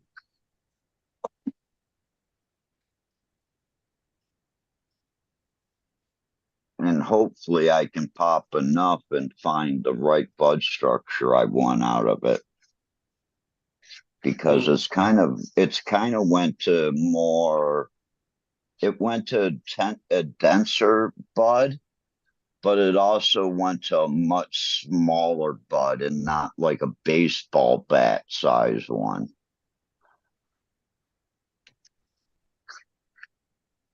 And that's what I was hoping was for a little bit more trichrome, a little bit more denser, but that baseball bat sized bud. And We're then it looking at would be a washer. Are these apples and bananas, or what are we looking at, buddy? This is cheetah in my hand. Apples are the middle tray right here. These are like the leftover clones because I just this is apples. This whole section. These are all apples for the next run. These are So all slabs. that apples and These are bananas. all third batcher, a full tray, and Yeah, but then that another full tray cheetah piss. And over here is grape gas. And then all these are backup bombs. would you consider Cool. that, buddy? Would you consider that apples and bananas a connoisseur weed, or is it like Hell yeah. It's got this old, like, I don't know the flavor. It's old, dank, funky, very distinctive. It grows like it's blue, like it's purple, but like it has the blue hint hue to it. Um, there's a 995 one that I'm keeping going. I don't know what else is here. Garlic breath or no garlic, some GB garlic butter. Yeah. It stretches too much in the few runs. We've done with it. So that's kind of why, oh, it's good, but I don't know. And then, yeah, it's the yeah, no, normal routine. Oh, this is, we had cookies and cream. We didn't take clones of it. So when we harvested this plant, we left like a few buds and we double cubed it. It's only been like 2 weeks. I don't know. My partner today was like, dude, is this thing ever gonna rebed? I'm like, well, dude, give it time. I think it will, but no sign of it. But it's only been 2 weeks. I It's got found the root I growth found the and it's still best. alive and growing. We harvested the top part of it, but it was like, yeah, I don't know why I didn't keep a clone of that. I was more interested in like these other strains, and then sort of didn't think this was all that by name. It wasn't by finished product. The next thing you know, oh, but it is really good and killer. And next thing you know, I didn't keep a clone. So either I can get it back from my friend, but it's just easier to re-veg it. Well, get a whole bunch of them back for your friend for me, please. I told my experience, well, I usually have left some kind of leaf on it that was alive, not just buds. But there's not, well, this one leaf up here might still be alive. The rest of the leaves, it was done. It was like, The but I've first seen it garden, back. It takes like I was gonna say, oh, don't throw it away in 2 months. Give it 2 months, and then if nothing happens in 2 months, well, then it might not. But 2 weeks, oh no, it takes longer than that. the first garden I seen in Bangkok, the kid was re-vegging his plants, but he had taken all the bud sites off. So Did he for leave? 6 months, he had nice, lush green leaves with hardly no new growth because there was nothing to grow it out of. Well, I've re-vegged a few things. Some plants, no problem. Clone is the They best do it way. pretty easy. Other plants, no, they don't really take to it. So 6 months is usually how long they take for me. So I learned to take clones and do it from clones, and they seem to re-veg within like a month because their hormones are back into making roots and everything. So I think it switches it more into a vegetative state.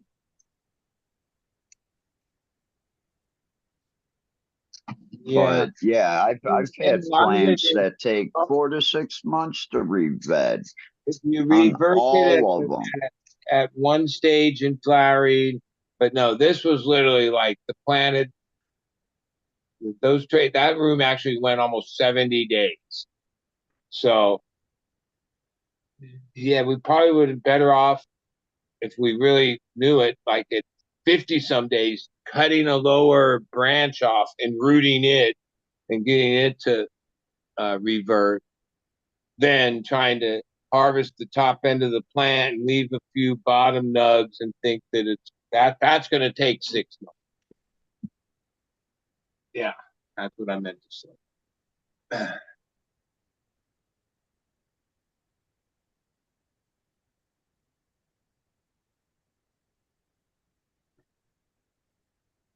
Dry hit on this is tasty. Don't know what it is. Yeah, I forgot that I took this bud today of Sherb Crasher, that where it's drying and waiting to get trimmed. I'm gonna It I'm smells gonna like magic marker, not like, yeah, it smells like some kind of like marker type of smell.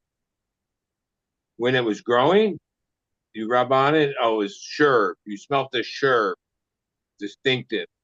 But now that it cured, the sherb is like subtle, but it smells like a marker. That sounds good. Yeah, it is good. I should I should I should send you out some of this weed I got here now, bud. you'd be smoking it right before you want to go to bed. No, your tolerance just went down. It's probably Bammer. I'm just kidding. It probably is. It's life depth. Shit. Come on. No, it's probably good weed. It's just I'm just I fucking. mean, it's not that you're Uh, tolerant, John. You were I smoking Thai weed for the last year. It's like That's what I'm you're saying. He's smoking all the yeah, fucking and then so he gets something that's like mids, and it's like wow. but you have to do take into consideration that I cleaned my grinder before I left Thailand, and now it's already gone back up. So I think it has to do a little bit with the weed too. That's another thing I'd ask you. So when you were using your grinder in Thailand versus using your grinder here, do you find the weed more gummy and resiny here or there or same?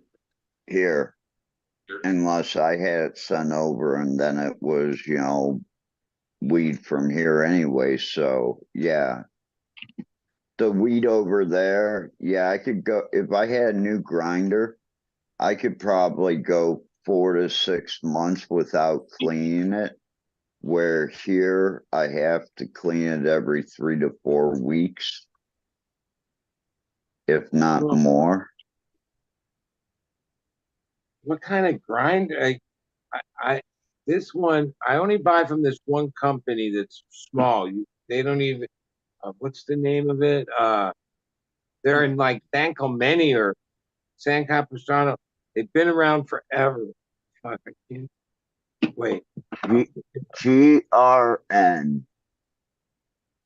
But I've been buying theirs for a long time, but it's like steel, or they make an aluminum one too.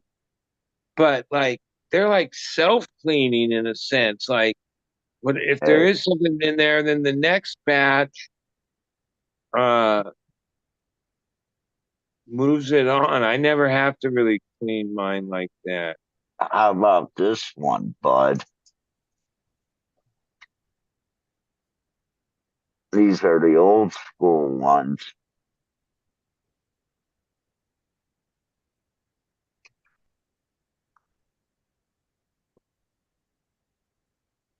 Sweet leaf, sweet lean.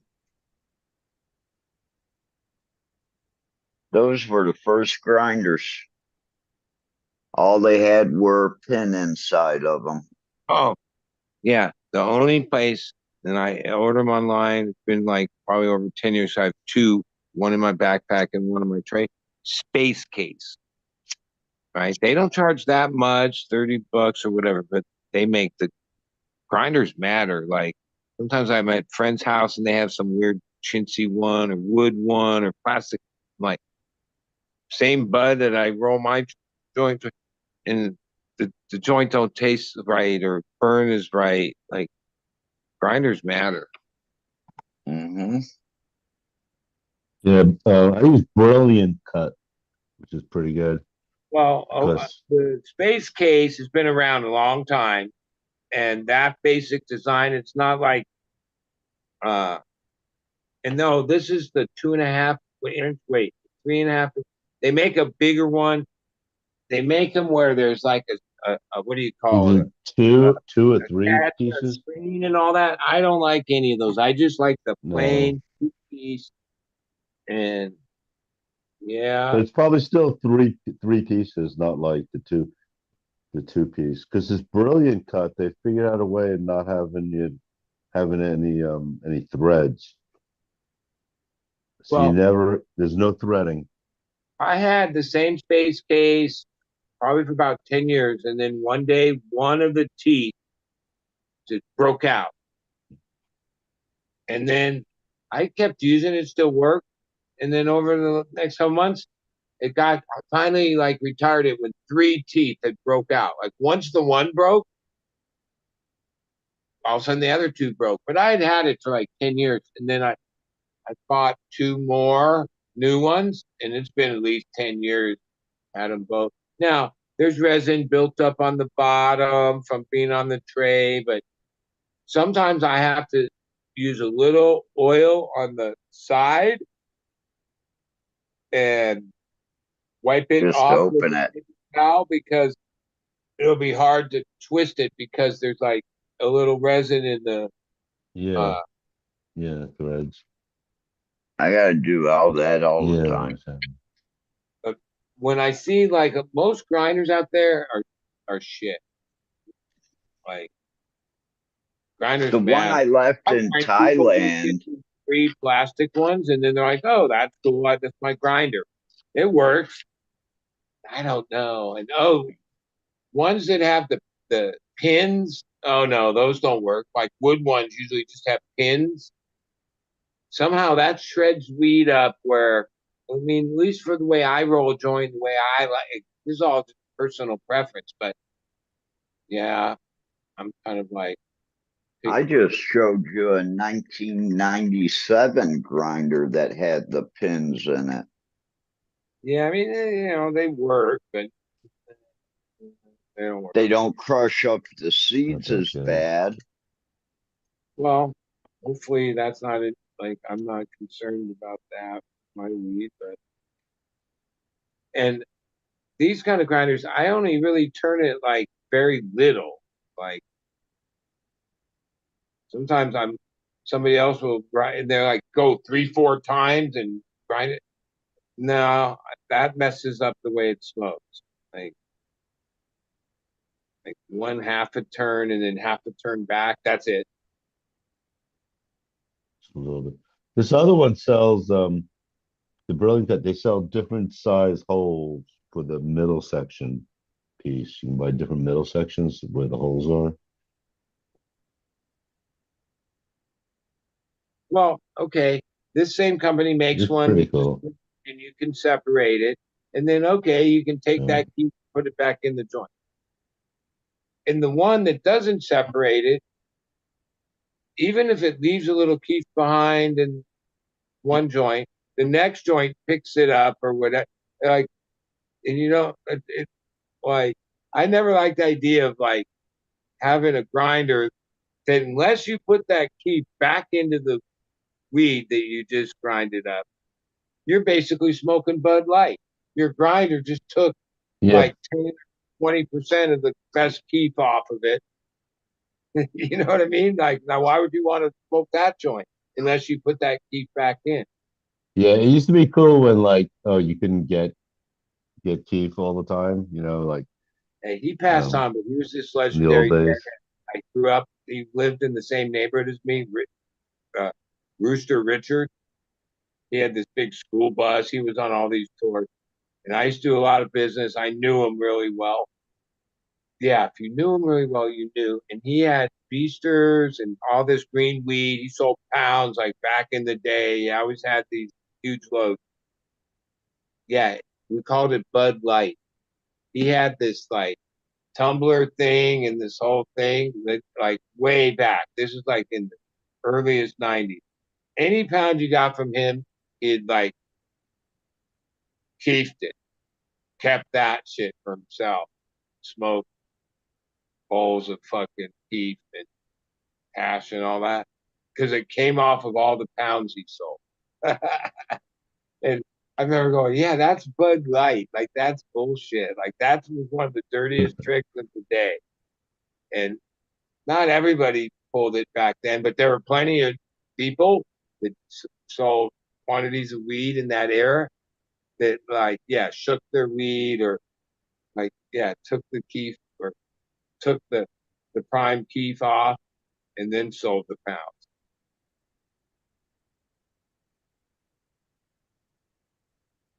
And I used to call that Bud Light.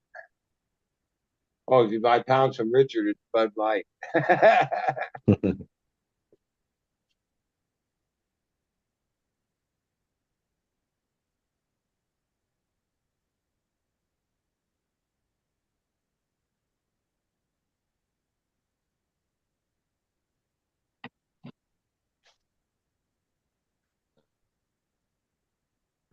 I'm sure people are still doing that today, even on a bigger commercial level, where they like realize, oh, well, if we shake these 50 pounds we just grew, and then we get this much and then press it, and then we have X amount of hash or rosin to sell, and we have X amount of bud to sell.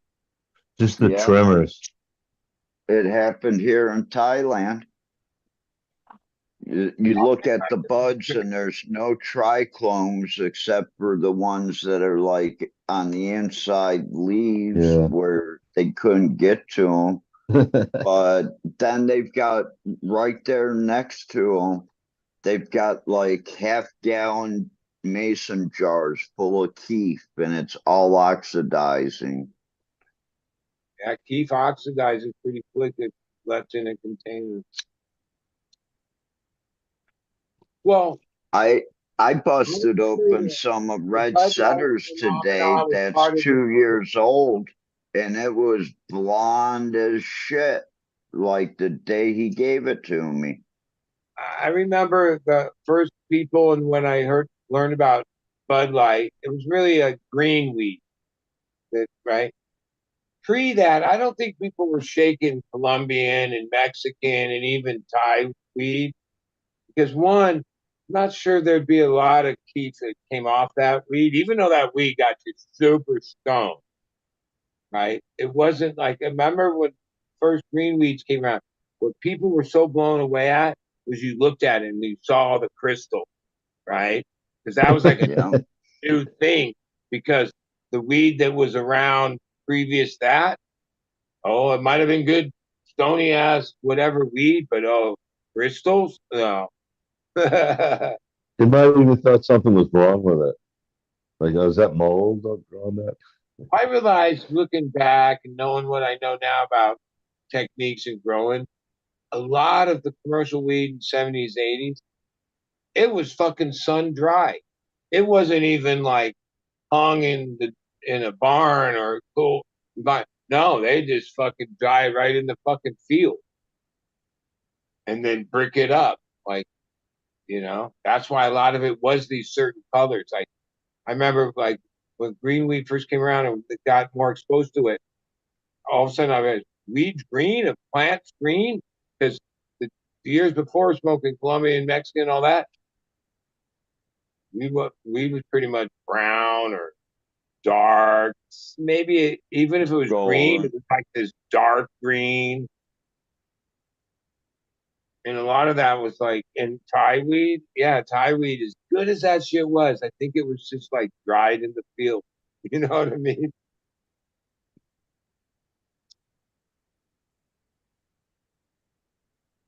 Oh, I was afraid. I I dried was it in feeling when 36 I had hours. bricks of Mexican weed, and you'd find all kinds of weird shit inside it from like the field. I always got Rocks. the sense that the weed was harvested and put into a brick right there where it grew. It wasn't like, oh, we cut it all down, then we hung it, then we dried it, and then we bricked it. No, it was being bricked.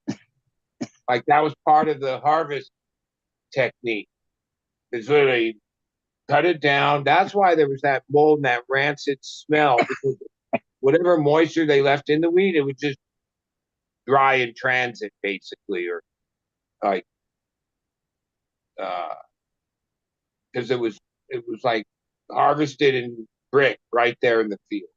Because some of the things you would find in the middle of a load would be like a dead carcass from something in the field or weird shit like you would find in there. Like you were always like, what the fuck? How'd this get in the fucking weed? I forget some of the things, but I remember it was not surprising that like if you started slicing some of those open, you'd find weird shit inside.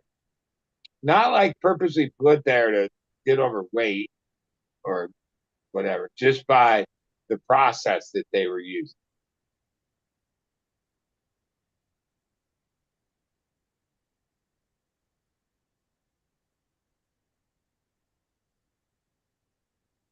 I'm not sure what year in commercial weed production did people start like drying and curing or any of that. I think they just cut the shit, left it in the field for a day or so, then bricked it up, shipped it in.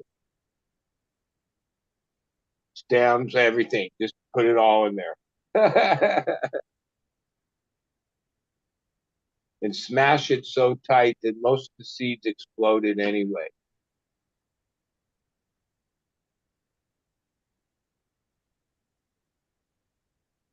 I can remember peeling those things, and they were tight, so tight you couldn't really peel it with your fingers. You get like a sharp, like serrated bread knife, and you just cut it like a saw into slivers because it was packed like fuck. I remember going, "What? This is 20 pounds? It's only oh yeah, it's 20 pounds, but it was only like this big. Like they packed it so tight."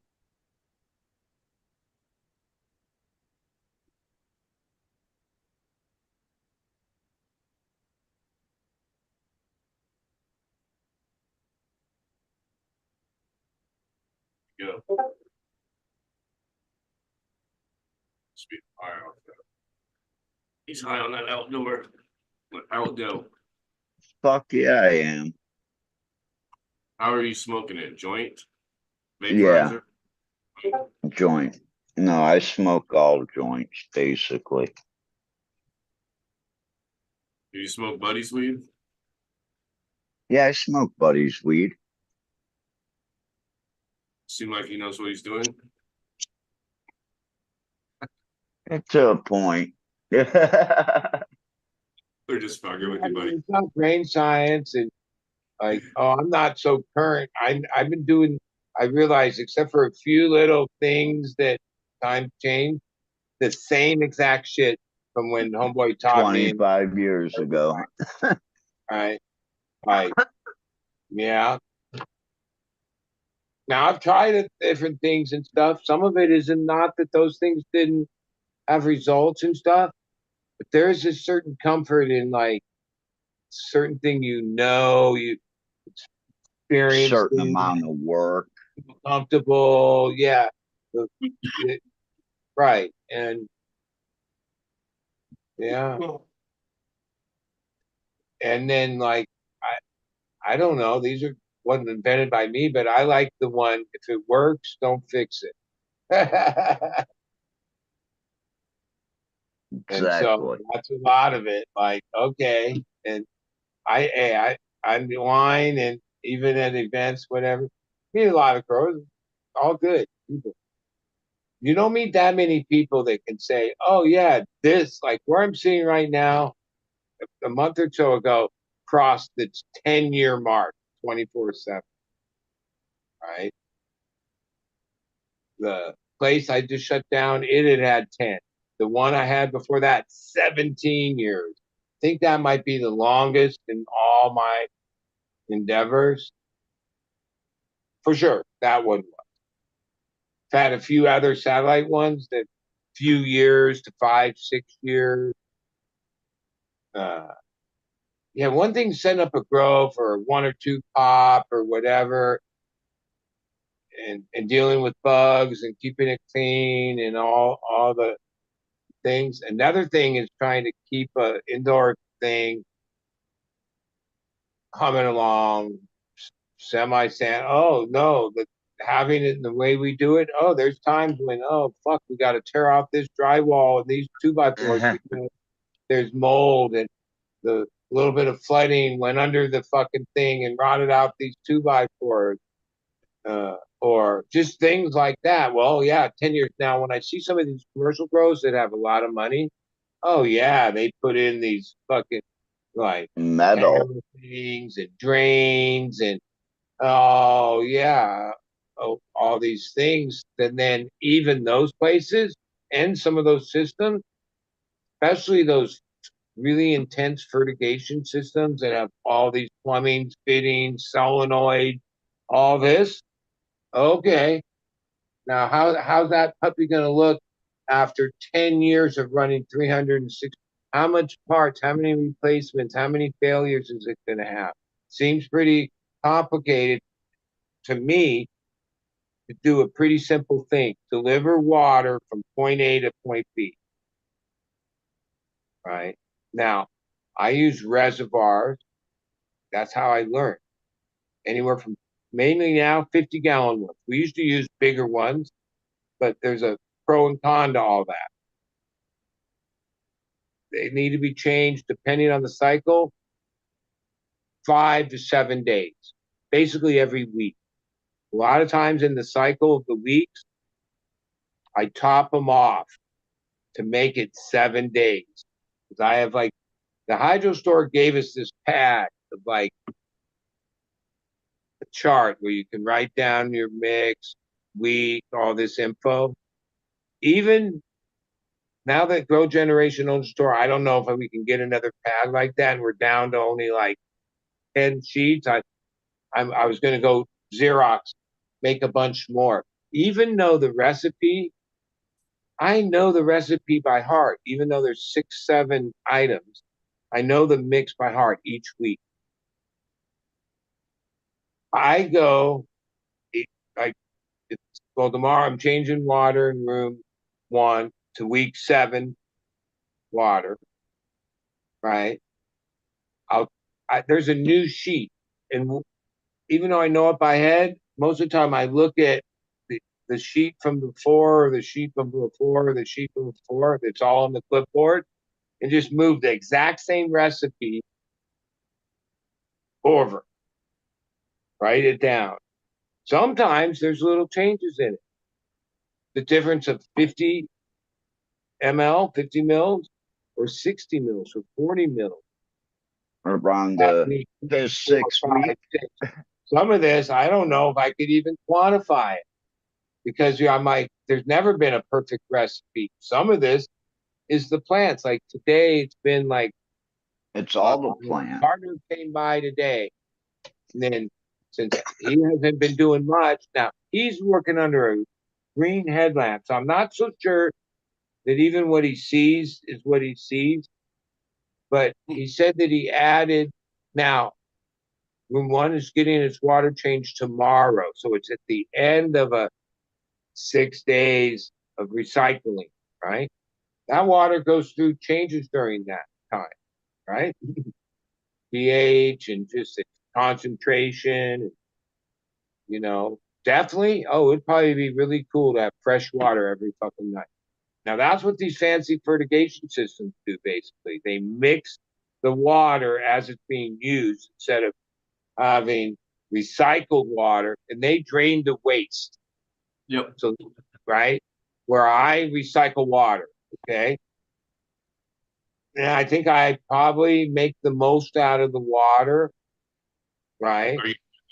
Like over time, thinking, but no, probably not, because they're very minutely measuring the amount of water the plant needs for their thing, never really flushing it through, and stacking nutrients pretty hard. That's the technique. Stop crop steering, dry outs. Oh, I get all that. Some of that, oh, we do that, right? In our rudimental way of unplugging the timers for a whole day to get a dry back at certain times, right? Now it'd be nice to have it all, but we have a flow master and all that. Dude, we had it hooked up to everything. We now use it as like, and I'm like, dude, why don't we just put the old timers in place? Because I'm supposed to read this book.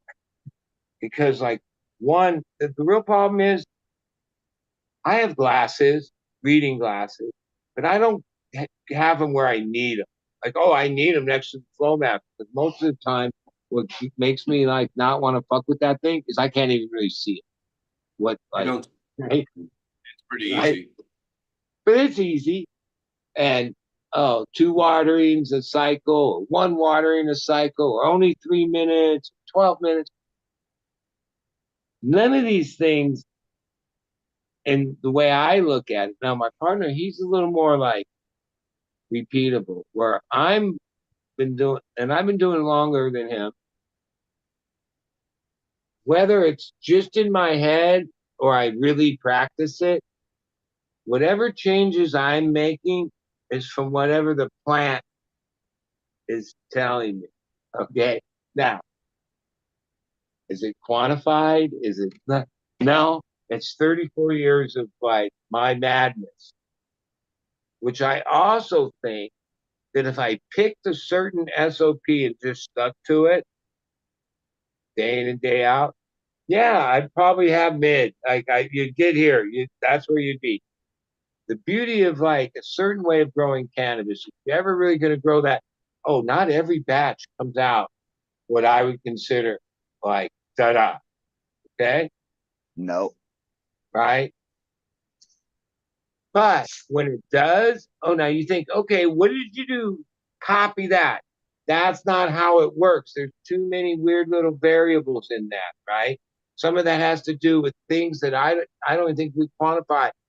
Like I've done this long enough to know we just went through a full moon in this, and the moon was fucking set and raising in this weird position one night to whatever these things are going on outside, even though you're in a 18-inch concrete fucking slab building and playing God with all the environmental things. So our room's data doesn't show summer, winter, any change. We have enough AC, DHU, whatever, that we pin our numbers, it stays even, no matter that it's now summer here and it's hot and winter, whatever. No, it's sealed rooms, even rudimentally set up. You don't have to deal with that. So it's not that, but oh, there's like, I already know because I'm looking forward to it for so many years. The best crop is like what I indoors fall and and over December and maybe up to February, which I guess is the winter, the fall, winter. Oh, yeah. Over time, the batches that I'm proud of the most have always come out during that time. Some of this makes no sense. Like, oh, I'm not totally stupid, but I listen to a lot of content of how to quantify what all of this. So, but you got to remember, I'm a deadhead, raised in the parking lot, basically at 15 years old. So like everything, it's comes from that. And there's old interviews with Jerry and the band when they were young kids in the 60s, trying to explain this, the improvisation thing, right? And like when you improvise, first you have to be pretty good to do that, right? But oh, you can find these magical moments that happen when everybody was on and you found a groove that wow, and you played your ass off. And with improvising, there's nights where it just don't work, right? I model like because I realize, oh, I'm a deadhead. There's a certain thing I do. I model like my life after the lessons I've learned inside the deadhead life. That's one of them, right? So I'm like, yeah, I'm not one that like all the other years. I never had a recipe I wrote down at all, and looking at whatever the bottle said meant nothing. Like if I changed foods or started food, oh, I'd play with it and get it to where I wanted it. Sometimes that was a process, right? But it's always a process. Like it's never like, oh, after all these years, it's not like, okay, well, I could tell you this base thing. Oh, stick to that. That you can't go wrong there. But then you would hope that the cycle of everything else came into that. Because like ultimately what especially when I hear certain people give content where they're like trying to break it down as like ABC 1 + 1 = 2. No, there's too many variables. There's the variables we know and track. Those are only some of them. There's a lot. Like even when I was trying to explain the moon, the magnetic pole, the real seasons that are going on, you think, well, wait, you create an indoor environment, it's immune from that, right? It isn't. That's my No, not experience. It isn't. Like I can't tell you anything more. I'm not a scientist. I haven't quantified the things.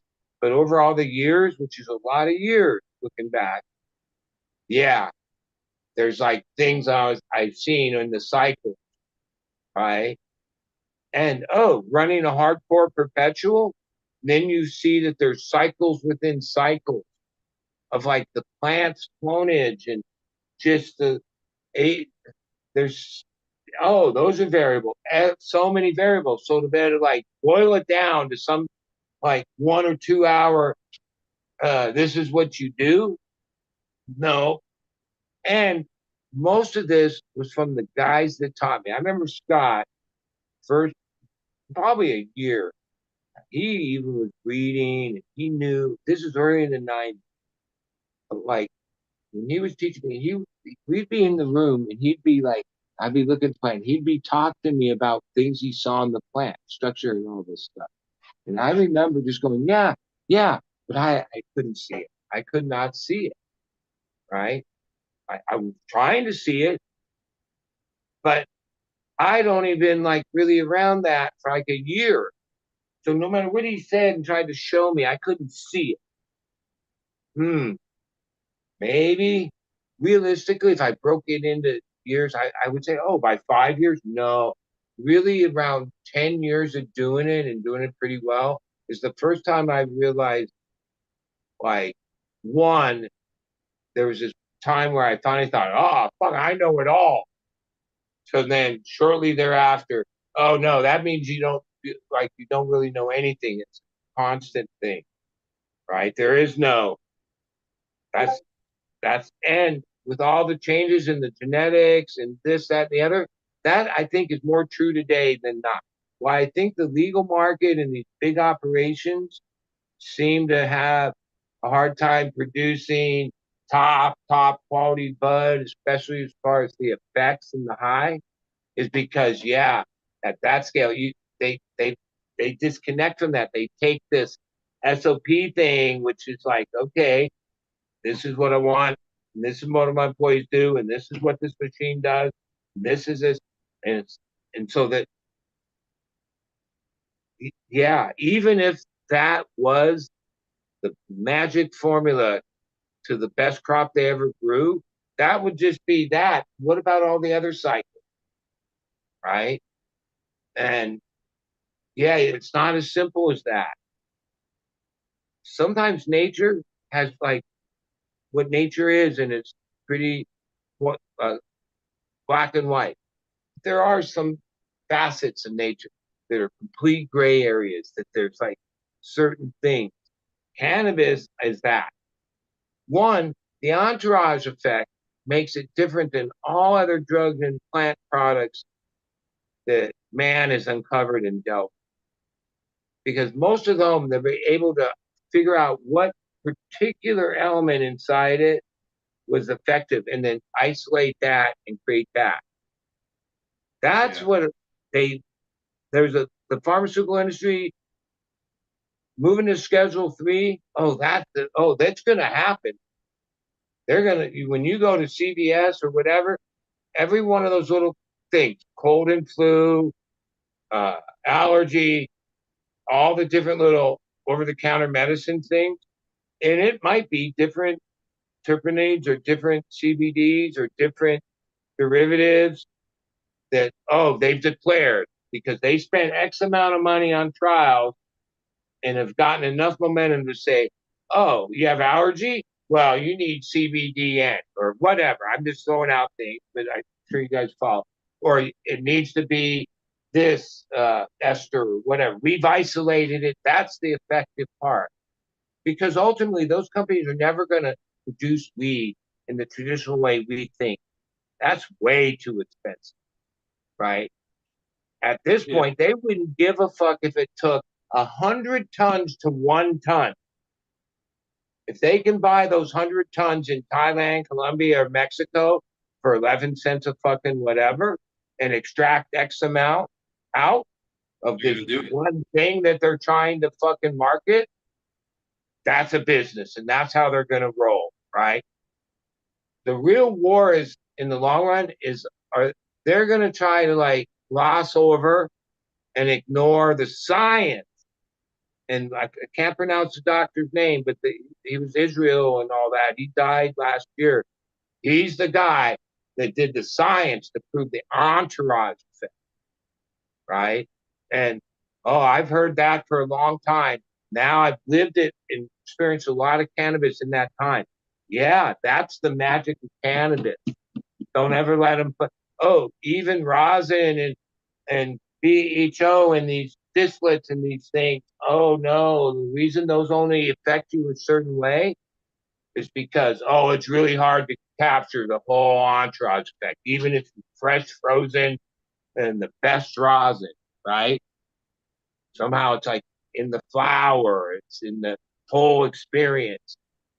Yeah, that's not the business. Like oh, stores and legal cannabis and all this shit we have today, and and one generation one can become something else. Like even that, oh, the future includes vapes, includes edibles, like in a much bigger thing, less smoking, right?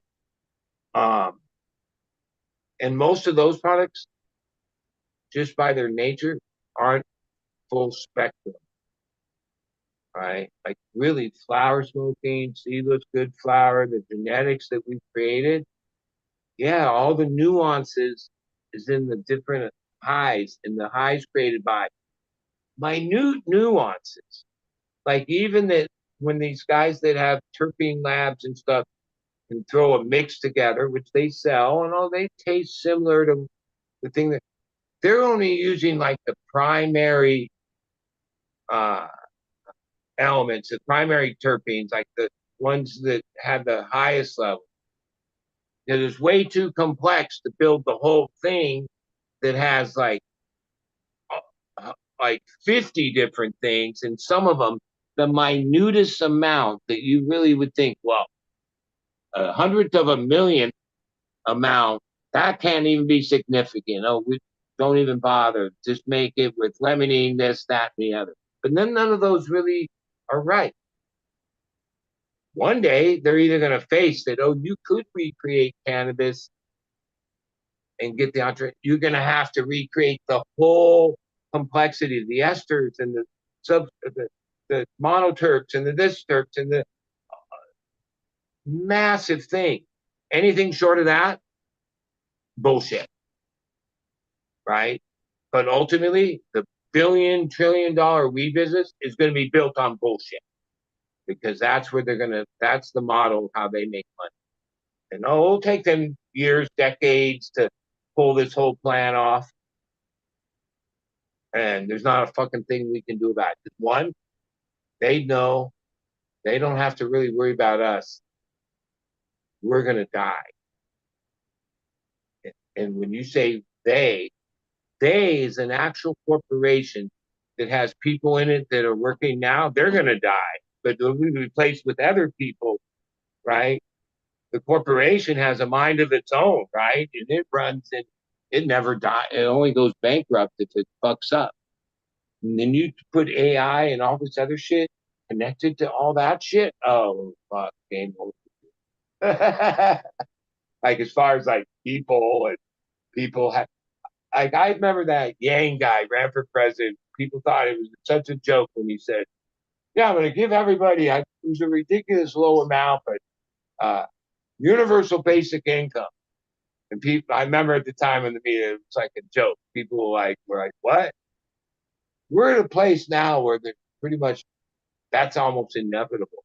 And why I think it's inevitable is the top class of billionaires, the tenth of the 1% inside there, the Elon, the ones really holding the pieces of the pie. The only way they're going to be able to stay is it's not going to be tax money. It's going to be the richest of the rich people are finally going to realize if we don't give all these people like a few grand a month, we won't even exist. Okay. Like it's all coming down. And so they'll agree like some plan and be like, yeah, because when they now have trillions of dollars to give a couple hundred, even 100 billion or whatever their portion, because the other side is what money is going to be left for the consumer, us, to spend? And who makes the money? They do. So it's only in their best interest to keep the ball rolling, to peel off some of the money that most of which is going to come right back to them. Because what are you going to do with your basic income? You're going to pay your phone bill. You're going to pay to this. You're going to pay off. Oh, who is that to? Them. And at a certain point, when the economy gets so bad, yeah, there's exponential math going. We've never been like, oh yeah, there's going to be multi-trillionaires. Just like when we first crossed billionaire, like it was a big thing. We have some people that are hundreds of billionaires at this point, getting closer to being a trillion. Once we have trillionaires, it will only be a short time before there's somebody rolling with 50 trillion, 200 trillion. Like that's how this works. Like capitalism is great till it gets to hyper-capitalism and exponential math kicks in, right? And like that's where we're at. And ultimately, this is where humans have been many times. The haves and the have-nots, right? And we're at the most extreme of it right now. The fact that the ball keeps rolling, yeah, we got a lot of distractions. We got our phones, we got like whatever. But if people ever really sat around and looked around and said, what the fuck? We'd be like, we'd rather just fucking crumble than to be under this. We're almost there, I think, because this isn't sustainable. And I remember at times seeing bad financial shit, but always knowing that, oh yeah, we're good. We're fucking next 5 years from now, we'll be turn it all around. And you could see where those avenues were. No, we're not paying off this deficit. Neither's the rest of the world, right? Like it's all just it's not even real anymore, right? It's just this big charade. That's my rant. Like I had, at least you can enjoy going to hell in a bucket, but at least I can enjoy the ride. Now, pre me being active and COVID and doing this, I used to watch a lot of media shit, be more involved, and was super angry about it. Always like, fuck this. And then ever since I changed my whole thing, I just laugh about it all. Cause like, does it even matter? It really doesn't. Like, does any of this shit really affect you? No. They want you to think it does, but it doesn't. What affects you is what you think.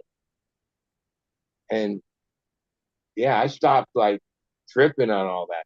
Like, as far as it's a good drama to watch. It's like a reality TV show or a movie or something.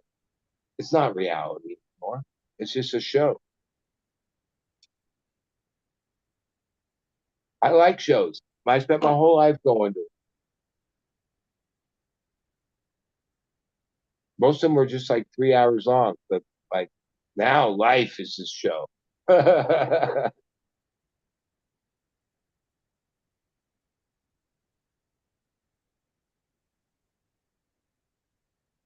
Show.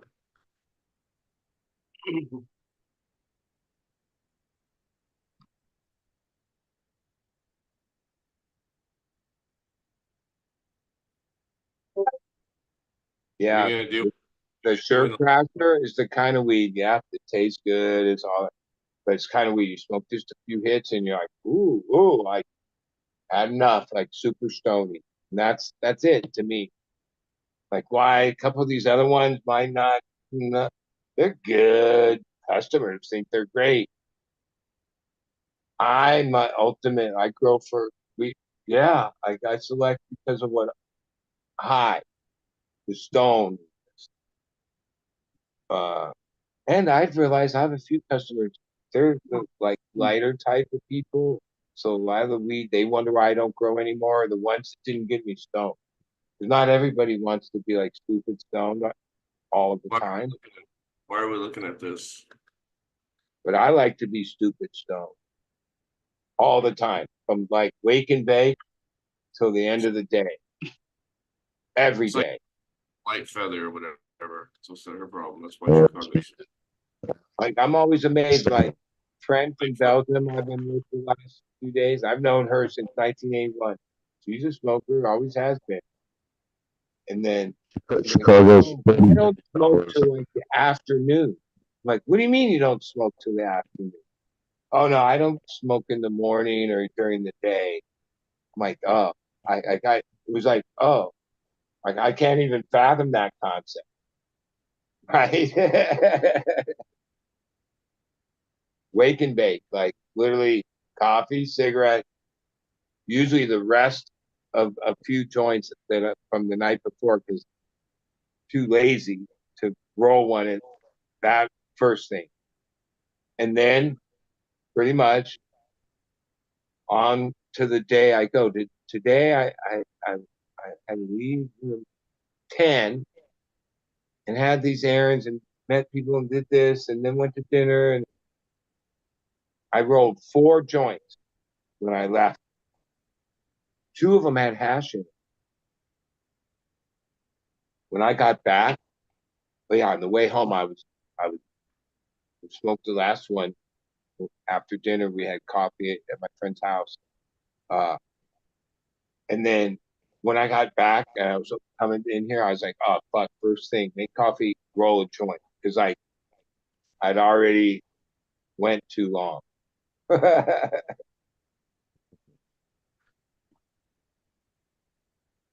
Now I know I could be more productive.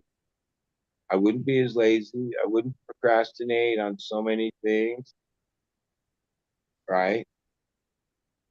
But now, even what do they call them? Tea breaks? Like my other friend said last week was like, "Oh, I'm on a tea break." Oh, I don't know what you call that. life's too short for tea breaks.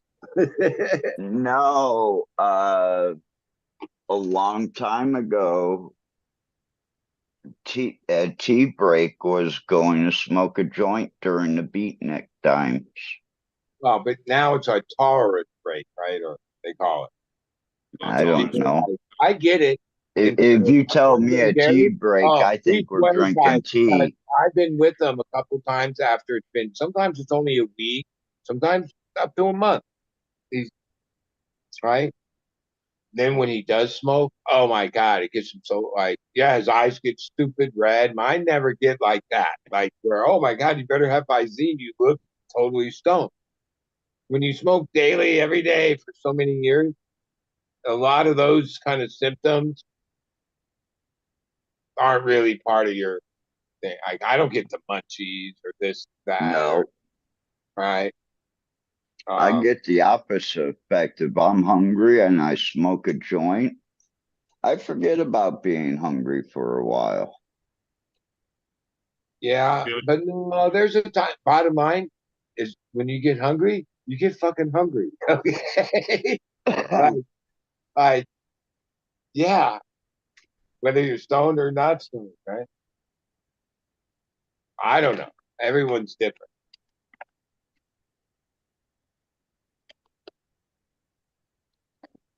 Now, I can remember a lot of years ago,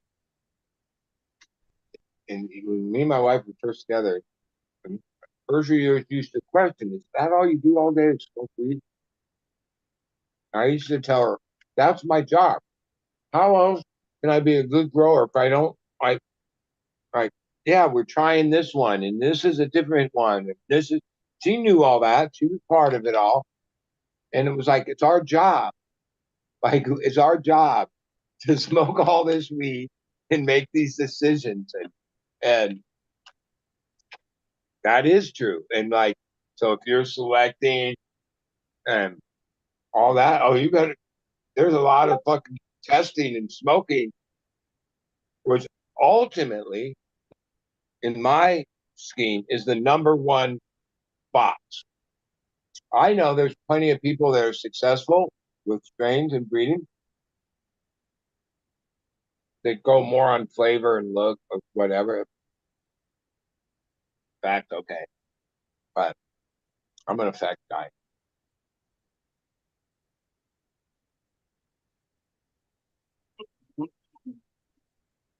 Like even that I've heard, like yeah, if you smoke too much weed or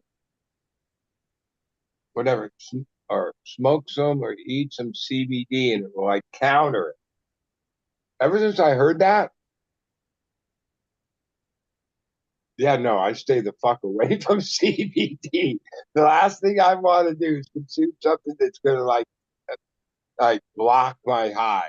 Even the one content the guy went into science that yeah, your CB2 receptor gets blocked by the CBD. So, and I'm like, oh no, that would not be what I'm after. Never, not one moment of my existence.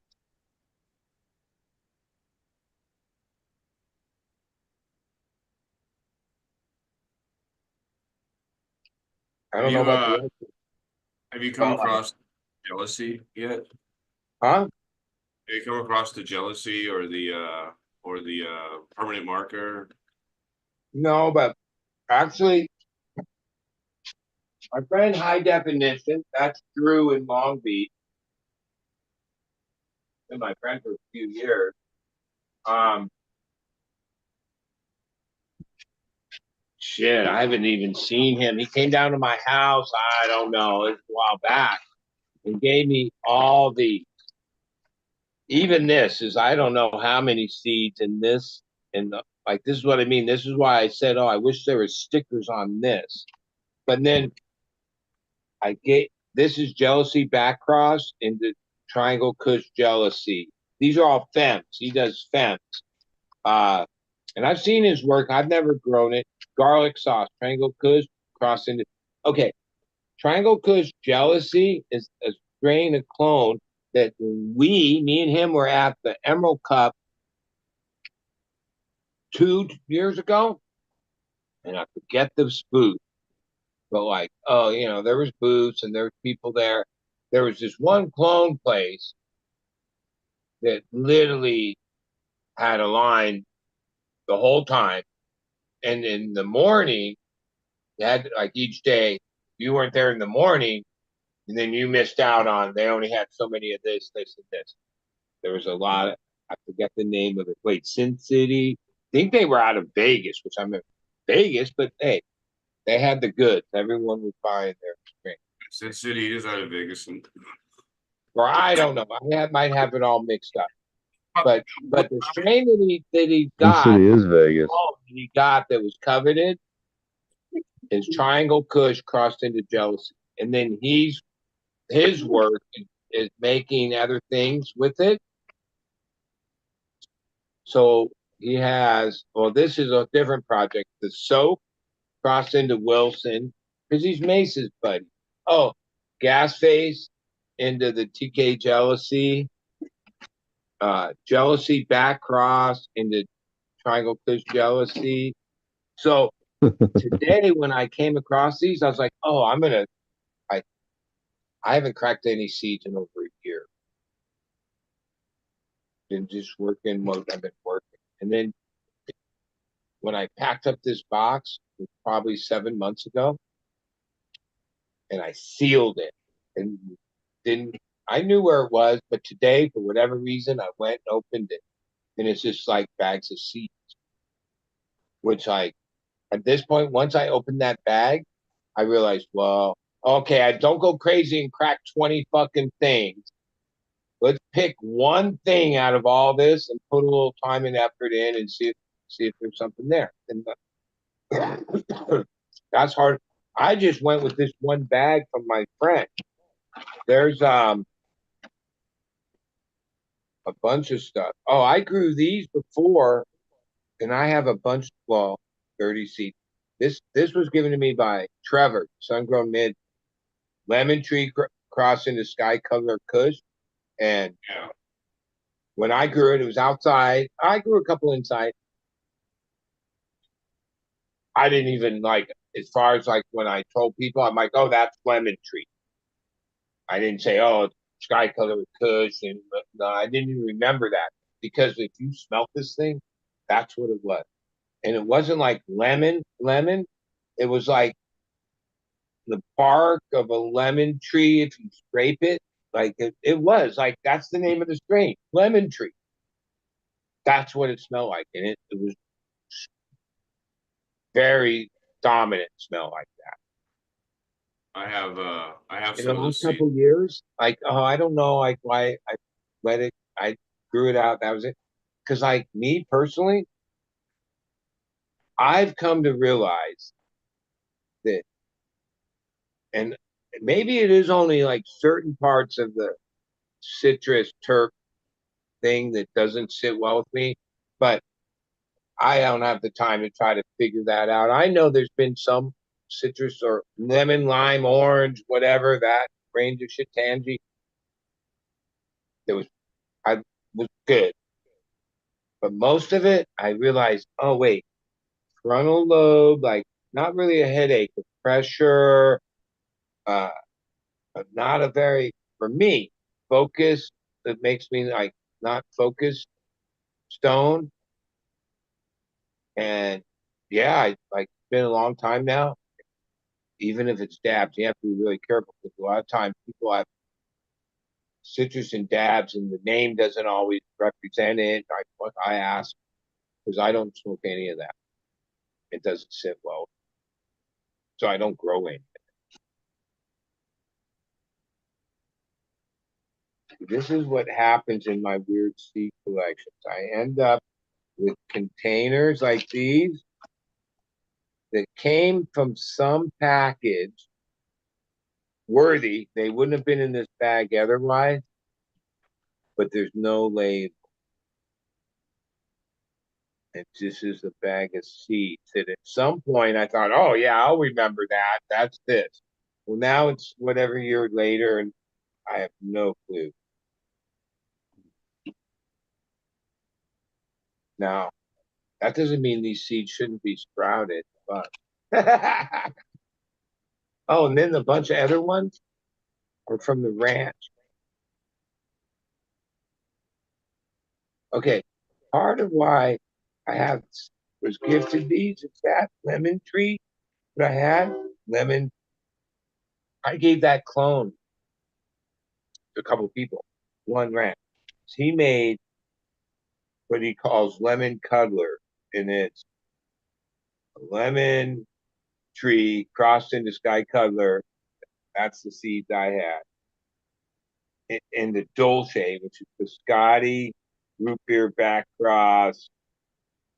And because I gave him that lemon one, he gave me a bunch of packs. And like I say, like, oh man, this could be fun, but like lemon, no. Maybe not tonight because it's late and whatever.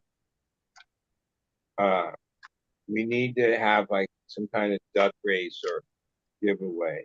Because, like I said earlier, one thing I realized with seeds and how fast time goes by, and before you know it, um, yeah, like seeds are meant to be cracked, and if you don't have the time, like there's millions of more seeds, but holding seeds doesn't do anything for it. No, that's no good. And I'm like old, and like even like I say, this is just one bag. There's hundreds and hundreds of seeds here. Um, if I methodically said, okay, my goal is to go through each one of these, that'd be the rest of my lifetime. It would take like 10 or 20 years. Like, well, Yeah. first off, the rest of my growing lifetime. I could see I'm 61, probably be growing into my 70s, right? See, I have certain mentors to look at, be like, friends with Phil Ledge for a long time. 2001, we were at the Four Seasons, and somehow we're talking to him, and I was like, yeah, because I at that point I'd already spent all these years on the dead, and my wife was like, dude, why don't we like vacation to like St. John and Why? Why is it just all we ever do is go to shows? Well, because there's still shows happening. So like somehow I was asking like how long we can like play like forever or whatever. And he looked at me like he said, "What? Like as long as I'm standing, I'm playing." Dude's like close to not standing anymore, 84, and very frail, but he's still playing. Okay. There's there's a guy named Colonel Bruce Hampton. He was a musician himself, had his own band, but he mentored a lot of musicians, like Derek Trucks from the time he was like 7, 8, 9 years old. That dude turned him on to all the jazz and Coltrane because they were in the same area. Jimmy Herring was in a band with him. Just a lot of people. It was, I think, his 70th birthday at the Fox in Atlanta, some couple years back. Oh, Colonel Bruce was like a prankster himself over the years. He had this certain image, Colonel Bruce. Played kind of obscure shit. His way, kind of New Orleans based guy or South. And okay, so there's a show going on, and then all of his mentors, people he affected, were like in the super band, and they're playing. They do a first set up, they then they start a second set, and they bring out a cake and pull it out, and they start playing a song, right? And like there's numerous accounts from different people and how this affected them and affected them for the rest of their life. O'Teal, but there's so many people because they were either in this band or there. His birthday, 70th birthday, it was a big thing. Yeah, he just like keeled over, right? And like Jimmy Herring, who's no Derek Trucks, who's literally like right there. This is small theater stage. Thought, that's the ultimate prank. Like he's like fake pretending for like a few minutes before like anyone like thought, what? Is he okay? And sure enough, Colonel Bruce, like in the second, right in the beginning of his song, died right there. Like had a heart attack and just went going and died right there. And I'm thinking, yeah, that's it. Like if there's something you're that passionate, like to me, well, it'd be maybe kind of weird for everyone else. But if someday, let's say, whenever it is, and I'm like in the middle of defoliating and all of a sudden, cut up, and I just die of natural causes, that to me would be the ultimate. I'd be like, oh, my karma's good. Because that would be like, that's the way. If I could write it or something like that. Like, oh, I think of cannabis because that's my main thing for so many years. But, croaking in a fucking grow room there could be better places. Ultimately, because you have to think what's realistic, just go to sleep and then that's it. My biggest fear is like, oh, you got this, you need chemo. Oh, that now you're older, you got to be an old folks home, you got Alzheimer's, and some like thing where I've seen loved ones and other human beings go through all that. Oh no, count me out on that. Like to me, that'd be I wouldn't wish that on my worst enemy, let alone myself. But sometimes there's certain things you have zero control of, and that's one of them for sure. Like that destiny, who knows how it goes. But my best friend Scott, I guess it's going on 3, 4 years, and he was a couple years younger than me. He taught me how to grow.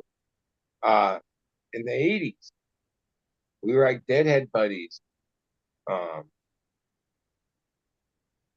yeah, he had a heart attack and died. Like that's what the autopsy said. Yep. Next morning, he didn't. Somebody was supposed to be whatever came to his house. He was dead.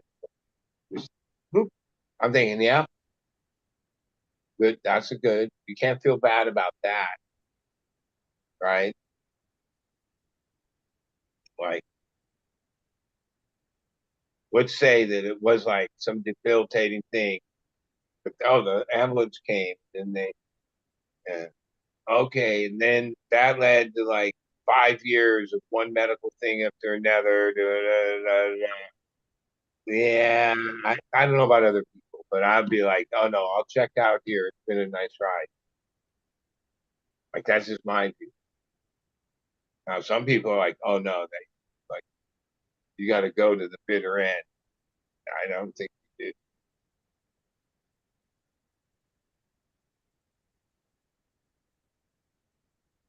Sometimes that's not your choice though.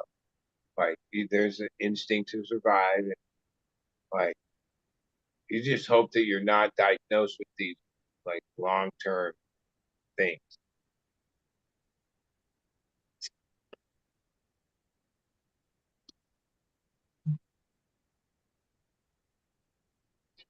And that I guess is kind of morbid. But see, since I've gotten older, now I'm like in my 60s, which now like the weird thing is, see, my grandpa and my dad died in later 60s. A lot of the people in my family from that term, they died in their 60s. 70s was like very old. Now you're expected to go to your 90s and shit. The six, like they keep putting the goalposts further. You know what I'm saying? Like, oh, that should be a good thing.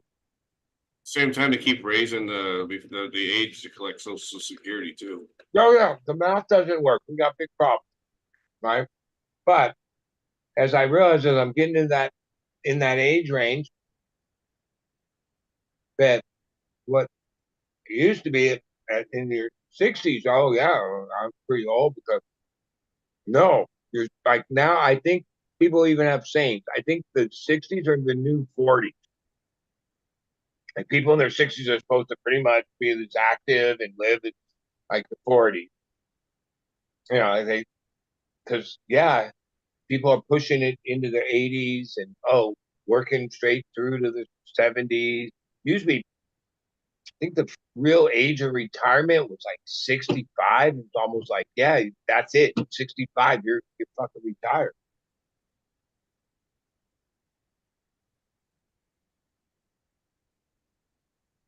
But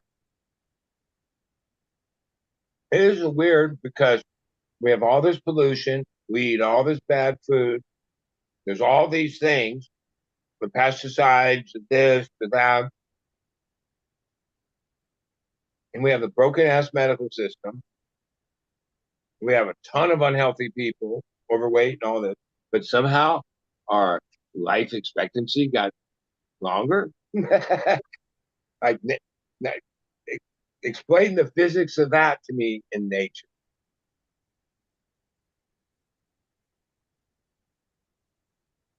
But a lot of it is a lot of those people, even though they were exposed to a lot of bad shit, the ones that started to live older started practicing healthy living. And when you really get around healthy people that are in their 70s and 80s, they're active, they this, they eat good, they eat healthy, they think mentally good. That's like half the battle right there.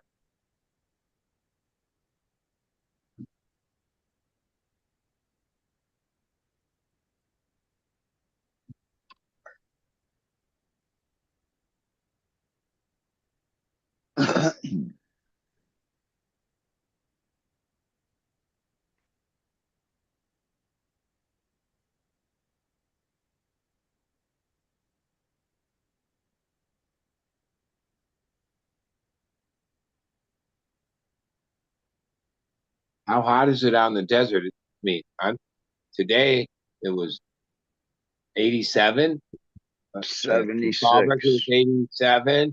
But then the part about it, like this season, this isn't uncommon over the years. Last night, I think it was 2 in the morning when I was outside and looked, it was 71. still at 2 in the morning. Tonight feels like the same, like still in the 70s, where normally around Yeah. here, even if it is like 80, 100 85.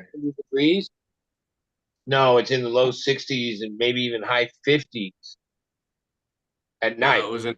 Like It was. even in my memory of like the worst heat, living in the valley and different spots, it was the nights. It wasn't how hot it got during the day. That was brutal at times. It was the nights that it fucking stayed hot that it was hard to fucking get comfortable and sleep. Yeah, it was 111 today, but it's 85 right now. Yeah. Well, it is summer now. That's it. We're in summer. It It's gonna happens be, every year. It shouldn't be a surprise. And yeah, it's gonna be like 110, 109, you notice, 113. like on the media, it's like whether it's the whatever events and the weather, they like to have these stories where they make a name for something, even tweak the name that they've called it another time, and then try to get this like, oh, it's a heat dome and da, da, da, da, and then have all this talking about when, yeah, okay, wait, that's news? That's this normal cycles of weather, right? Now, granted, oh, it's getting a little hotter and some things are changing. Okay, that's a different thing. But like to like make it each like little weather event that pe- people in the country or places are experiencing as some scare thing, or that I don't, I think that's stupid.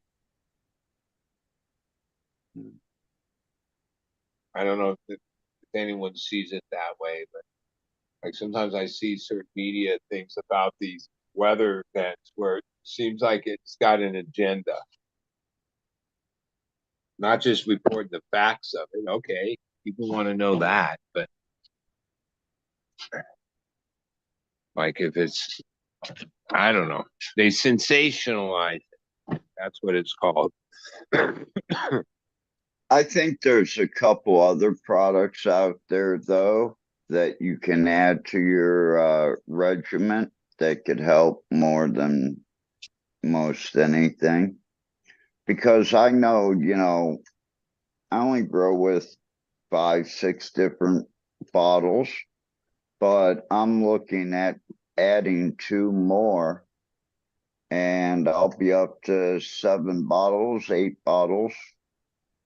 But hopefully it give me a little bit of weight, take off a couple days, and increase the terpene. Like, okay, in an 8-week cycle, okay, I could probably say, oh, there's a few weeks where there might be 7 and 8 things, but not every, like, oh, ultimately, certain recipes, like the base, maybe 5, 6 things. And some of those things, you only, those other things are like, oh, those are those weeks. This are those weeks. This is it doesn't get that anymore. Now it gets this and then there's certain things that is like the base, the mics, the the three, especially in a 3-part, right? Yeah. Sorry, I was typing And some base of what for feed nutrients. Talking about? What are you talking about? Sorry. yeah, Captain was basically, yeah. Oh yeah, yeah. And pretty much what I discovered is that like it doesn't matter the brand. Pretty much all the bases are pretty similar in NPK. They're not that far apart. And in Bloom, like if it's synthetics, a lot of people are using like a 0 30 50 or something. It's Yeah, like and myself, I've used those products off and on over the years. I haven't used them in years because, yeah, I don't like that finish when you boost out like that. My approach is, and I use the liquid Kabloom, which is uh 1 or like 011 or right at like week 3 once because it does like boost out some pistols right at the time when the pistols have already grown normally. And then in my mind, I'm trying to just let the plant and the genetics like fill in, not push it. Like, and I don't know what the ever it says on the bottle, but like, yeah, I run low nutrients really. But it matters the ratios. That's more like that is important. Like, how much of this and that against each other. That's part of them being uh those nutrients, the three parts and stuff like that. That's part of their effectiveness, is that. So if you put a little less of this or that, yeah, it's changing everything so slightly. See, I'm trying to. I don't. There's just ppm ranges that I try to stay in, depending on the week, right? It's like I don't really think about so much of like percentages because I'm only pouring a certain amount to get to that ppm. And Well, like, okay, I use 50-gallon reservoirs. So after so many weeks of the same routine, same basic size plants and strains, and the same amount of water. Yeah, but if your plant is still like drinking water, where there's a difference of it being watered and when the plants are drinking water. Yeah, usually week one of turning back, they're not quite dialed in. So then that's kind of when we play dry back and not over water. But then by week 3, 2, 3, 4, 5, I can kind of gauge like, oh, the amount that plant, that tray drank is I could probably quantify that into the yield if I like, but that's almost impossible because like every plant's different. It's too many variables. But like even today when I met my partner that only comes by once or twice a week, I said, oh no, these two strain tables and strains are drinking more than the other. They all get 50 gallons. They all have 18 plants. But then, it's the grape gas and the cheetah piss. They're drinking more. Oh, if you really look at the buds, they're dense. They're putting on weight. That's them putting on weight, right? Um, yeah, but then by week 6, 7, they plants to stop drinking, right? Like where that's when they get down to just one watering cycle, or maybe a one watering cycle every 2 days. Because all right, I'll change the water and I'll fill it up. And a week later, it's only like barely used any of it because by week 7, plants are pretty much done drinking water. And I've always thought that most of what they're doing, the growth, is on what they built up in the reserves and everything in the earlier stages. Right. So like the whole idea of putting like additives or products to get something at a later stage in the plant. Like if last couple of weeks, I almost think the plant's running on like all of what it built up. And according to that thought and belief, I tapered down the recipe drastically. We don't really flush, but it's tapered down because and we're in Rockwell, so there is a buildup and whatever. Um, yeah, it's got it. It's like if it didn't have it by then, it's not gonna like something all of a sudden you throw in there in week 6 and 7 isn't gonna like throw some magic on it. The magic happened in like week 1 and 2.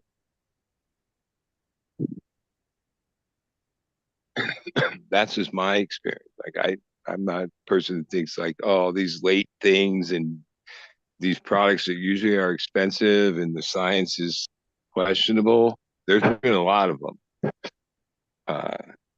Whether it gives you more terps or it gives and you put it in the last couple of weeks. Oh, I've tried them all. Yeah, nah, I'm not down with that. That's why we have good genetics. I can remember when weed wasn't always that good genetic grew, and you really thought that the food and stuff made those weed better, right? Today we have like such enhanced genetics that like even my recipes, like, yeah, just give it the basic because like let the genetics do its thing. And if you start forcing it in all these things that, oh, some of them are effective. Well, is that those things you've grown or is that the genetics? That's how I look at it. But I would never advise because I'm crazy.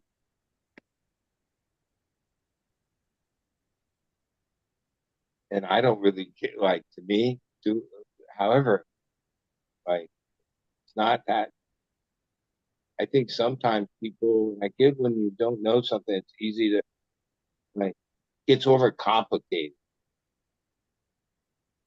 Like a couple times I've helped new people in the first like month, I have to like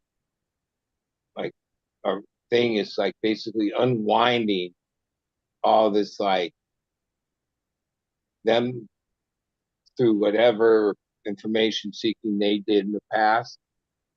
You get this idea that it's so complicated. It's not. There are plenty of complicated things. Oh, and this is at a certain level does get complicated. The basic growing of seedless weed, it's not that pretty basic. And there's a bunch of ways to achieve great results.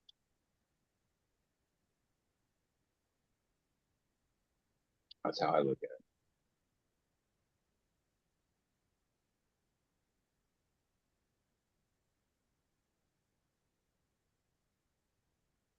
It's only about 5 minutes because I gotta get up kind of early. But they also, what I realized about a lot of content, cannabis content, it's mostly like sales derived. So, and some of it's disguised as like informational, which is cool, but like ultimately, yeah, I'm out to hawk my wares. a lot of like sales pitches, like in like everything.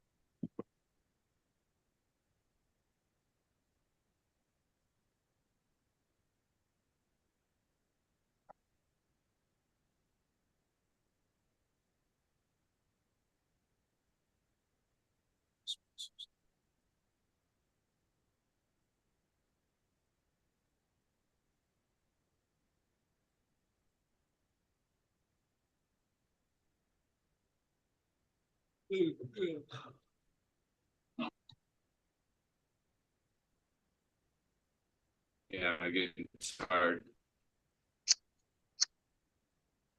Yeah, I don't know what time is it.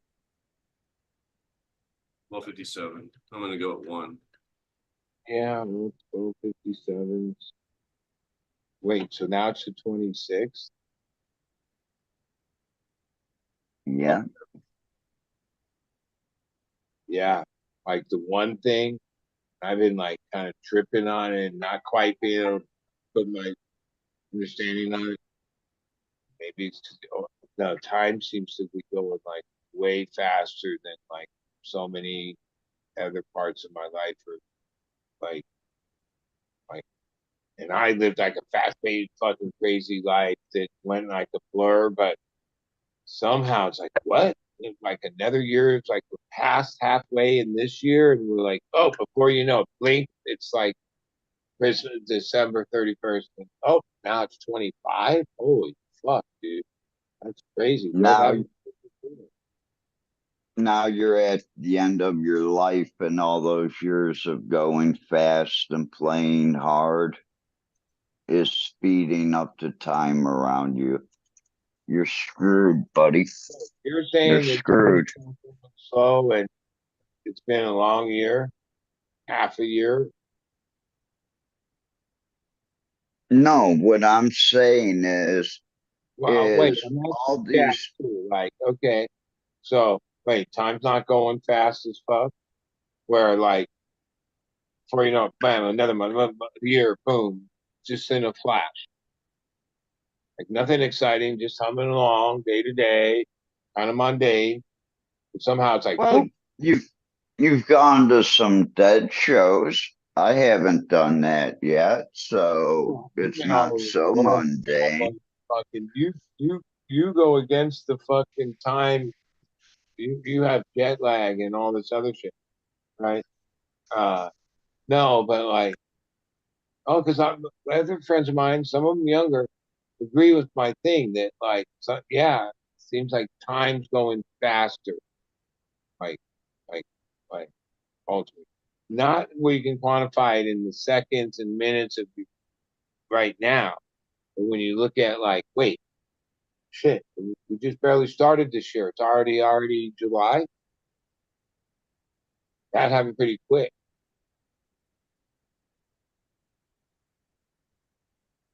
That I will agree with.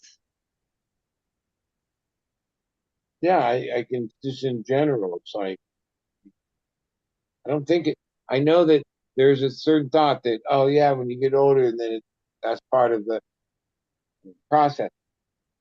I'm not so like you know I'm not so sure that's what I'm talking about. No, time's going by fast. Like whether it's like something about like our life, like oh, time isn't really going by fast. The day's still 24 hours and minutes a minute, you know, but it is going fast, I'll see you like guys. in some dimensional thing or something. I don't know. I wish it was something that, oh, there's probably a bunch of quacks on YouTube that have all these crazy explanations, but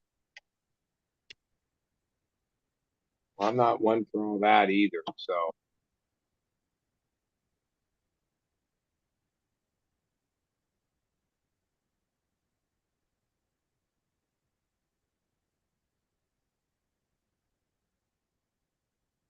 so Yeah, that's it. so It was probably about the fifth time this year I saw the SpaceX one where it comes across the ocean. I go down the ocean. I get a notification that sometimes they cancel it, but and there's like not people I know really, but people. Even this boardwalk where there's really nowhere to park and everyone just drives, like sort of like cruising right on the beach. And like the first time I went there, my buddy Ken, I was like, "What? We're not parking?" He said, "No, time, it's happening." And wherever all the cars are, everyone just stops, gets out of their cars, walks over to a little closer to the beach, and then all stands there for like maybe less than 5 minutes. But it's pretty impressive when you see it because you can see through the vapor thing, the boosters, like right in Oceanside is where the boosters break off, right? So from Point Magoo, which is up by Oxnard where they launched, they've shot it and it's going basically down the coast to Mexico. And like 100 miles offshore in America, offshore San Diego, is the boat, the platform that the booster's going to come down on and land and be reusable. Which I've seen that on TV, video, or whatever. But like yesterday, when I was there and I was looking at it, realizing, yeah, that thing way up there just got blasted off. You see it, it's like it's blasted off the booster. Then it kind of disappears into the horizon or whatever. And the rocket's still going.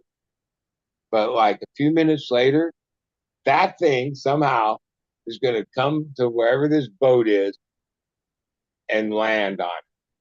That's pretty amazing. Yeah.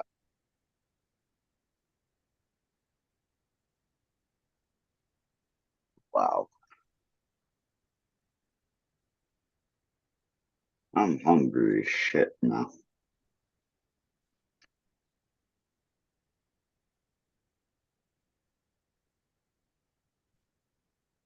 I gotta go spend like $200 on like munchy food. That's some of the food that has the most inflation in my mind. Right? I could even have a Cereal. tripping on buying a bag of barbecue chips or any of them or Doritos. Or now that same bag that even looks a little smaller is like ridiculous price. I'm like, no, I don't like chips that much. That's not worth like $6, $7, right? No.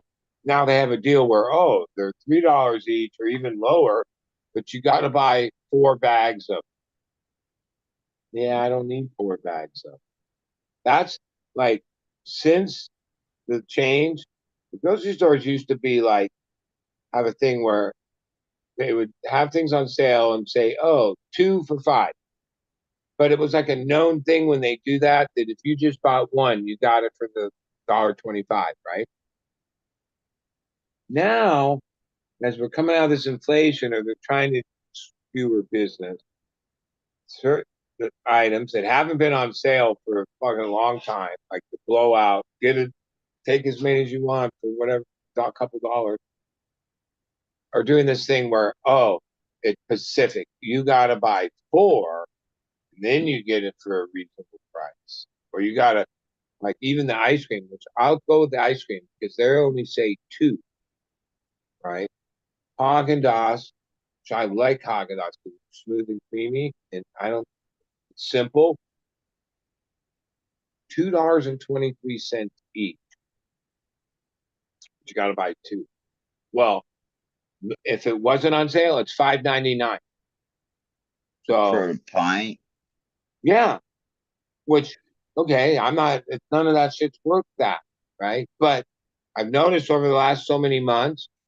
Oh, Ben and Jerry's was on sale, a similar thing. You had to buy 2. Oh, Okay, well, that's cool. If you told me I had to buy 4, like I'm just buying for myself. I guess you put in the freezer, it lasts. Whatever. No, first off, I don't want that much ice cream. Then I'll OD on ice cream in like 2 days and shit. Like sometimes there are things that I only buy a certain size because if I had any more of it, I would overdo it. the So I don't. 7-Eleven by my last hotel had like not the little pints, but like the quart fish foods. But the only pints they had were Cherry Garcias. Well, the other day, and they had Ben and Jerry's, like I said, and I always get Cherry Garcia. I got one of those. I had to get a second one, and I was really stoned. I must seem stupid because I looked. It's like, well, I've had this one and this other one that was 50-50, but I haven't really tried all these. The Late Show one, I tried that one, but I've seen the fish food, and I'm a deadhead. Okay, I'm down with fish food, but when I ever looked at it, I know why. I don't like marshmallow sauce. Okay,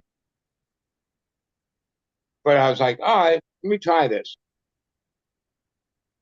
Maybe it was just my pint, but at one point when I was going through it, there was like in the middle, and it was not like, even though the ice cream was frozen hard, this was still sauce. It was white marshmallow sauce, right? Now, chocolate ice cream with chips in it, whatever. Yeah, no, like, a teeny bit of marshmallow sauce, tastes pretty good. But this big glob of it, that was fucking nasty. So for all those years, I knew I didn't like marshmallow sauce. Like it doesn't say marshmallows. I love Rocky Road. That's marshmallows, okay? Marshmallow sauce, and that's what it says on the thing. That's something else, okay? Right? Yeah, that's just like a goo. A goo, right? and I don't need sugar goo. I did like I'm not okay. Marshmallow. No, I like marshmallow. What really? And I haven't done it in a long time. The best marshmallow is over like a campfire. We put on a stick and just have a marshmallow and toast it up. Like from the time I was a kid, we camp or any time I ever did that was some of the like most savory memories of like, yeah, um, that's what a marshmallow is for, right?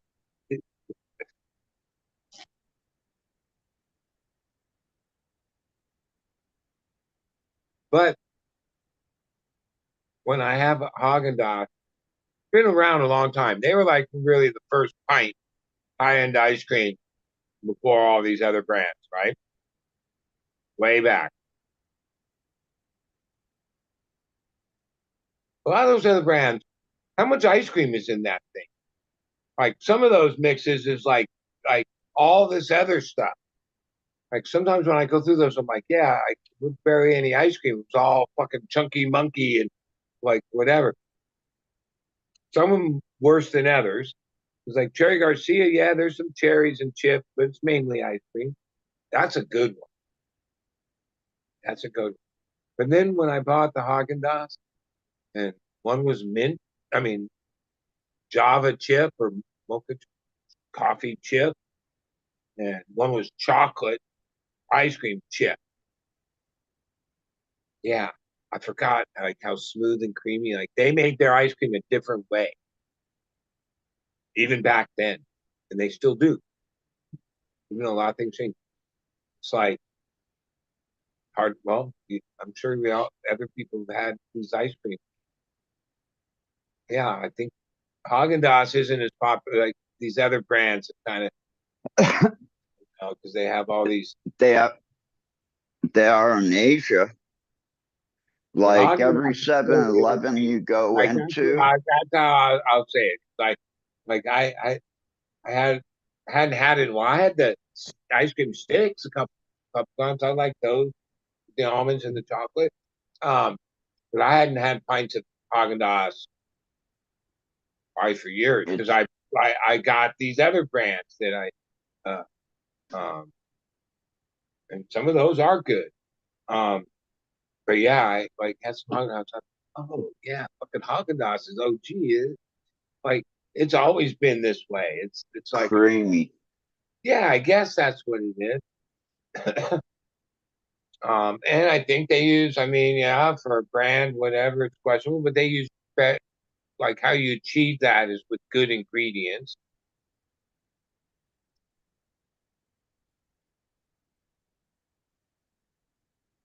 Which drives up the final price too.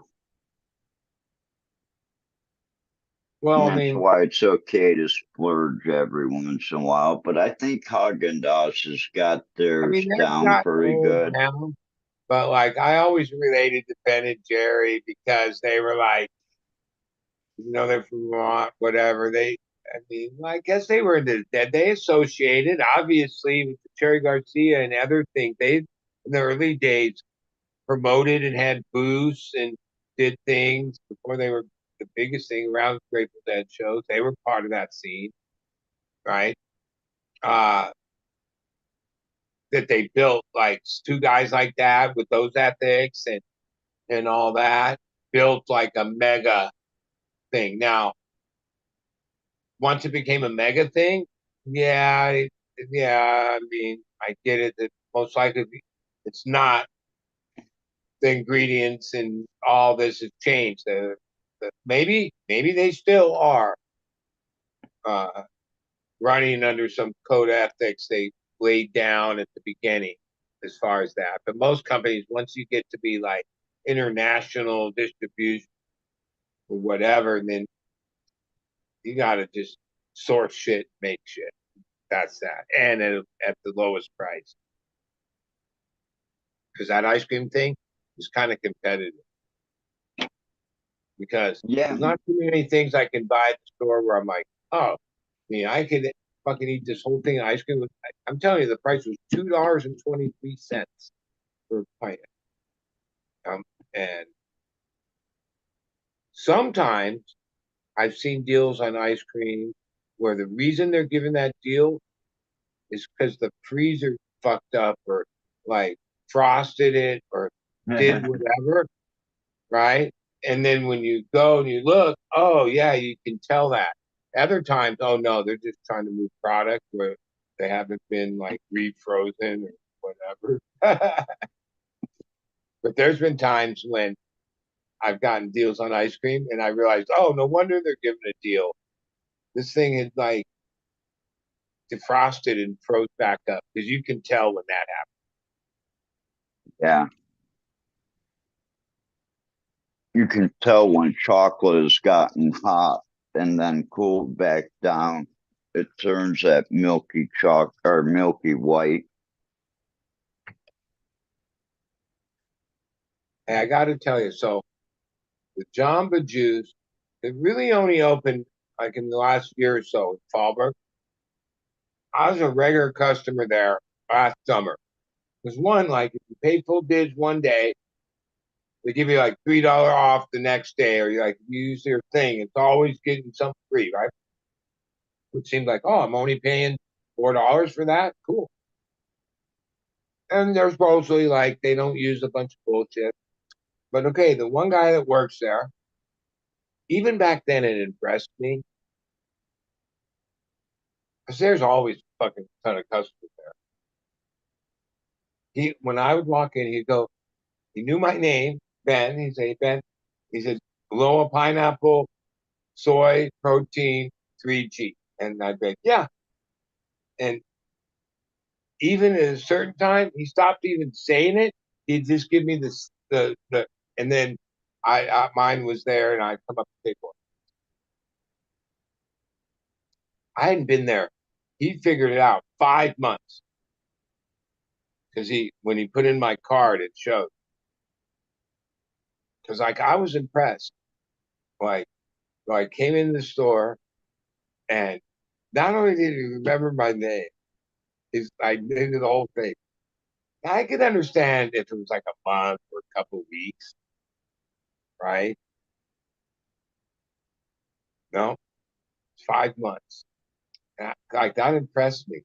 Like Yeah. that's like customer service. Like most stores like don't have that, or people don't do that.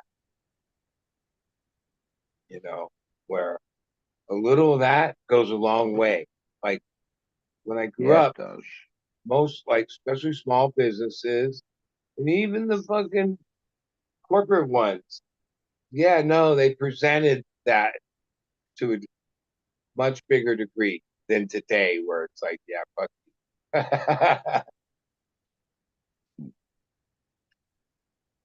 you. Down home and corporate. Welcome to it. It's just like it's just a grind.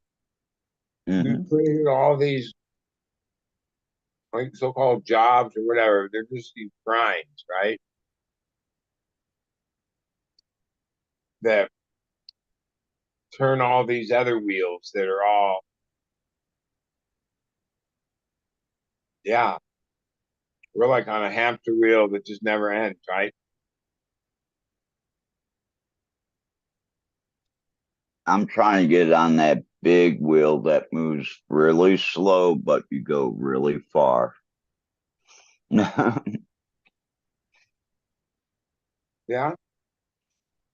Where's that? Out in space? I don't know. I'll I let you think know when I find it. other guys thinking they're going to find that too. Those are the ones that are building personal rockets for themselves. I think Yeah. some of them have this dream or think that by the time they get to a certain point, they're going to like have some like magic ounce or out space, whether it's like a time travel thing or some dimensional thing, or and not that they want to send somebody else through it. It seems like these guys are like wanting to do it themselves, not just spend the money to make it happen. So there's going to be another belt around the the world, and it's going to be all these rockets where people tried to make it and they didn't, and now they're flying continuously around the world in their rockets. I forgot to tell you. So you knew what I think it was called the Full Moon Sesh. It was last weekend. It was a cannabis event in Prague, right?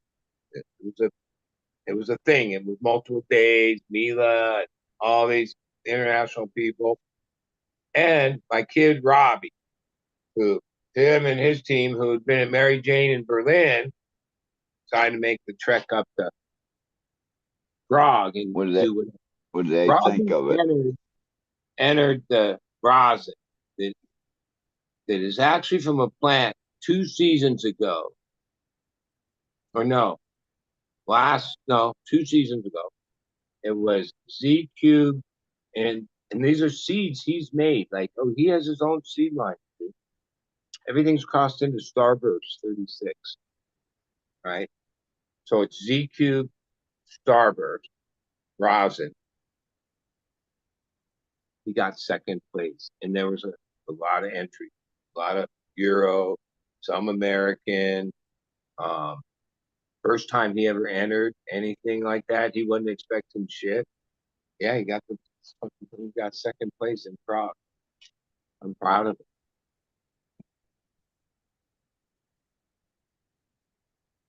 He's been doing a lot of traveling, international things with me. The last, I guess it's been almost a week. He finally is back in Barcelona, but he's been in Prague. He's like, dude, this experience is next level. Like it's a small historic place. There's all these bars and nightlife and people. It's all night long. They're raging in Prague, dude. Right now, he didn't know what to think of it, but like in the bars, he was talking to certain women and guys like were, I don't know. There's a lot of guys from all over. It's like a party scene, and then a lot of them were like talking Russian to him, and he's like, "Oh, I speak," and they would still talk Russian, and he's like, "I don't know what they were saying, but it seemed very threatening."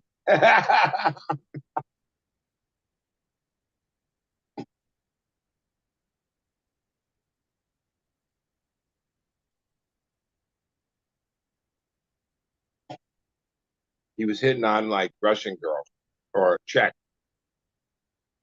like who knows, Euro girl. But the Russian, I guess they came up, whatever.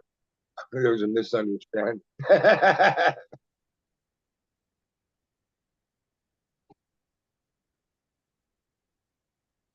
Basically, he's like, I know one thing. You don't want to fucking piss off drunk Russian. No. Especially when you're like in their neck of the woods, basically, and you're American from Mendo.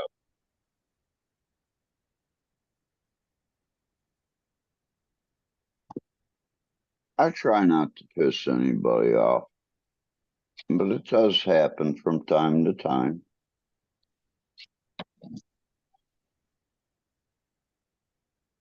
Well, when you're starting to like go out there network in some of these foreign places, well, you find that there's like a local people and people from the region that are just like you, and it's sort of territorial. It wasn't that way in Berlin at the big event, but it was that way in Prague. Like even him giving out his info and like to what those people thought was their thing. You know what I mean? Yeah. Their turf. Which when he called me and explained all this as his older fucking friend that he turns to for when he's in yeah, they got threatening at this event. I said, dude, you would have to understand that going in. You didn't realize that, like, You're moving into someone's turf. that somebody put on this event because it was a outlet for them. Part of it was they confronted him. He was selling grams for 65 euro of top shit because he still had like a bunch left from that they didn't move in Berlin, even though they moved a lot. And he's coming home at a certain time, and like, you got to get rid of it one way or another. You're not bringing it home. So he was like, fine, just 65 a gram. Oh no, they were charging 85 a gram. And so basically, even though when you went to the one event, when he entered, he paid $200 to enter, but that gave him this wristband for the next 3 days at all these sessions. And there was food, all the greatest food, and people, tabbing and blah, blah, blah. But no, the 4 or 5 fucking local guys that they didn't even speak English. I confronted him like, he said, I didn't need to understand what they were saying. I knew what they were saying. Okay. Like, he's not an idiot. Like, this is, and yeah, so they took his wristband. And this was like already the second day. So like, he missed that night, and then he couldn't come back the next day. Wow. Because like basically, well, on Friday Chris, that's his boss, who's from like is a consultant in Thailand, and he's a big, he knows everyone. He plays at a big level. He was warned on Friday to tell Robbie, which he did. But that just egged Robbie on more, like, fuck this, fuck that. Okay. Kind of pushed the limit. Well, look, dude, if you went and somehow ended up there, and tried to One second place. seeds, that wasn't even announced till Sunday. But no, you went there with a purpose to network. Some of it wasn't just the sales. It was, he had business cards. He's trying to, there's product available in this area. Whether it's this, that, or the other. Okay. I mean, yeah, basically hit up like possible custodies to this local thing that has built this little thing to a point that they have in this event. Yeah.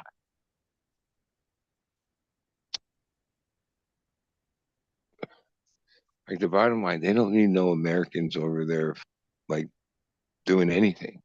The Americans need their market, right? The multiple Americans that to try to keep the ship afloat have had to. Most of those guys never left the hill. They didn't have to. Now, if you even stand a chance, you have to somehow tap into this other market, not the local one. Like, they don't even pay you enough per pound to pay your trimmer. Mm-hmm. There's still value in some of these places. Yeah. Now, is it going to stay that way? No, because the market's just going to saturate and just like it did in Thailand. Germany's just getting going. Okay, well, give it a year or two tops, and it'll peter out. Up there in the eastern bloc, like Prague. That's like that town's known for partying and all kinds of partying. All right. Yeah, it is. And so, okay, of course, cannabis is a thing. A lot of hash. Well, of course. But there's cultures, like, the beautiful thing is there's these weed cultures in all these places. Some of them, have gone through so much in their history, longer history, thousands of years culture, and are basically the same. Like it's a universal language. Actually, the cannabis culture in the United States is, when I think about it, even more advanced than Amsterdam, because they kind of got to a point where they were kind of stuck for about 8 years. But yeah, we do a lot more shit here. And our culture goes back to, like you said, the beatniks, the jazz people, the 20s, 30s. You know, yeah, their cannabis culture may go back thousands of years, but it was Well, always hidden. It wasn't yeah, out in the open. yeah, most of it, when I mentioned that, wasn't that I was talking about their overall culture, right? Because, like, as an American, well, we barely have to say anything. We're what 250, under 300 years old as a culture, as a American culture, right? Well, Yeah, there's plenty of countries, plenty that have thousands, thousands of years. regardless if it went through all this turmoil and change and this and that. Uh, like Prague is like this old place that's like has history all the way back It's a to that. trading capital Yeah. and party capital.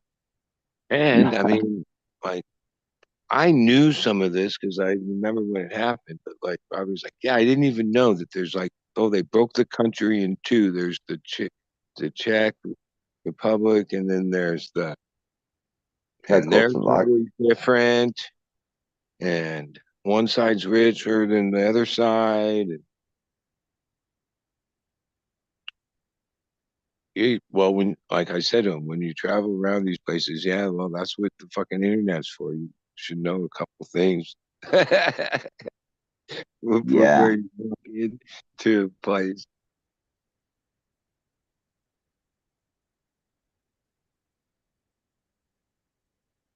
But overall, he's like, well, no, he's like 35 now.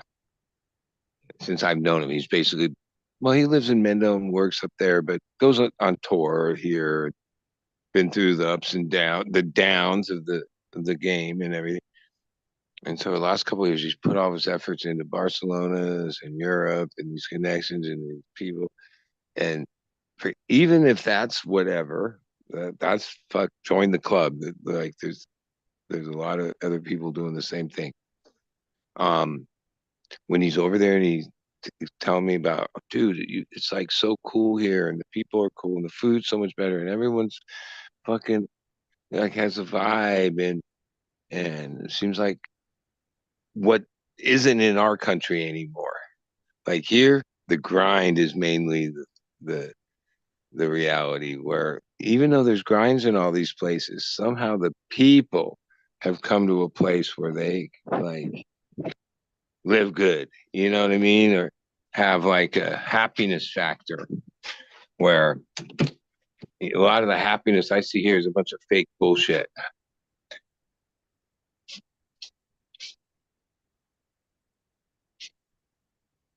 That's like part of the appeal of Thailand too, right? yeah.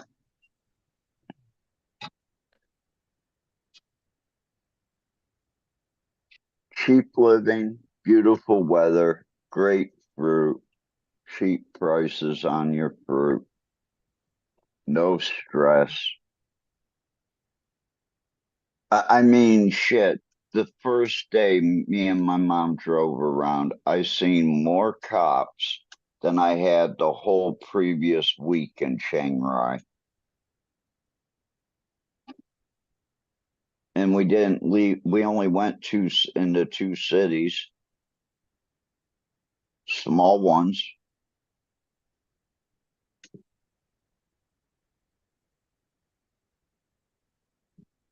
And what were they doing? Taking radar. At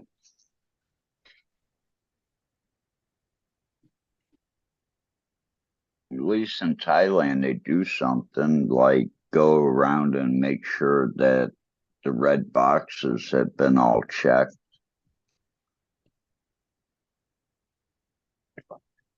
After getting my house, after they tried breaking into my house the second time, my friend said, Why don't you have one of the red boxes where the cops come and they check your house for you every day? And I'm like, well, you could have told me that before.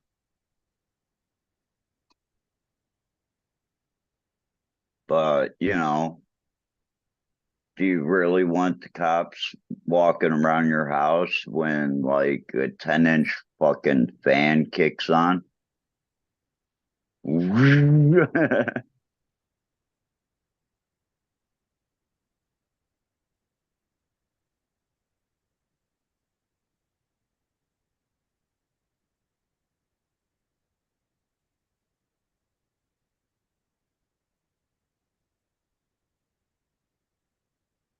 Oh man. I'm gonna have to get to bed here soon myself. Yeah, we DM me your address. Sorry, I put this shirt and those stickers, but then I found this is a pack. That's Mark Emery's writing from like looks like 90 something. It's up in Vancouver. There's like 1, 2, 3, 4, 6. This is one of the strains called Plum Bud from like that era. I'll send this to you. It's like I doubt any of these are gonna crack. They're tiny. Maybe they will, and I'll throw some other things in there. Okay. I appreciate that. What's today? Yeah, I don't know when the next time we'll go to the post office. The next few days, I'll get a package together. Why don't you just set it aside and like I said, I was gonna talk to you. Yeah, I got I the have message my that anyway. I have my Somehow insurance. next day or two, uh, uh, it'll be there in a day. Okay, cool. And it's like, oh, I have it right here, right now. Like, don't forget to send the other 2 boxes of seeds you got there too. You can just add those all into one big one. The Mean Gene one, isn't it a Mean Gene pack called? You traded it for the other one, but that should be in one of these bags. Like every seed I have consolidated to this box. I've got 2. And I kind of looked through it a little, enough to find one. But one of these days when I'm in the right mood, I'm gonna dump it all out on a table and then reorganize it per some parameters. I can't find my puck pack. Some of them I have things like I have all modern epogenics, like her Runch line, which man, I grew some killer shit out of it. Also the Strong Nana line. Most of those I cracked a few of each. I grew some and yeah, they all showed promise or were good. And then there were some in that thing, like when I say I have a whole Runch line, I think it was like 18. It was like Michael, who got murdered, her husband, was working on this line for all this time and was going to release it. It's basically a Runch reversal line. And well, this was a few years back, but it was like Runch crossed into like everything you can think of, right? At the time. And yeah, some of that was, but then I guess that's 3, 4 years ago when Runch like, oh yeah, Runch. I guess Runch is still around, but like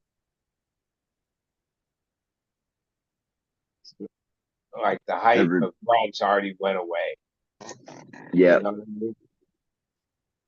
Now that doesn't mean that there's the Z turds. So you never know what's in it. Stuff. You have to spend the time and clone them and run them once or twice and see if they're worth anything or not. Like that's why I saved them. Why I didn't crack them all, and that's just one person's thing. Then there's a bunch of shit.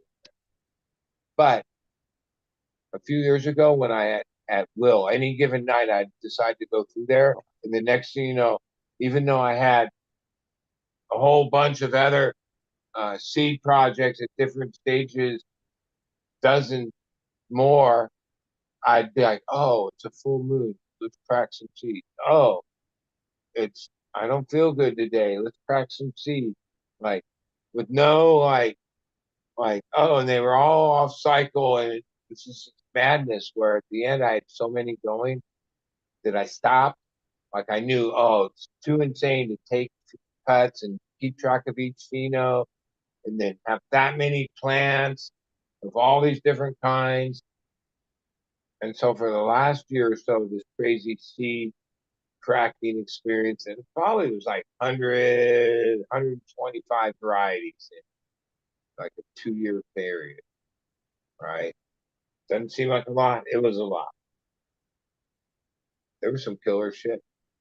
But in the end, I was just flowering them out, knowing that, oh, even if it was something really, I remember there was one strain that I was like, ah, fuck, I should have cloned that. But at that point, you'd already made your bed, so you had to lie in it. And all right, I still have seeds.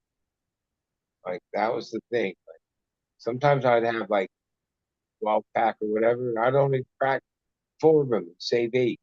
Or sometimes I cracked 8 and save 4. I always keep a couple on some things. Other things, I'm like, yeah, just crack the whole thing. But other ones, I'm like, weird. I hold 1 or 2, which is kind of like counter logical. Because, like, even if you found something in the first 8, if you only had 4 left, your odds of like the repeat bind isn't very good.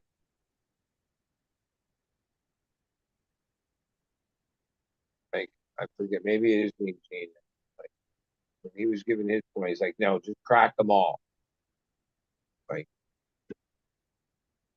now, if you're a seed breeder who wants to sell more seeds, yeah, I guess that's probably a good way to look at it.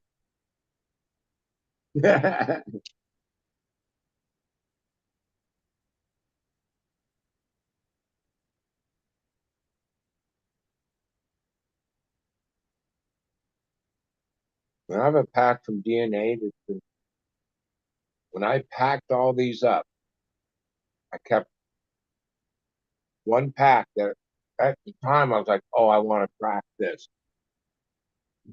That's like a year ago. I've thought about it a few times. It's sealed. I've never even cracked it. It's called 24 karat gold and Chocolate Kush from DNA. Might be something good in there.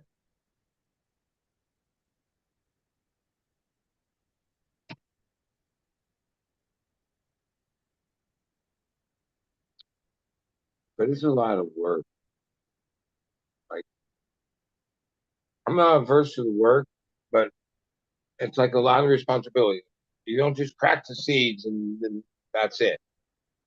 It's months of like having to keep track, pay attention, and triple pay attention when you turn them back the first time.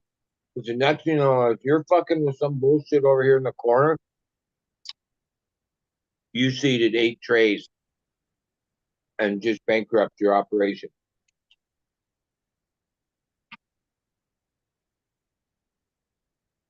Yeah.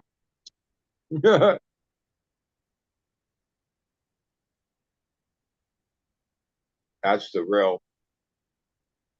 Not saying you can't do those things successfully without that happening. You have to like be on it to make sure that doesn't happen. That's all.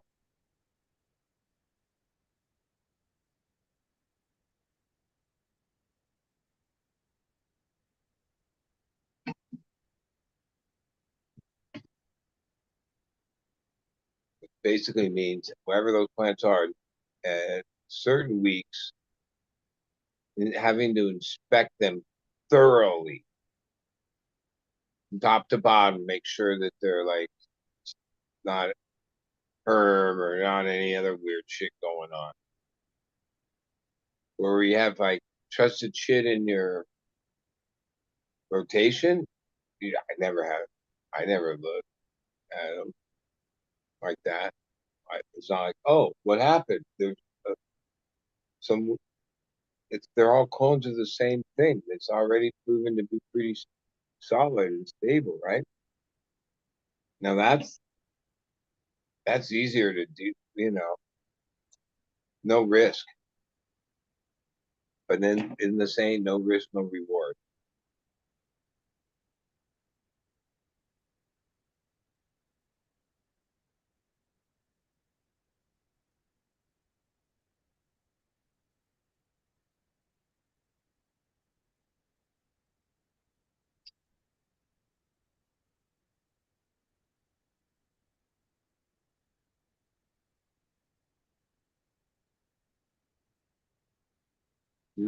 I like these M&Ms that are called peanut butter M&Ms.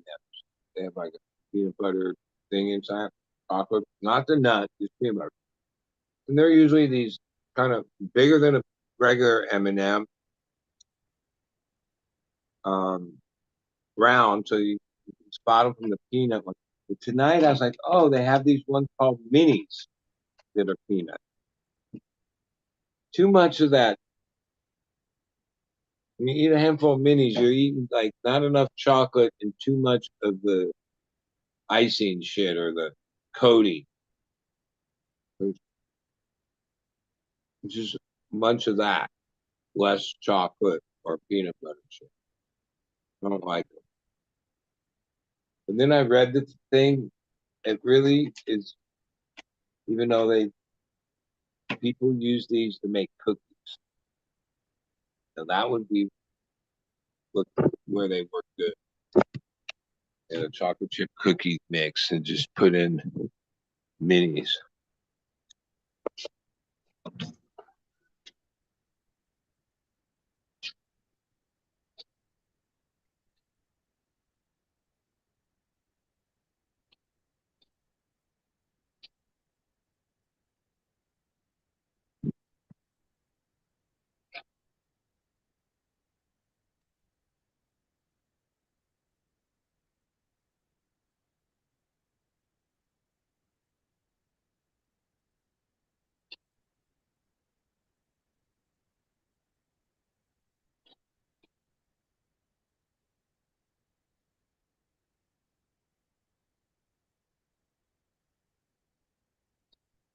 Huh. 147 and it's water.